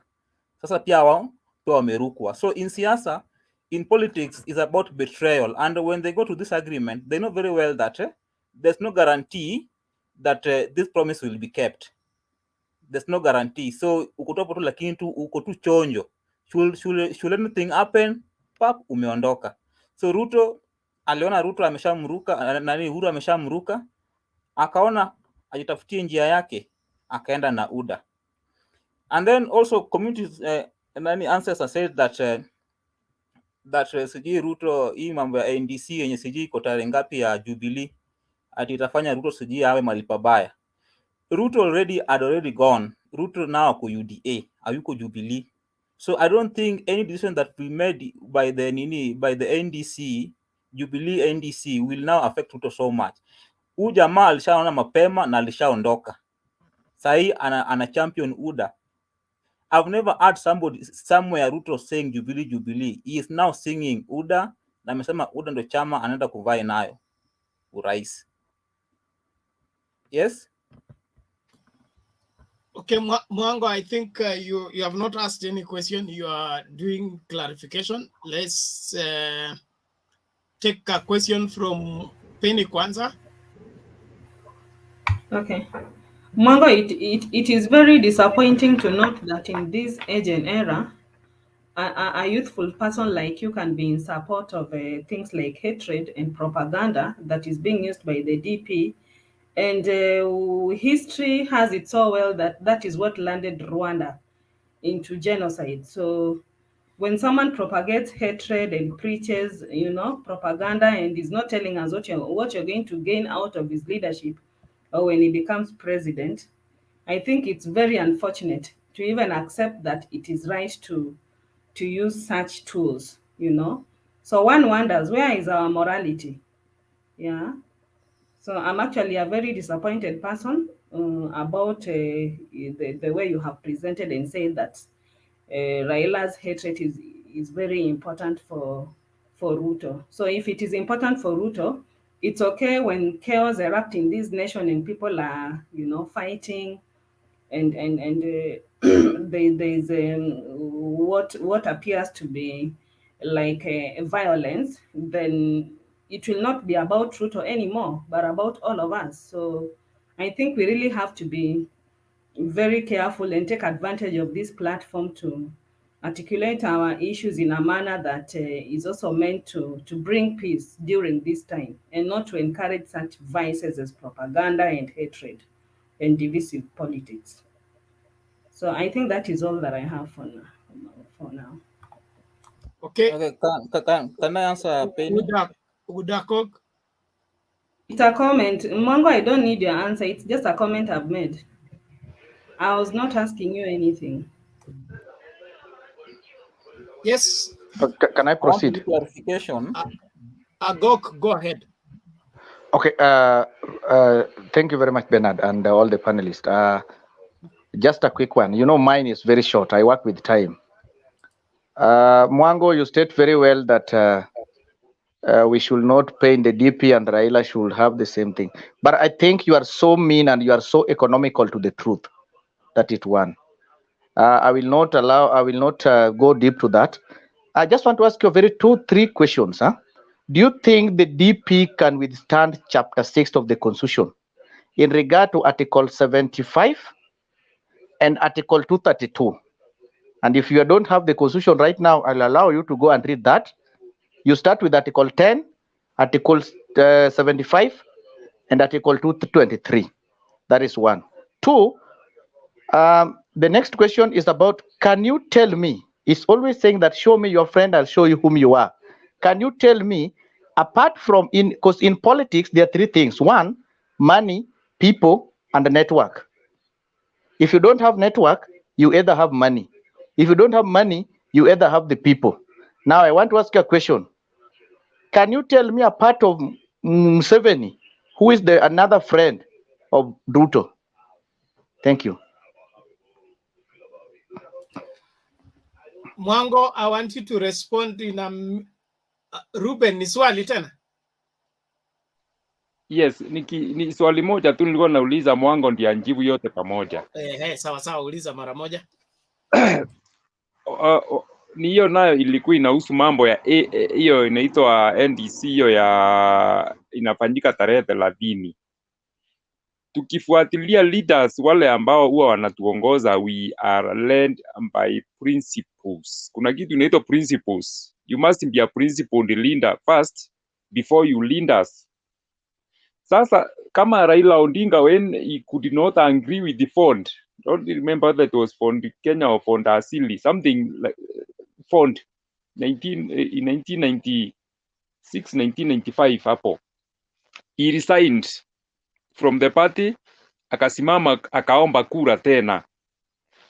Now sanity, yani ile kitu ambayo unaweza simama useme wewe uko Jubilee, uko UDA, lakini wewe ni mtu wa Jubilee.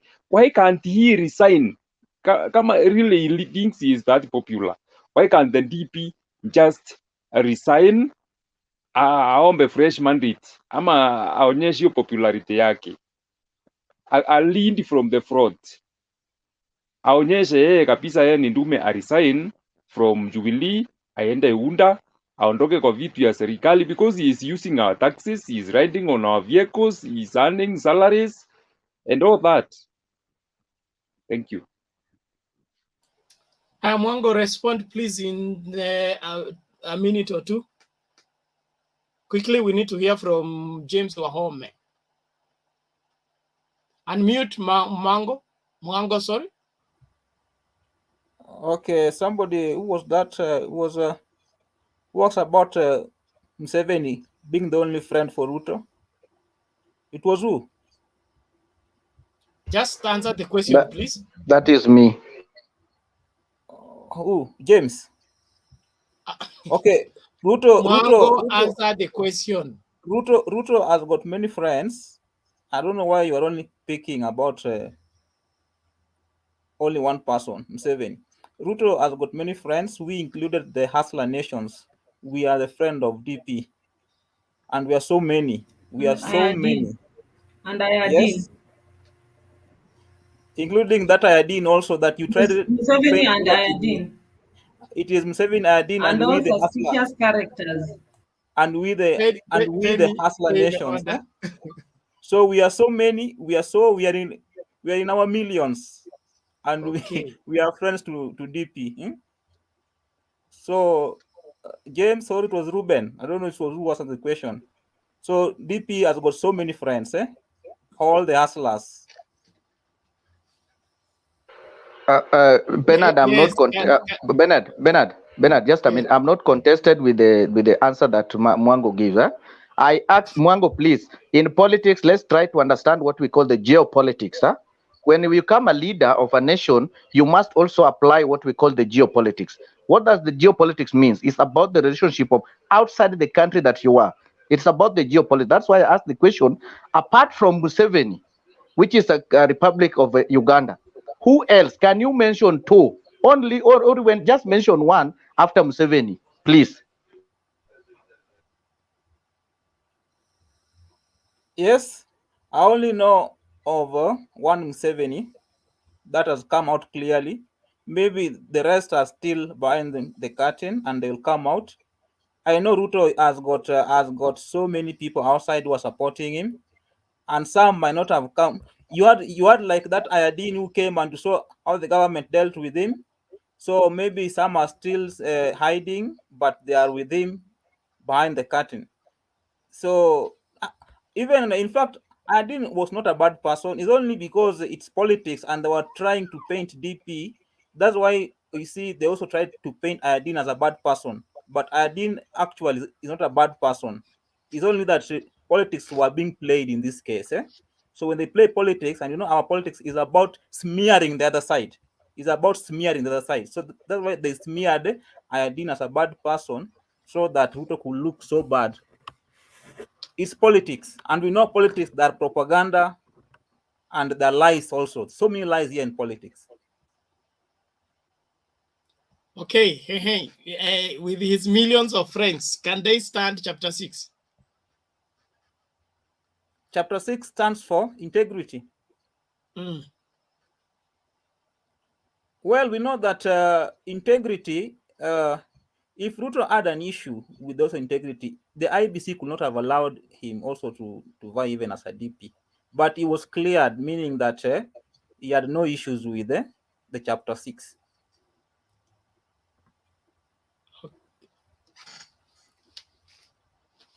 I think that I don't want to flog that further than that. Answer Ruben's question. Ruben asked about? Asked NDC. about, yes. You said that NDC will do what? Can you repeat? After NDC officially scraps Ruto's name as DP of the party, then what will happen? Yes.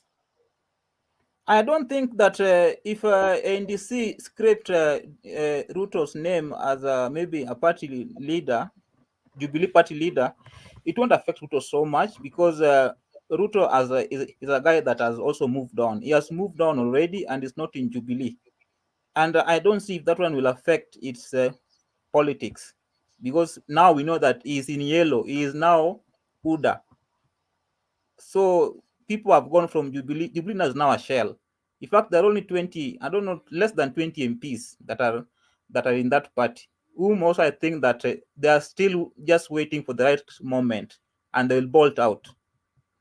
We know some of them have cases, and when they bolt out now, you will start hearing EACC, DCI being sent to them. So they are very clever, and that's why it's fine that they are still holding there. But as time goes by, they will bolt out.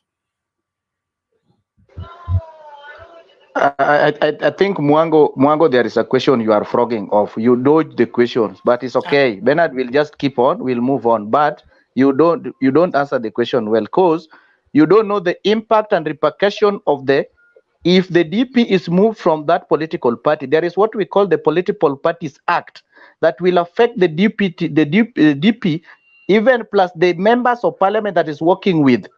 Remember, DP was elected under what we call the presidency.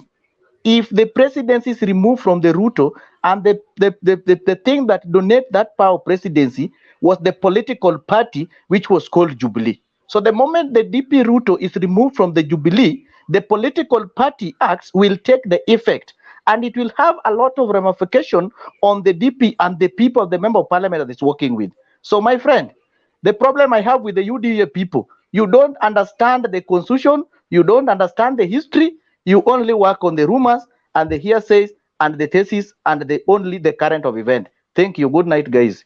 Yes, Agok. Before you go, we are told that the DP and Uhuru, they are joined at the hip. It means that you cannot maybe put them apart. So it means that if Ruto goes down, Uhuru also goes down with Ruto, because they are joined at the hip. That's what we are told. That's what you are told. How come they are working apart? How come they are working apart? Constitutionally, they are together. Constitutionally. Okay, but politically they are apart. They are apart. Thank you, Mwango. I don't want to spend Mwango, I did not want to come back, but wachia hapo tafadhali. Story ya Mwango na twist zake tumezizoea. Naomba hivi tuende kusikiza James Wahome kwanza, alafu ndio tusonge mbele tafadhali. James Wahome, unmute and speak to us.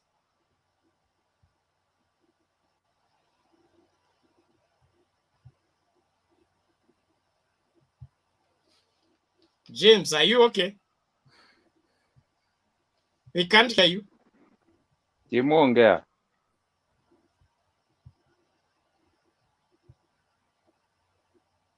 James Wahome 1.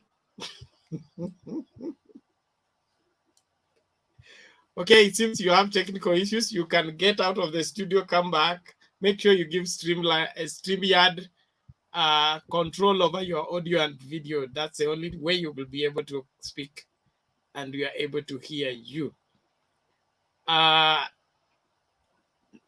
Let's go to Jack Kindube.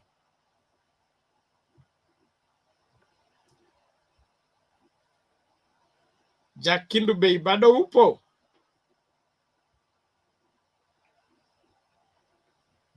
Okay, sasa nitaanza kusafisha hii screen So, Agok, ulikuwa unasemaje? Mr. Bernard, I was trying to at least note, education is a continuous process. Huh?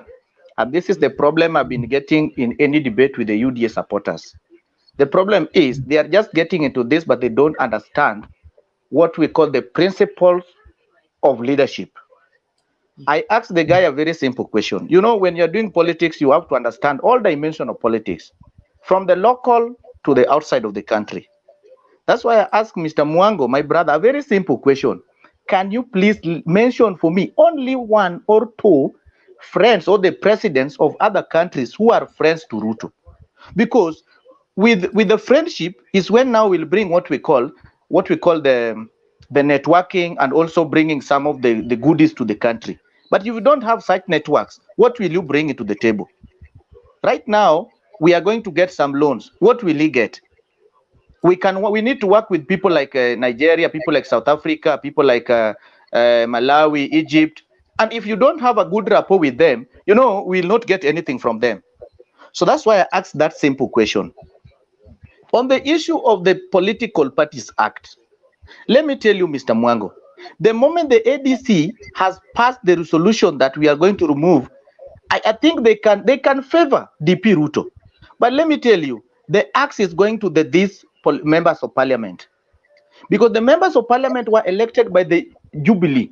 They are withdrawing the salaries with the name of the Jubilee Party.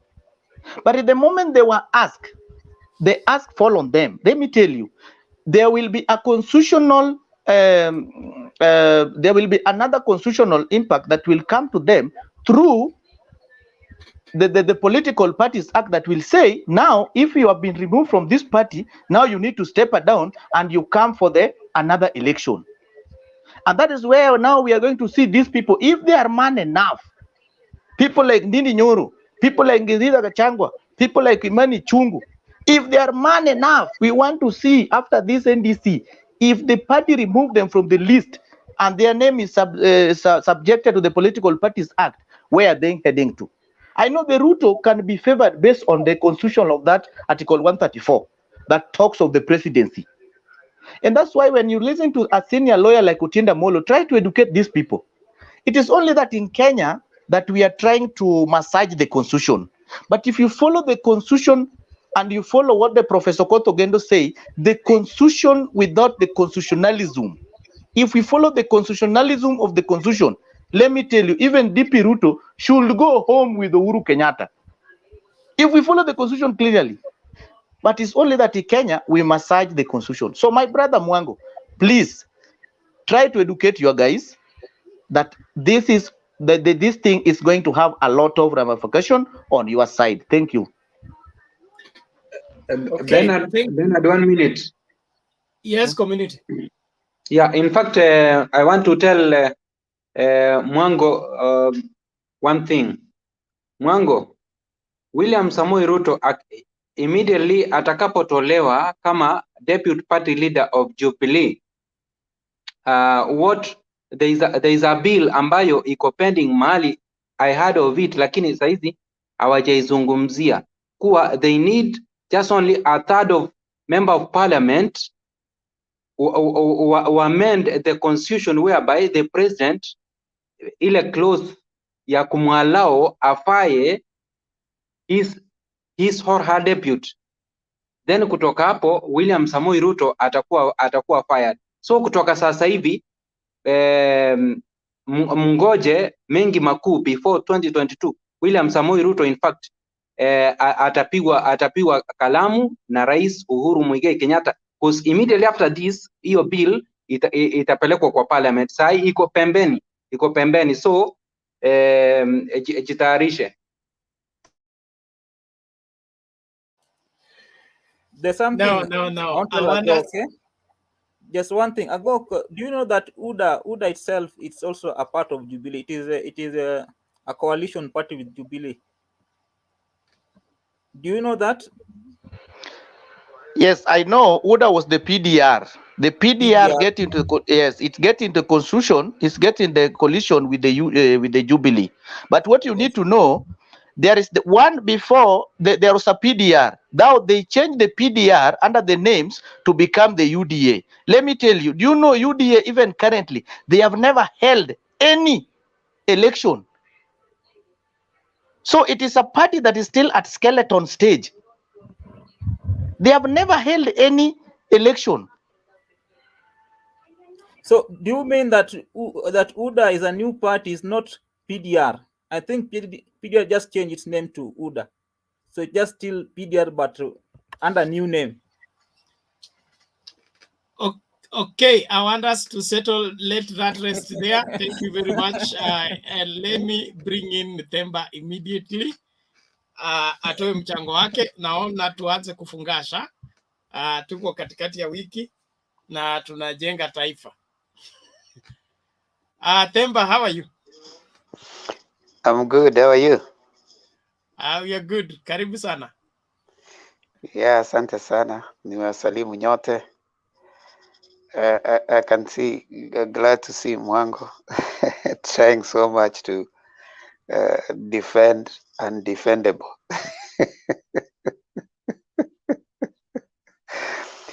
Mwango, you sound more like many years ago. You're not alone. There have been others who are like you, who have been there before.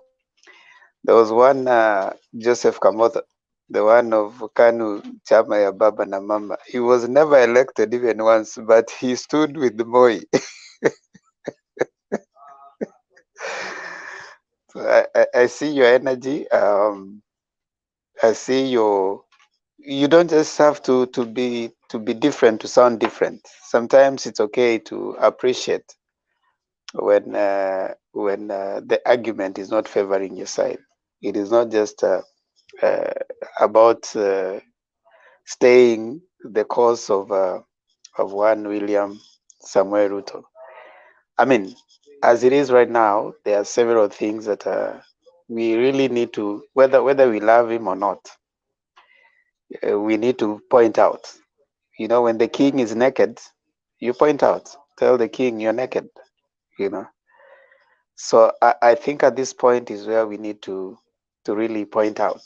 You don't have to hate Raila to love Ruto, and you don't have to hate Ruto to love Raila. Someone tried to demarcate that there are those people who are going to vote for Ruto not because they love Ruto, but because they hate Raila. And there are those people who are probably going to vote for Raila not because they love Raila, but because they hate Ruto, which is what we want to get away. We don't have to hate. You don't have to create a phobia. You don't have to create hatred amongst other people, you know, for you to pursue your political goals.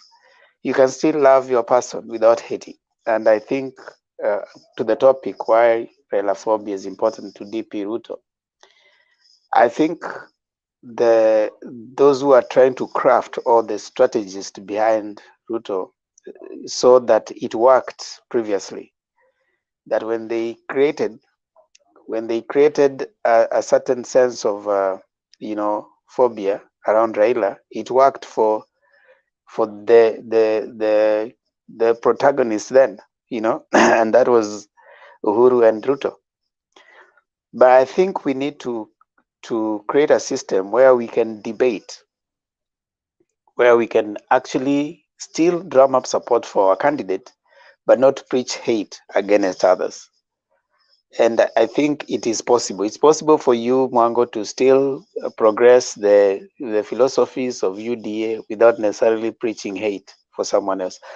I like even you get to a point that you are suggesting that the other people who are not, other presidents who are not joining Ruto, are not talking about him, are afraid to come out. You know, what would they be afraid of? that is simplistic. You know, you are reducing your presidential candidate into some feared object that cannot be touched by other people.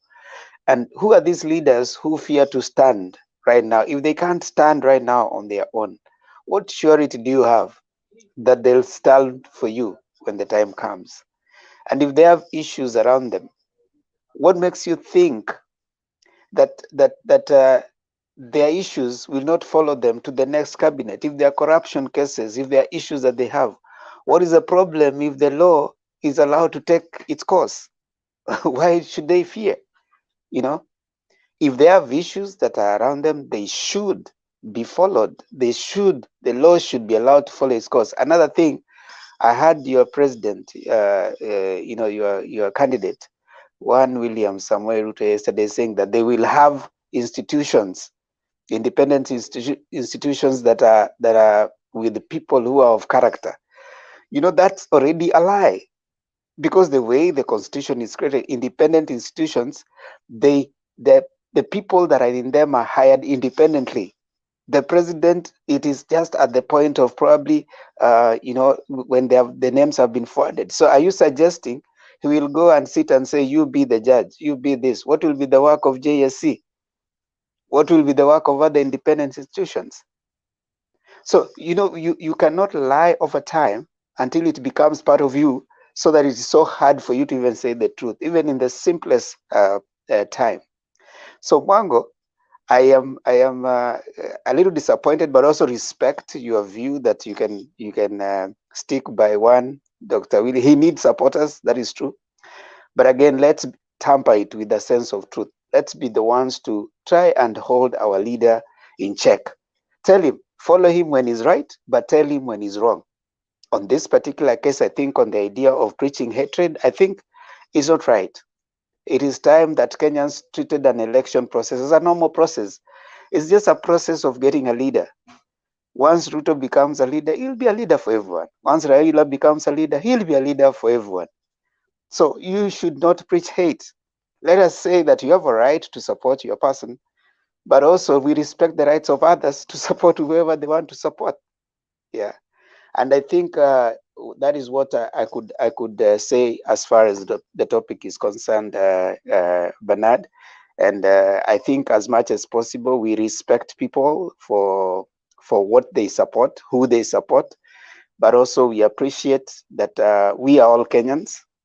The leader who will come, whether it is Ruto, whether it is Raila or Mudavadi, whoever will come August 9th, he will be the president of Kenyans. And again, the constitution has made it even better that we have a devolved government, that there's national government and devolved government. So development should get to you whether you vote for the president or not. You know, you should have roads whether you vote for the president or not. You should have electricity whether you vote for the president or not. You know, you should have clean water. You should be able to do your business whether you have voted for the president or not. Those are things that they are basic rights for every Kenyan, no matter whom you are voting for. So this thing of coming to say that electricity will only come if you vote for me, that is wrong. Or roads will only come if you vote for me, that is wrong. So I think if we have that understanding, we shall have this thing of Mwango saying that politics is about lies and propaganda. That is what they have, they have made us believe. Politics is about delivering to the people. And once the mwananchi, the person who is going to vote, decides and deliberately goes for that, then they'll get good leaders. Now, finally, I keep saying here that we can yap Ruto, we can hate other people, we can hate even the other presidential candidate. But if we do not look at the candidate who is going to be an MC and MP, we will have all those other positions, but will not get the service that we need. So we should vet those particular people, interrogate them, interrogate their policies. If someone has been there and has not worked, let them have a change. But if we see someone that can work, let's bring someone who can work for us. So I thank you so much, Bernard and Mwango. I like your passion, but temper it with truth. Thank you, Themba. Thank you. I believe that settles it. We have a long way to go. We have a long way to go. But I believe we are making some good progress. James Wahome, you're back. I hope this time you will be able to get through. Unmute and speak.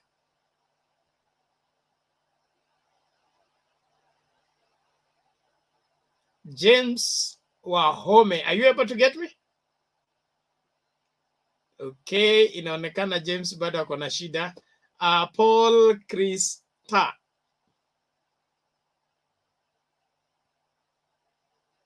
I think Wahome is around.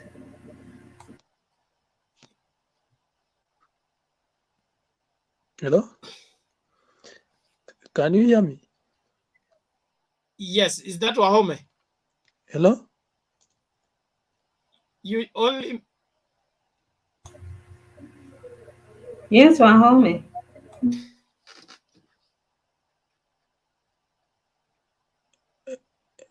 Hello?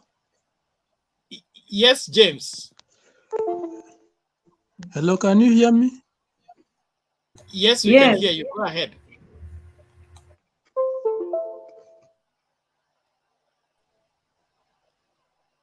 Speak up. Are you there? Okay, Paul Krista.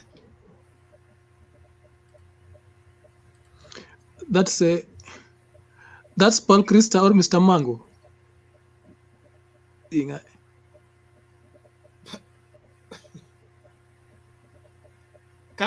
we be me? Okay, can you hear me well? Yes, go ahead. Can everyone hear me? Yes, we can. Nakusikia brother. Can you hear me? Ebu ongea tafadhali, enda kwa point.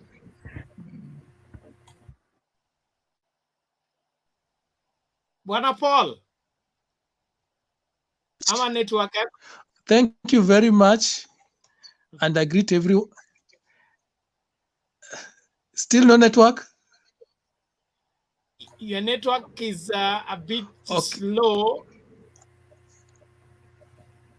Okay, let me bolt out, then I come in.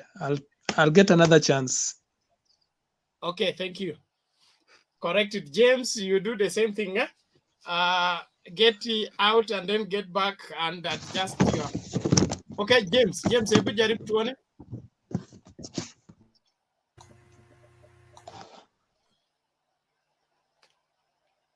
James Wahome, speak up.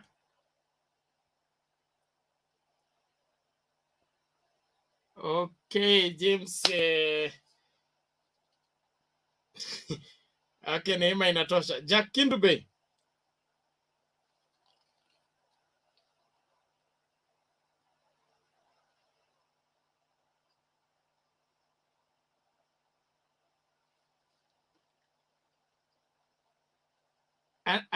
Unmute. Mtambo naleta kizaza. Sawa. Asante. Mnanisikia sasa? Kabisa, karibu. Asante sana. Mimi nataka kusema kwamba nimesikia mtu akisema, nataka kuzungumzia juu ya propaganda. Hii vitu tunaita propaganda. Kwa sisi kama Wakenya hatufai kutumia propaganda kwa sababu propaganda haifai kwa mazingara yetu. Mazingara yetu propaganda haifai kwa sababu sisi ni nchi nyingi katika nchi moja. Kwa hiyo haitufai. Kwa sababu hiyo propaganda mnaona ilifanya watu wa Rwanda wakauana wao kwa wao na wanazungumza lugha moja kwa sababu ya propaganda. Kwa hiyo propaganda vile vile mmeona hapa kwetu ilifanya watu wanasema vile walikuwa wanazungumza vibaya juu ya Raila, wanasema ukimwambia mtoto Raila anakuja, mtoto analia.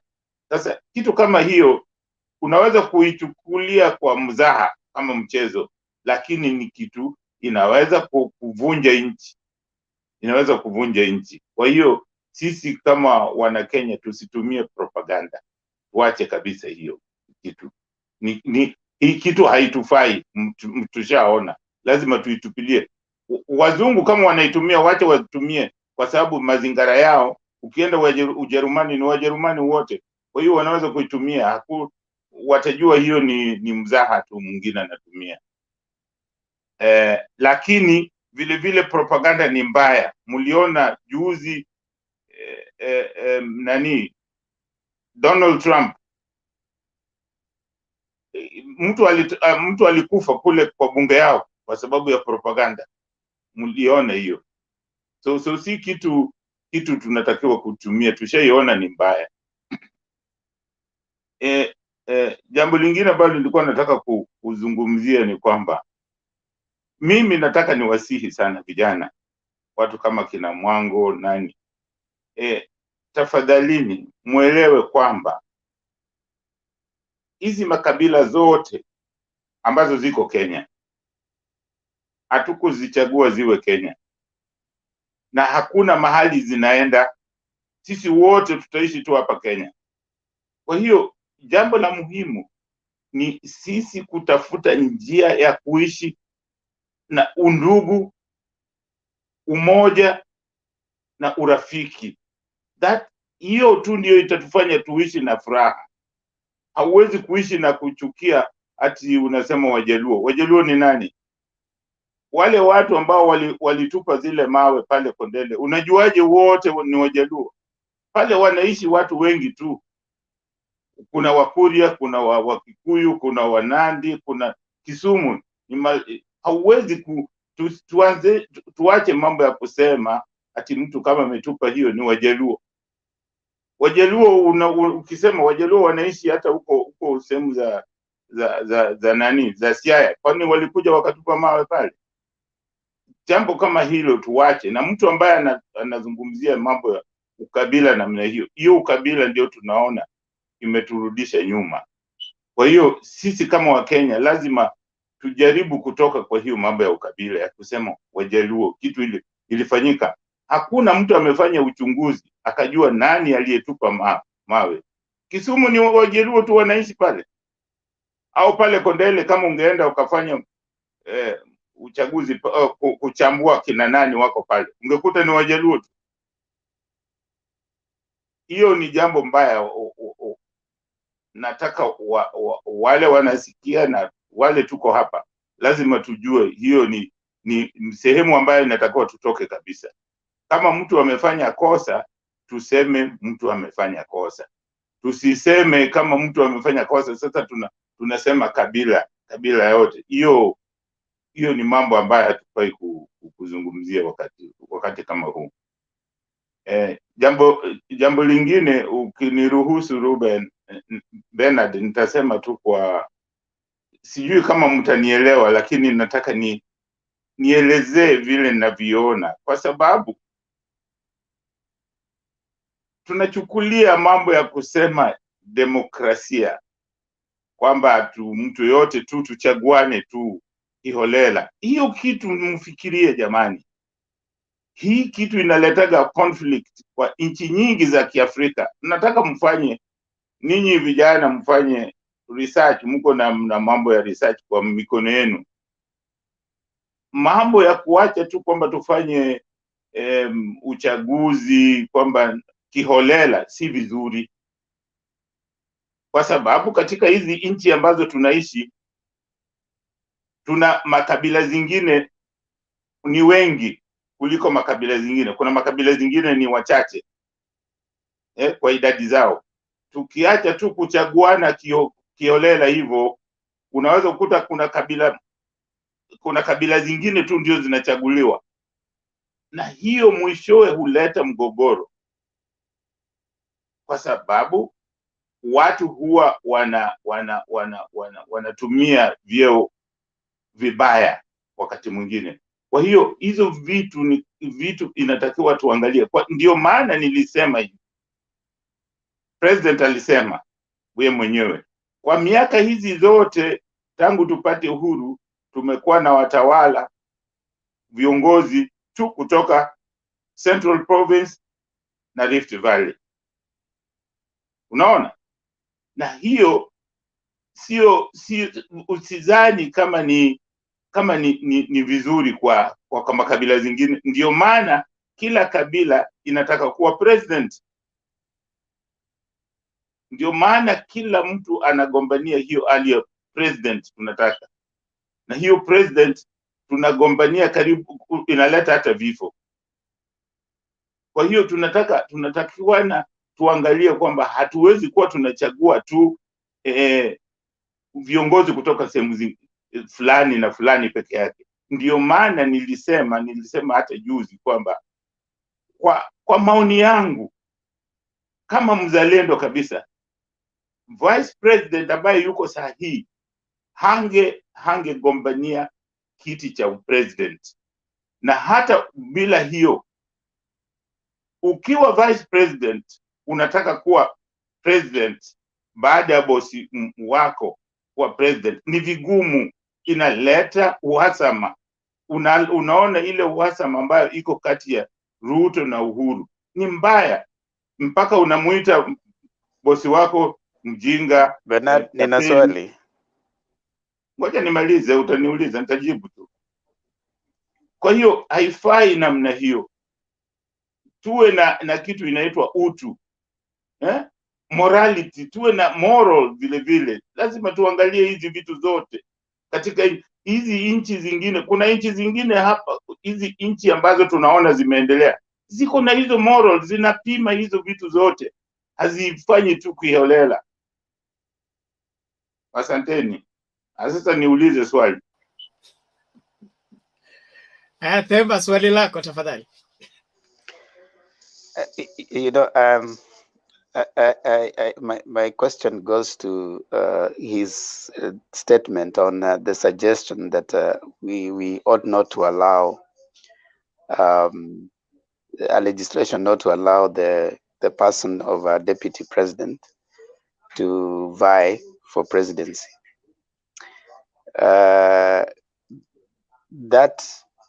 That in my view probably is suggesting that Kenya is the first country to have a deputy president who has been interested in being a president. Number two, that's it's also not a very good legislation to curtail the political ambitions of other people because of one person's personality.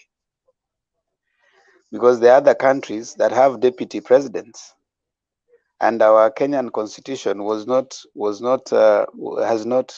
just come from anywhere. It was a comparison of other constitutions.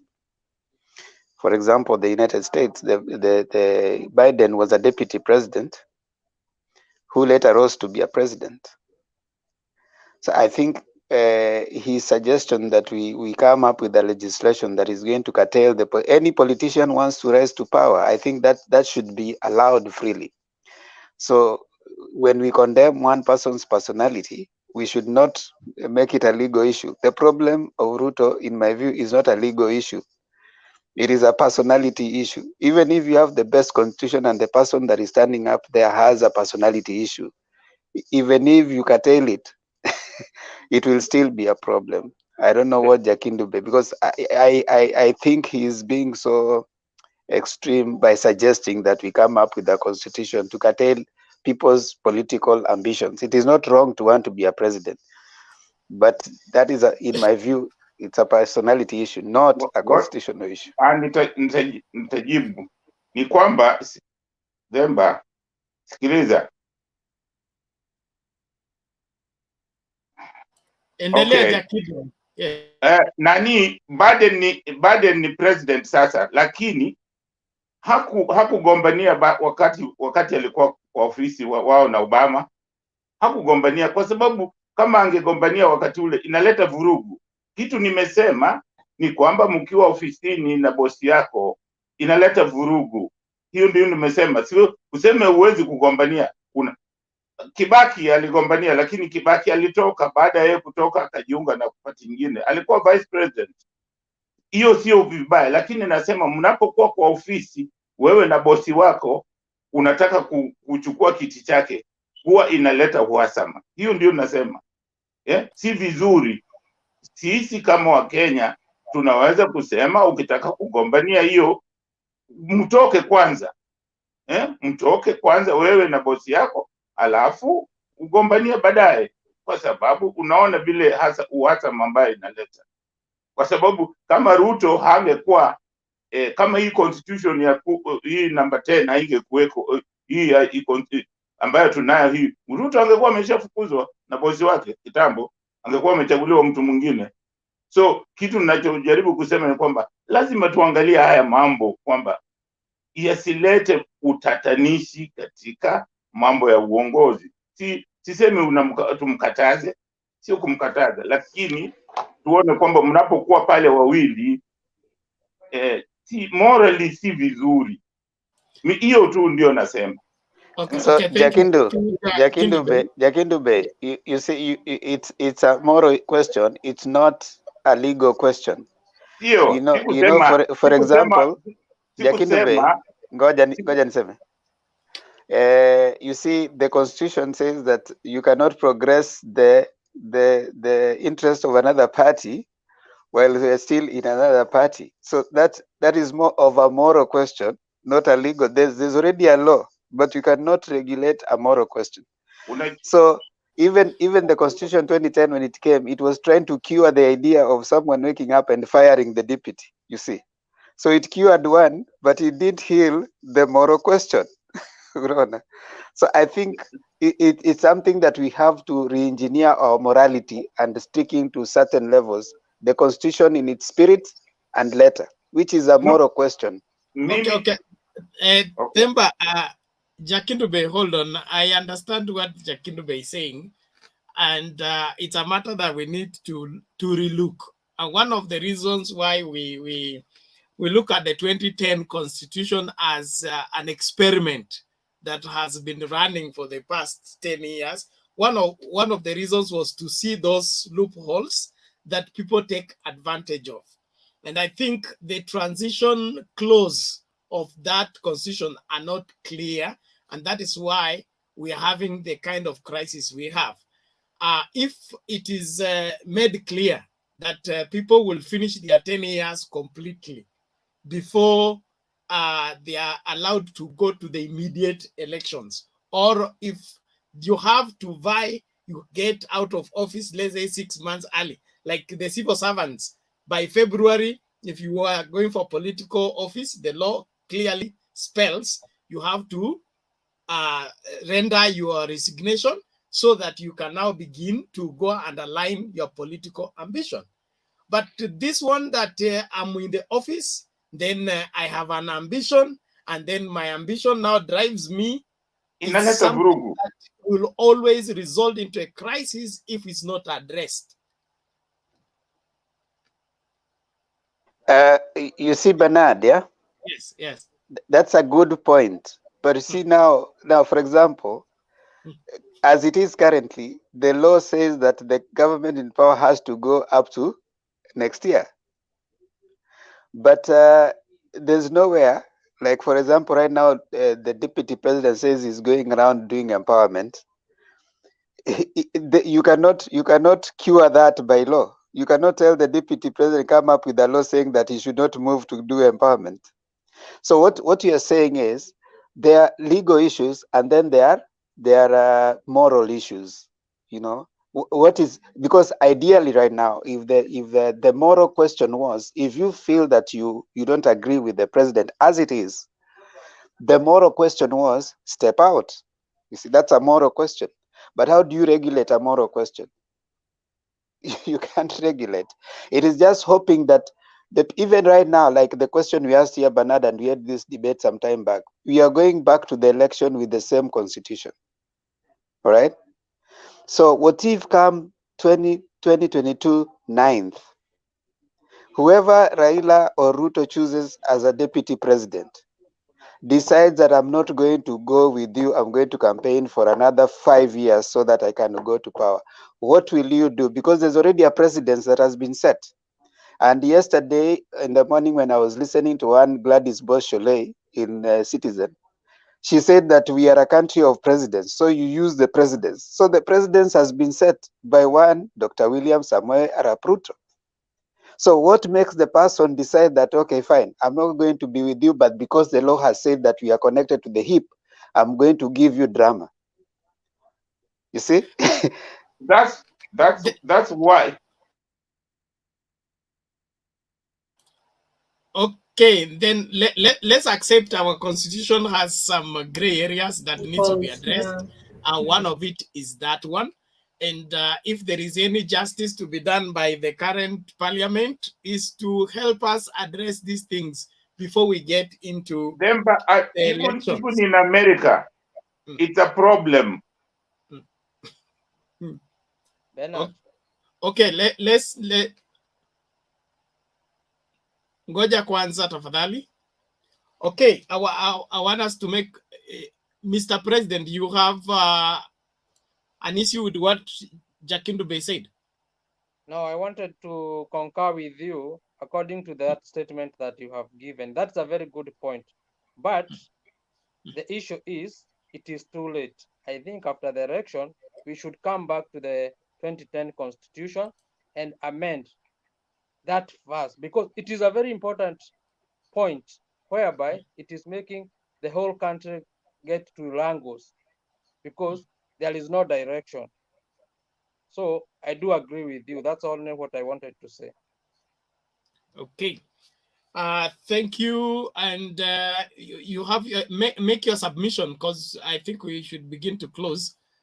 Probably before you come in, I would also want to say that the deputy president is the principal assistant to the president, and he's the one mandated by the constitution to succeed the president in case the president dies in office. So even him being required to resign he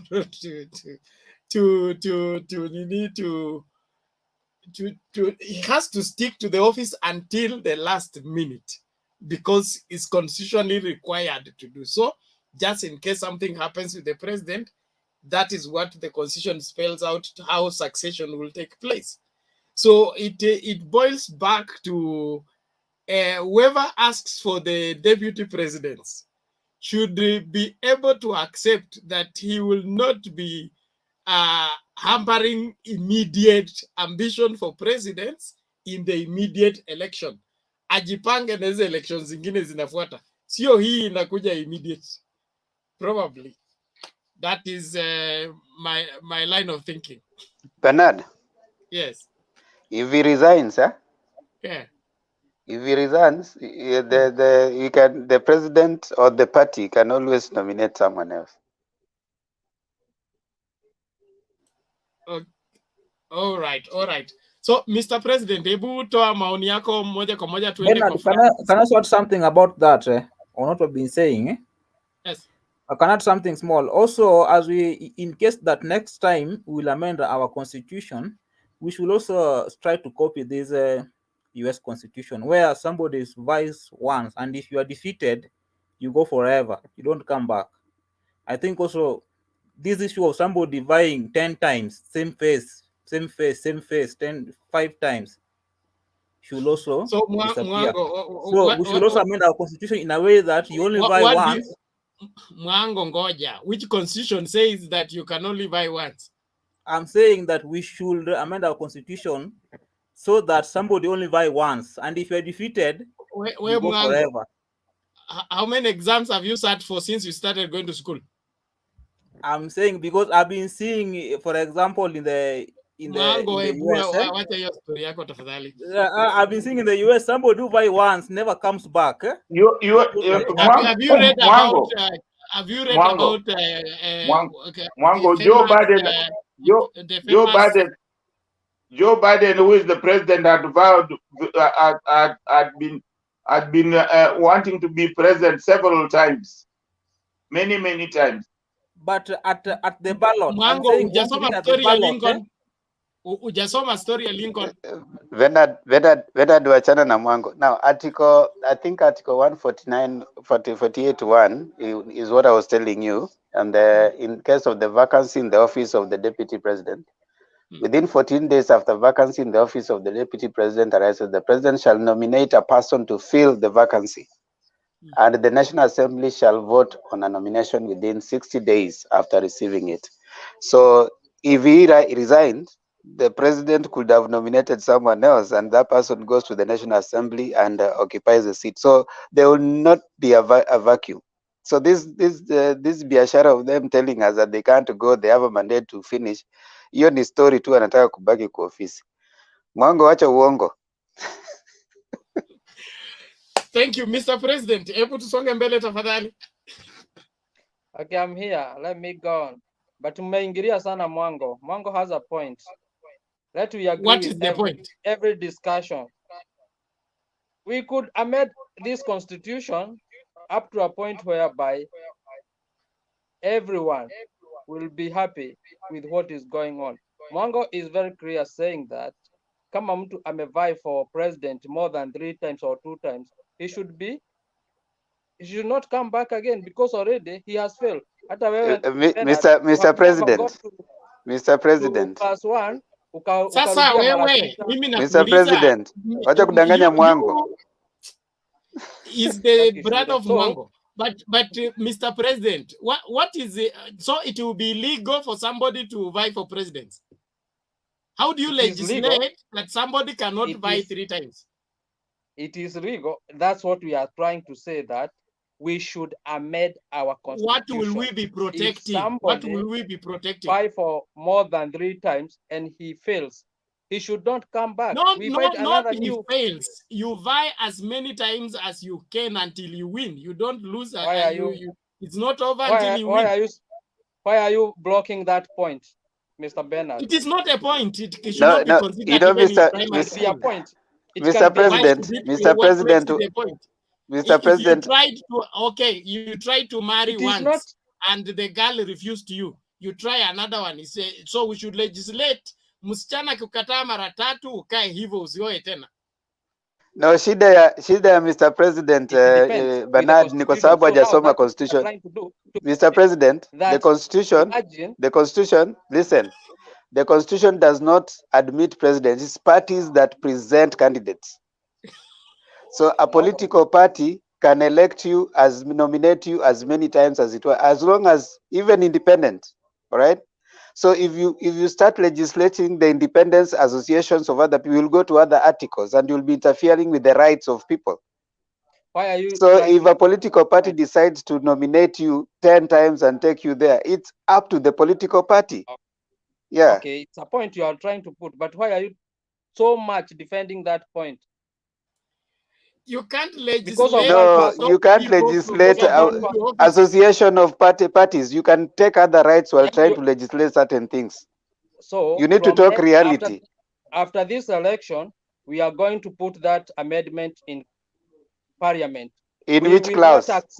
In which clause? Which clause? That's a new clause that we are going Political to Parties Act.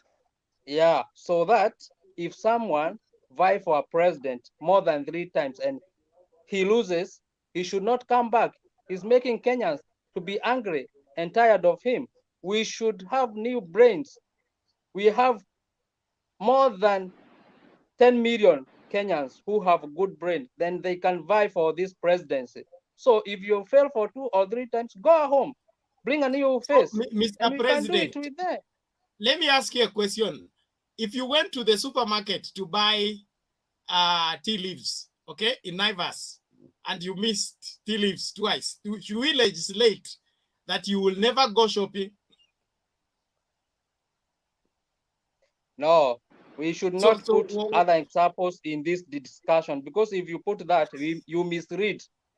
You are the one misleading us, and I know I understand you guys. I understand you guys. You're good in trying to derail us from pursuing the subject at hand. We are not trying to. We will not go there. Let and the rest Mr. President, Mr. Bernard. Wachia In hapo an event, tafadhali Penny. Order Bernard. everybody. Let's stop it there. That kind of line of thinking sioni it exist hata kwa secondary school. Hiyo ndio inafanya shule zinachomwa. Bernard. I believe quite Mr. Bernard Let's is do this. defending this point. Order. And you are very Order categorically everybody. defending this point. I Mr. know There why. is no point.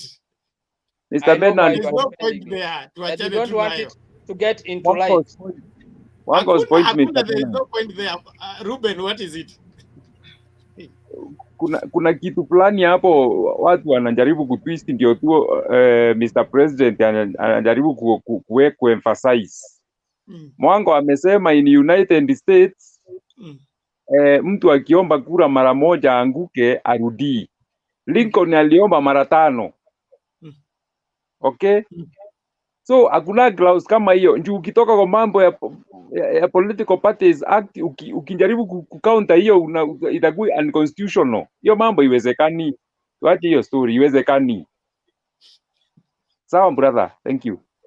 Constitution ya United States itaomba mara 3. This one. Asili TV 2 says this way. Mr. President, okay, if you apply for a job 3 times and you don't get the job, usitafute hiyo kazi tena.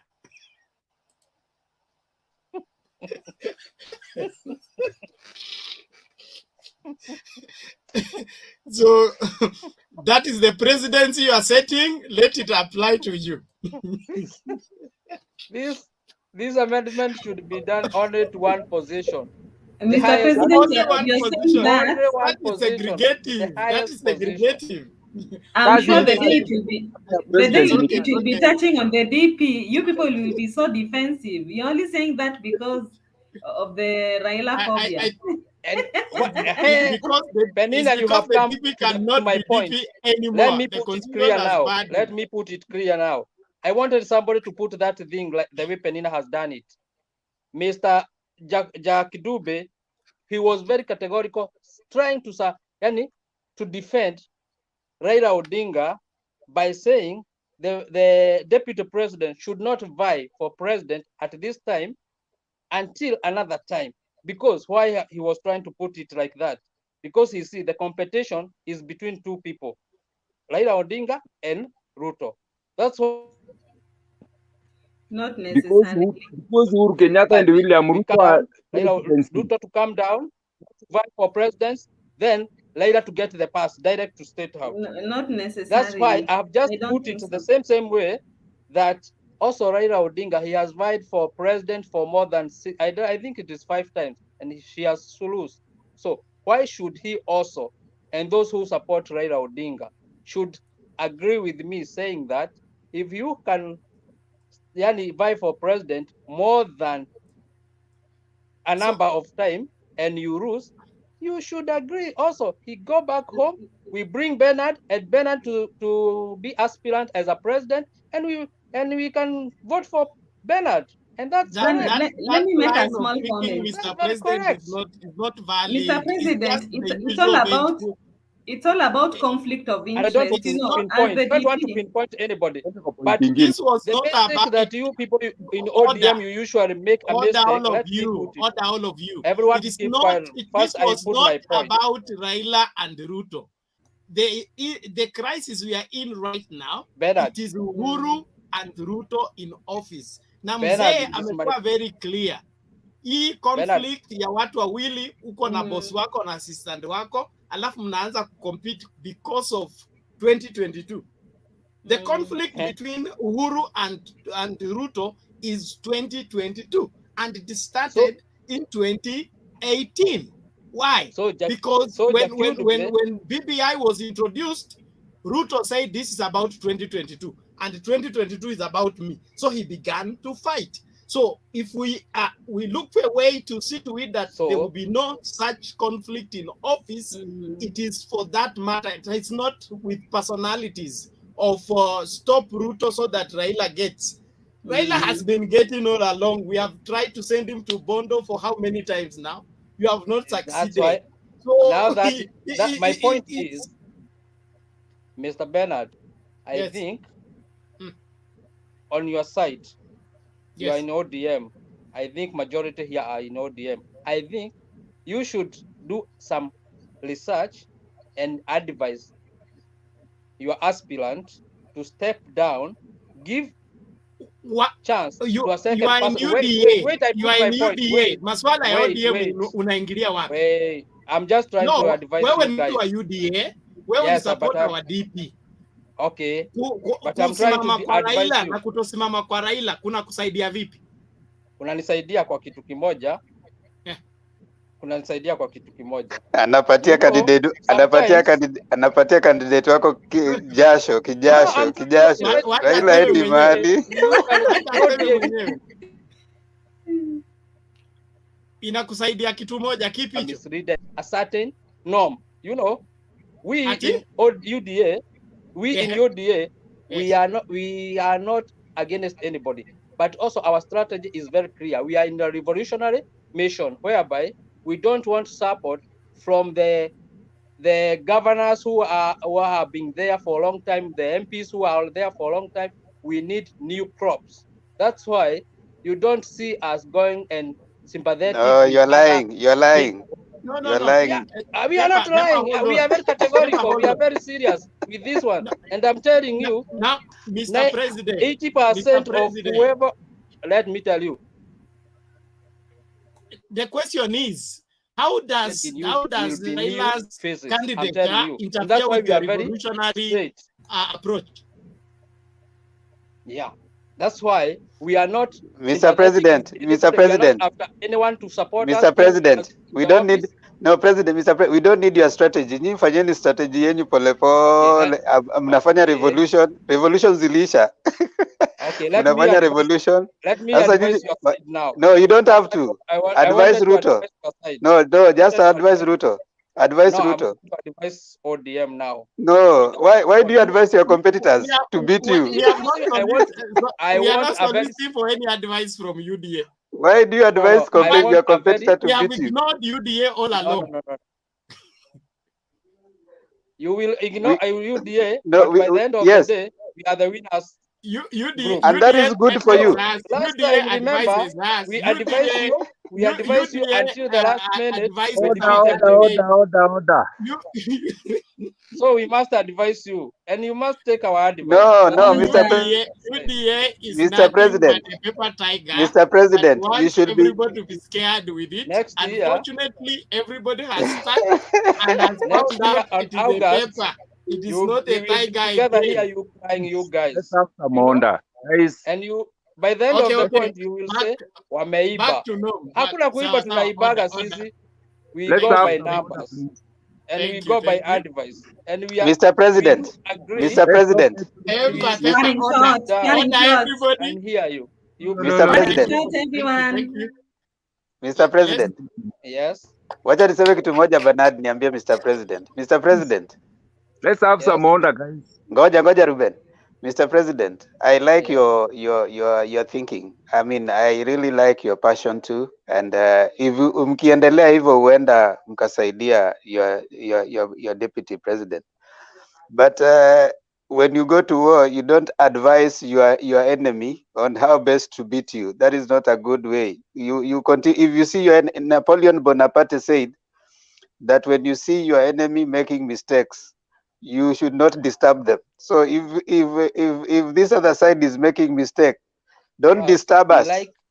Number two, listen. Number two, don't pray that people get out of the competition so that now you have a free way. It is a competition. Msianze kusema ati baba jiondoe. Wewe fanyeni mipango yenu, mkutane kwa debe. Wewe si mko na revolutionary ideas, endeleeni. Hata anaitwa nani? Waiguru ni revolutionary idea. Kang'ata ni revolutionary idea. Ndindi Nyoro revolutionary idea. Anaitwa nani? Gashagwa revolutionary idea. Anaitwa nani huyu jamaa wa Machakos? Senator wa Machakos na Khalwale revolutionary idea. Endeleeni hivyo mpaka next year. That's what I'm telling you. Okay, thank you for the revolutionary idea. Nataka tuanze kufungasha na okay. Ngoja hatuwezi kutoka kwa idea must get into our minds. Kabisa. I didn't finish my point. No. Let's do this. We begin our closing remarks from Penny Hype Community tukienda hivyo mpaka mwisho. Thank you. Okay. My final remarks is that I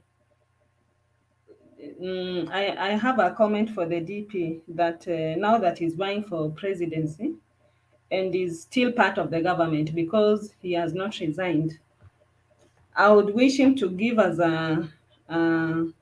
directions on what he's going to do. He keeps talking about the bottom up, uplifting the mamambogas and bodabodas, and he also keeps talking about creating employment. So he should come out and tell us what he's going to do about the organizations that are actually collapsing, and institutions like Moi University. We have KPLC, who are currently not even able to purchase some of their very basic insurances like public liability. They are bankrupt. So, and these are the same institutions that are supposed to be part of the job creation. So, because he's still in government, what mechanisms does he have in place to revive and revamp these parastatals and organizations, apart from the bottom up and the circles that he intends to assist with the money? Then the other comment that I also wanted to make is all about endorsements, because of the statements that have been flying around Mount Kenya. Yeah, I don't think there's anything wrong with a leader or even a former leader, a sitting leader, or any person coming out and endorsing a candidate of their choice.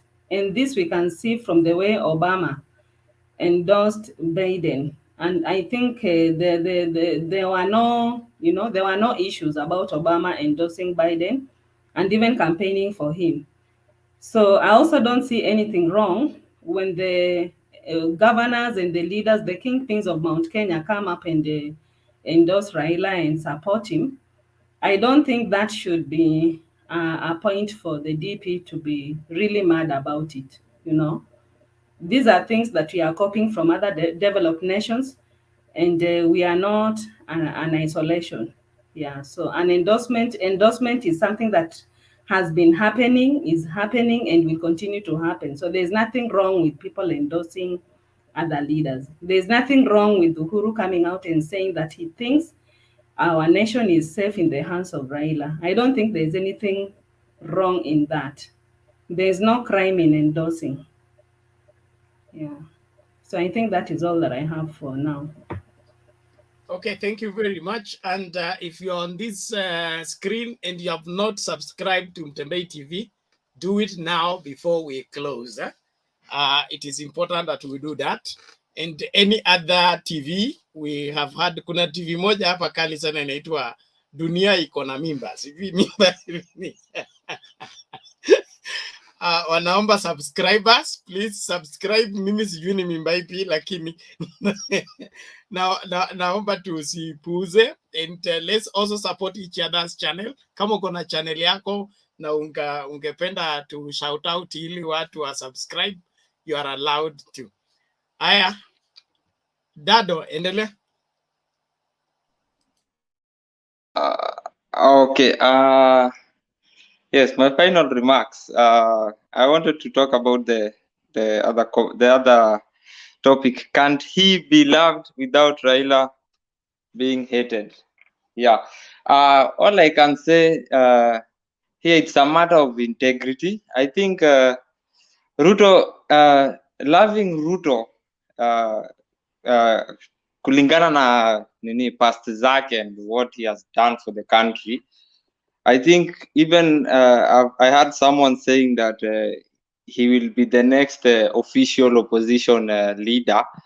I think all I can say personally, I think he's not fit even to be an opposition leader, official opposition leader, because of his integrity, because it is very questionable since his past, as I said, he has been the oppressor ever since YK 92, and then 2013, the way he was talking when ODM was in the opposition, you know. And then 2017, when during the second election, when they bashed the judiciary very, very badly, you know. So I think in terms of integrity, he's not even qualified to be an opposition leader. That is my personal opinion. And then all I can say is that as Kenyans, we really need to come out of that cocoon of being tribal, and we look at this. What is this? We look at the Kenya mtu amefanya, unaona, Kenya mtu amefanya ndio apate hiyo kiti, you know. Kenya tu mtu amefanyia inchi ndio aweze kupata hiyo kiti. So tuache kuangalia mambo ya ukabila, cause tumetoka hiyo generation and tumetoka hiyo season, you know, and it's time we be staunch supporters of good leadership, and we should always vote for the best, who we think is the best, and not just look for people watu tu wa kupiga mdomo, you know, and people who are just rich and all that. We should look for integrity and all that. That's all I can say. Yes. Thank you. I want us twende kwa ancestor. Yeah, asante sana Mr. Chair. In fact, ile point ambayo ningependa kupeana ni kuhusu about our taxation manze. Unajua ni kitu ambayo ina sudden wakati ambapo we are heavily taxed, ndio tujaribu kuclear hii mzigo yenye Uhuru Muigai Kenyatta the president and his deputy president William Samoei Ruto wameweka kwa mgongo yetu. Saa hii inaelekea 12 trillion. Na in fact when we have borrowed such amount of money and tunakuwa heavily taxed, sasa hii pesa tena baadaye iende kulipa ile deni, imagine tena inaingia kwa mifuko ya watu. It is something ambayo inakuwa sad. Ndio unaona sasa Wakenya tunalia, yani tunaendelea kulia mpaka hata ile siku tunaenda kwa kaburi tunalia tu tukijua tumeacha watoto wetu wakiteseka. It is something ambayo inastahili yule leader mwenye anakuja, please ajaribu kupigana na ufisadi na hii deni yenye wakati tunakuwa taxed tunaenda kulipa hiyo, ili tumalize hiyo deni. Kama ni 9 trillion tujifunge, kama ni miaka miwili tujifunge kabisa, we clear it, then ile pesa ambayo tutakuwa tunakusanya baada ya kubroaden our economy maybe through industrialization na what, in fact hiyo pesa angalau mifuko yetu iwe na do. Alafu about campaigns za William Samoei Ruto na Raila Amolo Odinga, in fact nina applaud Raila kwa sababu is on top. Raila when anaenda in a specific area, kwanza kabisa wale leaders wenye wako pale uanga wana raise their concern about maybe if it is agriculture, if it is fishing, if it is what have you. Then from there Raila anakuja in ana chip, lakini ukiangalia William Samoei Ruto wale watu wenye amebeba in fact tena ndio wanaenda kuongelea mambo ya community ya locality, instead wale wenye wako kwa locality waongee. So hapo William Samoei Ruto in fact inastahili aangalie na yeye sana, because sisi Raila anajaribu sana. Give first of all the local community, give them a chance so that they air their grievances, then uwapatie hope that ukiingia uongozini come 2022 you will address their underlying challenges. Alafu nikimalizia, I want to applaud my brother David. David is my brother from Nyamira, na mimi natoka Kisii County. In fact leo aliongea kitu ya maana sana. Hata Mr. President, hata Mr. Mwango inastahili na wao in fact waige hiyo mfano. Unajua Mr. David, I know him very well. Ni mtu ambaye amesoma vizuri, ni mtu ambaye ana reason vizuri, whereby leo yani aliongea mpaka nikasema wa Mungu wangu, cause alisema vizuri nikimnukuu kuwa if William Samoei Ruto atashindwa come 2022 he will be opposition leader. Okay, hivyo ndiyo alisema.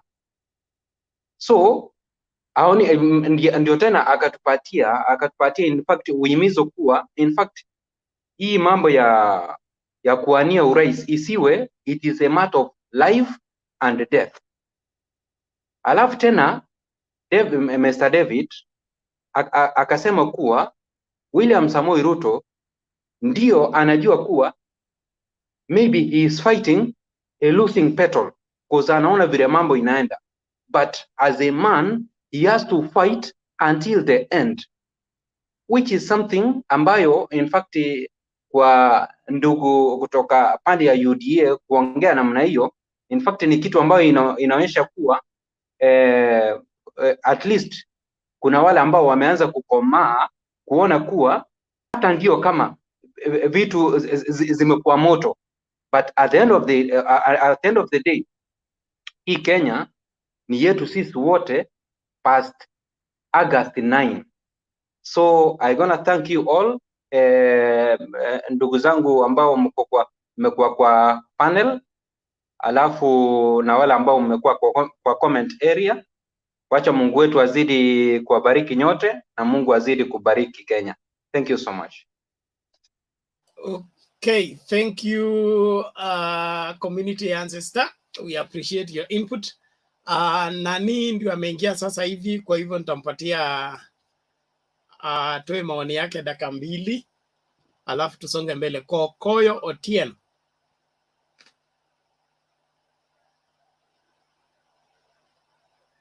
Unmute bwana Kokoyo. Kokoyo akikuja naona Jakindu Bey ako smart sana. Hiyo ndio tunapaswa kuwapia. Mfuate nyayo. Unanisikia? Yes, tunakusikia, endelea Kokoyo. Unmute kwanza, Mr. Kokoyo. You unmute, then speak. Okay. Is it okay? Yes, go ahead. Yeah, nimesema pole sana bwana, nimekuja late by the way. Anyway, I'm very happy bwana for this show. Nimekuwa nikilong sana kupatana na nyinyi niongee sana kwa hii show yenu. Lakini leo naona nimepata nafasi. Even though it is so, but nitaongea tu chenye nataka kuongea mimi.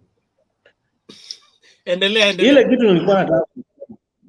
kitu nilikuwa nataka kusema. You know me, I'm in Italy, by the way. And there's something, huwa nikikaa nikiona ile politics ya kwenu, ya kwetu nyumbani, I really feel so sad. Because the reason why I'm saying so, mimi wakati wangu wa kwanza kukuja hapa Italy, if not my brother to tell me that there is an election going on, singeweza hata kujua. But you know in Kenya, wakati kuna elections bwana, hata mtoto mdogo mwenye amesaliwa jana atajua kuna election in Kenya. So ile kitu tu nilikuwa nataka kuongea about this our deputy president Mr. Samoei Ruto. I really like the guy so much. He's so energetic, he's so young, he can be a great leader. But there's only something that I'm seeing in him. He's behaving like a train that has gone outside the rail. Sasa ile kitu iko mbele yake inagonga tu. Because even the way he's talking, the guy sometimes anaongea na bitterness mpaka huwa anashindwa, is this a real leader ama ni nini naona mbele yangu? In fact, unaweza kuta saa zingine hata anaongea mpaka hata nashindwa, can I continue watching him or I just switch off whatever that I'm watching? Because I expect him to do more than what I'm seeing him doing. I expect him to behave in a manner for me to feel that this is the real leader, mwenye hata akichukua ile uongozi ya Kenya yetu, we can really believe in him. But ukiangalia venye I don't know, maybe I'm the one who is wrong, but to be sincere, I'm very sorry to say this, but I really used to like him before, even when they started their government with Uhuru Muigai Kenyatta. Kusema kweli mimi sikumpigia kura, but nilikuwa nampenda. Lakini kufika mahali venye naona sasa mrengo yao ile njia yenye wanaenda, hata you just pity the guy. I don't know where that bitterness is coming from, because even ukiona venye anaongea kuhusu Raila every time akienda kwa kampeni zake, unaona tu anaongea kuhusu tu Raila na anaongea na bitterness. You really wonder, is he going for the presidency or is going for Raila? So maybe I'm the one who is wrong, but to me, I feel what the guy is doing is not something that we should expect him to be doing right now. So maybe I'm wrong, but to me, that is what I wanted to say. And you guys, I thank you so much for giving me the opportunity. Anyway, it's jana hata nilikuwa nimejaribu sana, nilikuwa nataka kuongea, nikaona hata sikupewa nafasi, sikupata hata nafasi kuingia kwa show. But I know maybe if we continue like this, itakuwa kitu mzuri sana. Okay. Sawa, thank you Kokoyo, tunakushukuru kwa maoni yako na tunakukaribisha tuendelee kujumuika pamoja. This is Mtembei TV, and you are free to subscribe so that you will always be notified anytime we are coming live. We are working out to see to it that you will be here every time you need us to be here. Thank you. I want us to go. Yeah, we go straight to Peter. Okay. Yes, Bernard. Hey, Peter, endelea. Hali vipi? Uko na dakika kama mbili. Yeah, I was out of network, but now I'm back. I'm in South Africa by now. So let me talk about this William Ruto issues with the government. To me, I feel like William Ruto believed that he is the one who gave Uhuru Muigai Kenyatta power. He believed that. And until now, he believed that he's the one who gave Raila Amolo Odinga the prime minister in 2007. And this thing comes from the point of, by the time you were voting in 2010, we were voting about the constitution, he was against the constitution and he got, I think, 2 million votes. I think that eagle comes from that point. So until today, he strongly believes that without him, you cannot be a leader in this country, which is very wrong. It's very, very wrong. Yeah, and what I know about him talking about this political and with bitterness, I think it's because of the anger that he have in him, that he feel like people are using him to be in whatever they want to be into. Which I don't think that is the right way you should think. I don't think it's the right way. But one thing I want, like Ruto must know for sure, is that he's dealing with Kenyans that are exposing their minds every year. The Kenya he was talking to in the 2013, they might be the Kenya he spoke with in the 2017, And there might be the Kenya that he's speaking with in this race of 2022, but they might not in the same mindset they were in the 2013, in 2017, and now. So they are people are in the same. They might be in the same country, but not in the same mindset. And now people they need reality. You must put the reality on the table, then they follow you according to your reality. They must not vote for you because you are somebody or you are somebody those years. No, give us what you want to do and give us you. Then we'll give you what you want from us. Don't accuse somebody so in the name of favor. I don't think it works that way. So that's my take. That's my take. Thank you for Okay. that. Okay, thank you, Peter. You are most welcome. We go straight to Paul. I hope this time, Paul, it works.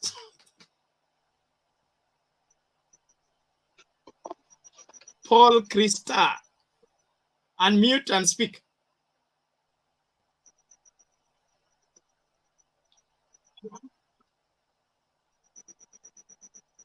Paul seems not to be lucky today. Okay, let's go to Mwango. Your closing remarks, please. Okay, thank you. Well, it seems that as time goes by, politics is hitting, and we see so many movements here and there. But there's something that I want to speak off the cuff about corruption. You people have been accusing DP of corruption. Yes? Your closing remarks, please. Yeah, I'm just closing with that statement so that I go. You have been accusing DP of corruption, and yet there's something happening in the glare of Uhuru Kenyatta and even Raila Odinga. The issue of KEMSA, we see KEMSA a lot of reshuffling being done, and yet there is a very active case of corruption. So I still wonder why are all these changes happening, and yet still there is a very strong investigation going on with KEMSA, and we see some changes happening. Are these not people trying to hide the evidence? We the other day there was somebody, a very key person who was transferred from KEMSA to somewhere else on the docket. Now a year of, I don't know, employees. Now they're coming with CG. There were so many employees, what, so they want to just to just go away. I don't think Kenyans are sincere, and Uhuru Kenyatta should come out and tell us what is happening there in KEMSA.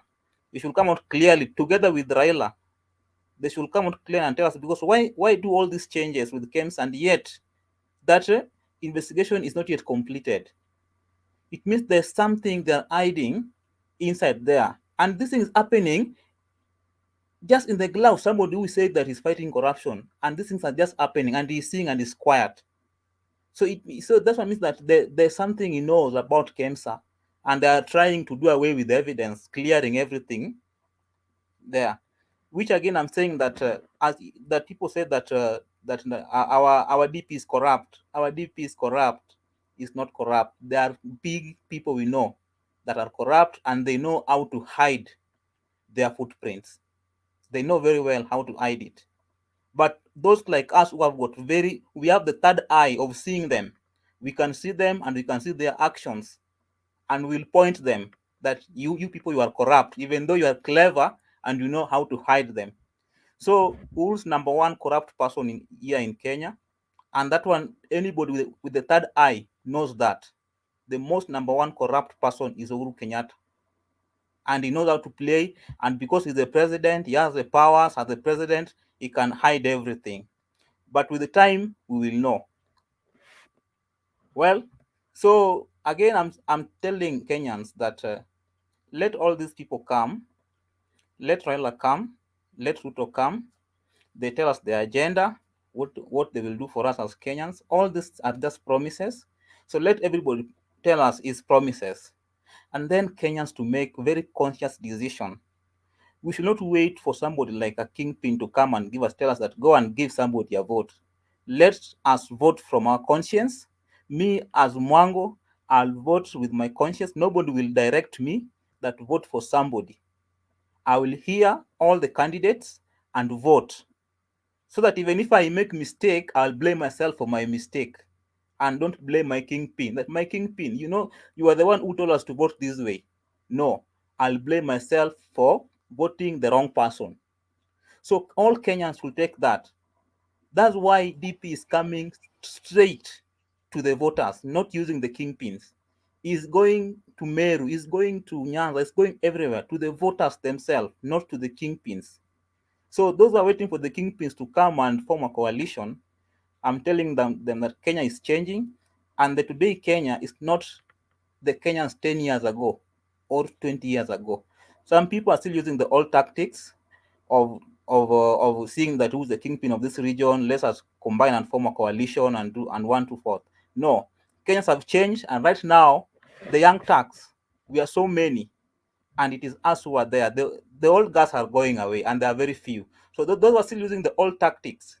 They are in for a huge shock when now it will come 2022, where people will vote based on Mwango, ideology. maliza bwana, maliza. Where people will vote based on ideology and not following the kingpin, because I find that these kingpins, they have really. Mwango, I'm closing finishing. remarks. Yeah, I'm finishing. These kingpins, they tell us that now they go with the community interest. Kumbe, they go with their just with their stomach. So if when somebody goes there with something like a very flat stomach, but after some years he come with a very big stomach and was saying that he was our kingpin. So, and us who are following him, we are still thin and and waiting for him to bring for us something. So Kenyans, vote your conscience with your conscience. Don't let someone tell you that so and so. Vote for your conscience with your conscience and vote the right person, who is the Deputy President William Samoei Arap Ruto. Thank you so much. But now let me give my closing remark in 1 minute. I want you to be the closing one. I'm giving so that I step out. We are closing together. Wewe ndio unapeananga shout out now. Hacha niseme. Unless you are running somewhere. Yeah, I have a meeting coming up. Okay, malizia basi. I really appreciate everyone who came on, Mr. President, Karibu, Mwango, and all the rest that came in. Mwango has told us about all tactics. It is Ruto applying Moi tactics of Moi used to take mahindi, maize to people around voting time. Ruto is taking 1 million, 2 million, the same old tactics of one Moi. So he's just speaking new, but he's behaving old. Ruto is saying that he's not going to any kingpins, but he's busy working with Obando in Nyanza. He's busy working with. He thinks Mudama is a kingpin in Ukambani. He thinks Kalwale is a kingpin in Western. What he doesn't want, he wants to take us back to one-party political system. We have refused. And Kenya is a multi-party democracy, and the moment he starts respecting that, things will be okay. So people like Mwango who come to lie to us with rhetoric, we have refused. Raila is not in the Jubilee government. The person whom we should blame for corruption and everything is one Dr. William Samoei Arap Ruto. So if there's any corrupt cases in the Jubilee government, the president is Uhuru Muigai Kenyatta and the deputy president is William Samoei Ruto. So if there are any corruption cases that are within the Jubilee government, then Dr. William Samoei Ruto should stand squarely and tell us. He has claimed that he is taking all the benefits of Jubilee. Then he should also take all the losses of Jubilee, including all the corruption cases. And if Jubilee is going on because of corruption, Ruto should not claim that he's clean. He should also go home because of corruption. One, Dr. William Samoei Arap Ruto is not bringing nothing new. The thing is calling revolution. He is taking us back to one-party political system and is taking us back to corruption. He's never spoken about corruption anywhere. He's never talked about constitutionalism anywhere. He's using the state resources. Kenyans, do not elect someone whom you paid and for 4 years has been campaigning, using the same money you are paying him. He's been using the state residency, Karen, to entertain brokers who come in the name of supporting him. He has displayed even the party flag of UDA in current residence, which is an official residence. So we refuse such liars and such people who cannot own up to anything. We should not accept them. Choose ODM, choose peace, choose unity. Azimio la Umoja it is. Thank you so much. See you tomorrow. Okay, thank you, Themba. Mr. President, Yeah, your closing remarks quickly. You have done it. Sorry? Member has in after Mwango just put some points so that to clean them out. It's okay. That's a strategic way to try and put her vote on his side. But on my side, I want to pinpoint 3 points. First point, Ruto is very categorical in his political style, and he's new with a new style whereby he don't follow the old way of doing things. That's why you are so much mixed by how he's doing his things. That's why I said before, but I was just hacked by everybody. I said, these are revolutionary, whereby we are going to bring new faces, young people, new brain, fresh brain, whereby old tactic and old readers do not understand this kind of politics. That's why in ODM, unless you come up and understand our strategy, by the end of the day, you will cry by saying that we have still, but we have not. The young generation, the civilized Kenyans who can understand and hear away from propagandas, but facts which are being laid down, are the ones who are going to vote. Azimio la Umoja from Raila Odinga anasema ni kushikanisha Wakenya. Anashikanisha Wakenya wakati ule wanafight Miguna, wanafight Waigoro juu ameruka the other side, wanafight the other guys, a number of people. So a brainwash, a conmanship in that. On the other side from Raila Ruto. Ruto is very categorical, saying that BBI was a brainwash, a conmanship style to bring a certain way to amend the constitution by sweet-talking Kenyans to vote it. Thank God it was removed by the court. How? It is in this way. As in BBI, we were being told that they are going to add the tax to the counts to 35%, whereby in the clear line of the constitution, it says 15, the shares should not be below 15%. That is very clear to everyone that you can put even 100%. So the style by most of Kenyans, 80% of Kenya have come to realize that they used the wrong strategy to get their vote. And that's why they cry, saying that they have been, the votes have been stolen. No, Kenyans are very civilized. They have been watching how Raila is talking, how Ruto is talking, and they are going to decide from their individual decision. That's why if you see Ruto going direct to mwananchi wa kawaida, he's doing this because he wants the direct person to decide from his brain, not from certain person. If you can watch the mail where Ruto was, Kiraito Morongi, the other guy is not supporting Ruto, but mwananchi wa kawaida is very supportive. That's the only thing that we want. The strategy is very clear. We don't want the smaller percent up there who are being very corrupt, very confused. We want the young generation to fight for us.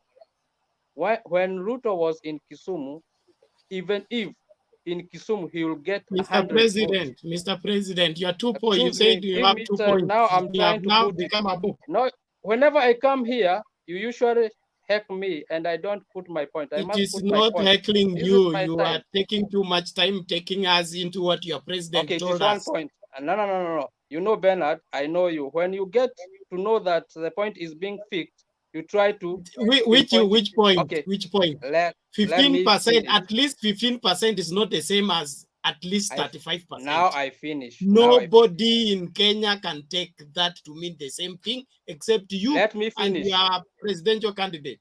Let me finish now. My last point was when Ruto went to Kisumu on Western, even if he will get 100 votes, only 100 votes, he's a super leader because none other than Ruto, who has taken he himself away from Raila to that area as a presidential candidate.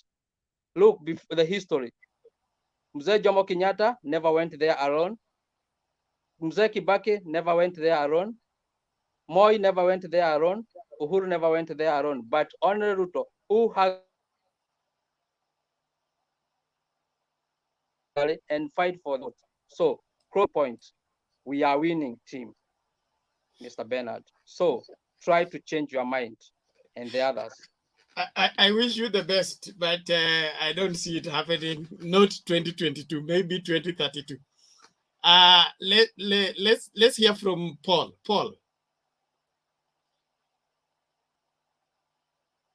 Paul, unmute tafadhali na upeane your closing remarks. Naondoka.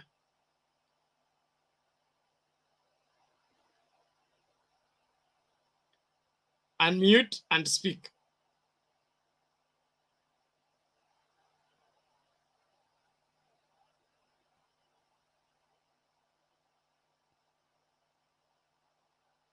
Oh, Paul. Let me read. I think you had your points in the private chat. Let me see, Paul. Not read them.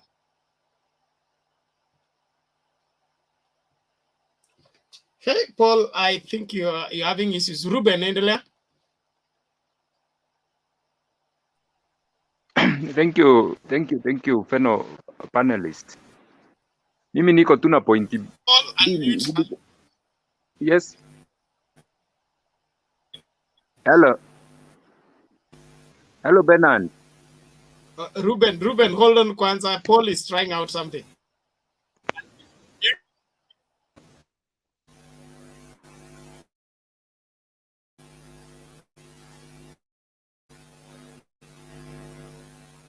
Paul, you just click once, not several times.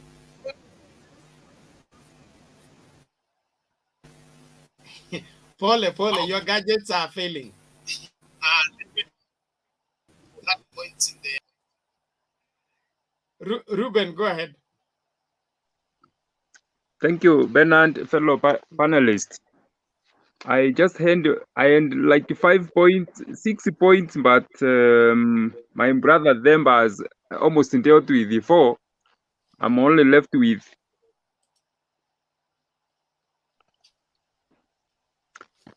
and na hizi ni point zile ambazo sijasikia wengine mkiongea kuzihusu. Let's go back to, because nimesikia watu wengi especially the pro UDA people wakisema mambo ya vijana, mtu ambaye young, Ruto is young and all that. I want to say this way. In 1963, tukitaka kurudi nyuma huko kidogo, Jomo Kenyatta was about 79 years wakati aliingia kwa power in 1963. Ndio maana alikuwa anaitwa mzee Jomo Kenyatta.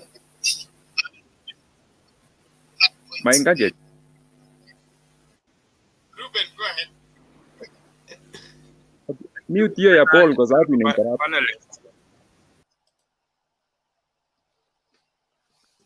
Can you hear me? Carry on, Ruben, please. Malizia tuende. Okay, I want to go fast. In 1963, mzee Jomo Kenyatta was about 79 years, 70 something years. That's why he was called mzee Jomo Kenyatta. Aliongoza nchi yetu vizuri mpaka 1978 akakufia kwa ofisi. huko Mombasa, State House Mombasa. The person yule ambaye alikuwa alimsucceed ni His Excellency the late Mzee Moi.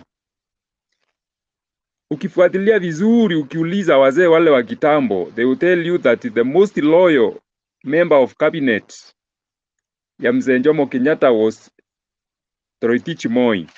He was the most loyal. Mkristo yule amesimama, akuwa anafail kanisa hata siku moja.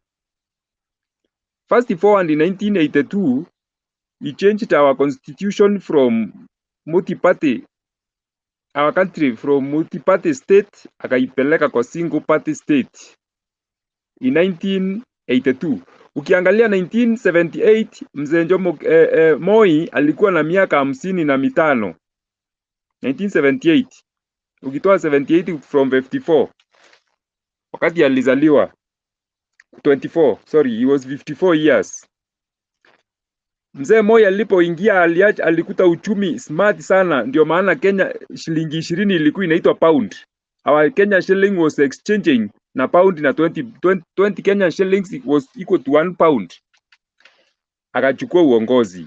Kenya ikiwa na vyama vingi, akachukua uongozi akiwa mnyenyekevu, mcha Mungu, mtu wa kanisa. Na akiwa anaonekana kama yeye ndiye alikuwa mtu weak. 1982 akabadilisha katiba. Akaongoza nchi mpaka 2002. Mwai Kibaki at 72 years akaingia kwa uongozi. Mzee Mwai Kibaki akaingia kwa uongozi in the year 2002. Akaongoza nchi yetu successfully for 10 years. Mzee Mwai Kibaki akaondoka kwa uongozi wa nchi akiwa na miaka 82. That is in the year 2013. Akapatia kijana ako na miaka 44 anaitwa Uhuru Kenyatta aongoze nchi. Miaka 54 akampatia uongozi aongoze hii nchi, wakiwa na kijana mwingine anaitwa William Ruto waongoze hii nchi wakiwa vijana. Wakakuta vyama vingi, they collapsed 13 parties zile ziliweka kwa uongozi, wakatengeneza chama moja. Sio wako na ile ukatuni ya chama moja. Ile tu mambo ya kuenda kwa single party state. Wakavunja vyama vyote wakatengeneza Jubilee. Wakaongoza nchi vibaya, graft. Kama vile Moi tu ulikuwa na graft for 24 years. Wakaongoza nchi vibaya. 10 ya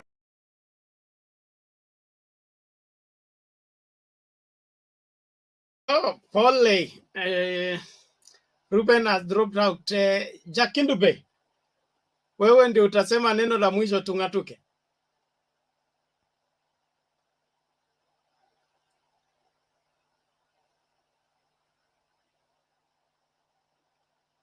Jakindube, upo?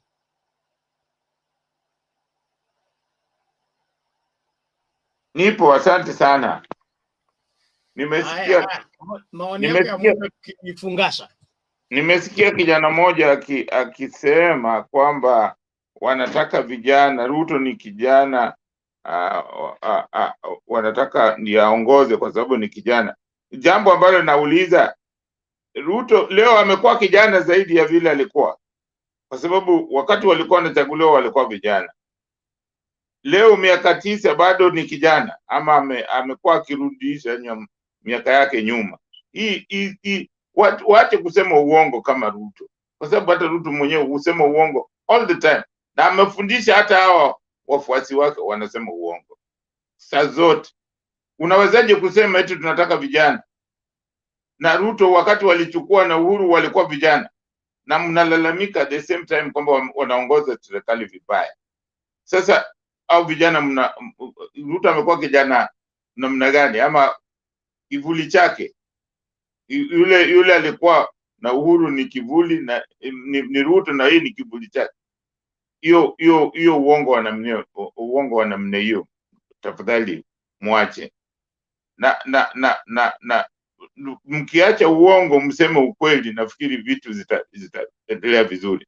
Na kitu nyingine nilitokuwa nataka kusema ni kwamba nasikitika sana mimi, saa zingine najiuliza, hawa watu ambao mnasema ati Raila ati yani wanauliza au wanajaribu kulinganisha Raila na kina Ruto. Jamani, kwa saa zingine kweli mtu anashiba ama analewa analewa na ile uzuri ya mtu amekufanyia, unalewa nayo, unaanza kuwa hizi ninyi wao watu hawakuweko 1992 82 83 84 85 hizo siku tulikuwa huwezi hata kusema, huwezi hata kukooa. Hawajui kule tumetoka, na ni vibaya sana kama watu hawajui kule tumetoka. Mimi nafikiri kuna siku moja tukipata nafasi nyingine kama wako, nitawaelezea kule tulitoka. Kwa nini namheshimu Raila sana sana sana, na wakina Matiba kina nani na waheshimu. Kwa hiyo tafadhali hao watu naomba siku nyingine Bwana Bernard wakiweko, nikiweko nitawaelezea kule tulikuweko, kule tumetoka, kwa sababu inatakiwa tuelezane kule tumetoka na mahali tuko, kwa sababu tusipoelezana hivyo wengine wanafikiri Kenya ilikuwa hivi tu. Asanteni sana na Mungu awabariki na muwe na usiku mwema, na Mungu atazidi, tunaomba Mungu azidi kubariki nchi yetu. Asanteni sana. Amen. Thank you very much. I want to appreciate all of you that have joined us on this particular show. We salute you all for your contribution and continued support. Please, let's keep it at Mtembei TV. If you have not subscribed, make sure that you subscribe and keep sharing with everybody in your life so that everybody can get the right information from the right source for the betterment of our country. We'll shout out some names of those that have been busy on the comment section. Lynette Kadua, thank you so much. Millicent Adhiambo, we salute you. Daudi M, thank you so much. Alan Onyando, thank you very much. Ndalo Peter, we appreciate you. Power 7 TV, thank you so much. Young Luo, we appreciate you. Mr. Jackton, thank you very much. We appreciate you. Hype Dado, thank you so much. We appreciate you. Dennis Ondiek, our faithful follower, thank you so much. We appreciate your input. Let's keep at Mtembei TV. Thank you. Jacqueline Radido, thank you so much. Mtandao, tunakushukuru. Nani mwingine hapa wa mwisho? Nani? Martin Wilson. Wilson, you are always there for us. Thank you so much. We appreciate you. We look forward to doing this again later on in the day. We will be here discussing the latest in the political development and how to ensure that Kenya goes into the right direction. Let's pray together as we close. Father, in Jesus' name, we thank you for the privilege to be on this platform and share different views on our great nation. We continually commit this nation into your hands, asking you to keep and preserve this land on every side. Even as we look forward to the 2022 elections, we ask you that by your wisdom, your knowledge, and understanding, this nation shall be led, that you will govern each and every voter and the entire transition system to be accurate according to your will and purpose. We pray for every family, each and every community in this nation. Let them be kept and be preserved by your power. We give you thanks and bless you for our current president, the deputy, and all leaders at all levels. Let them, by your wisdom, be the deciding factor of where this nation goes to. Deliver us from wrong leadership, deliver us from wrong direction, and help us to fit in your plan and purpose. We love you, we bless you. In Jesus' name we pray. Amen. Amen. Thank you so much. God bless you. Bye. Bye. Bye. Bless you. Let's do this again.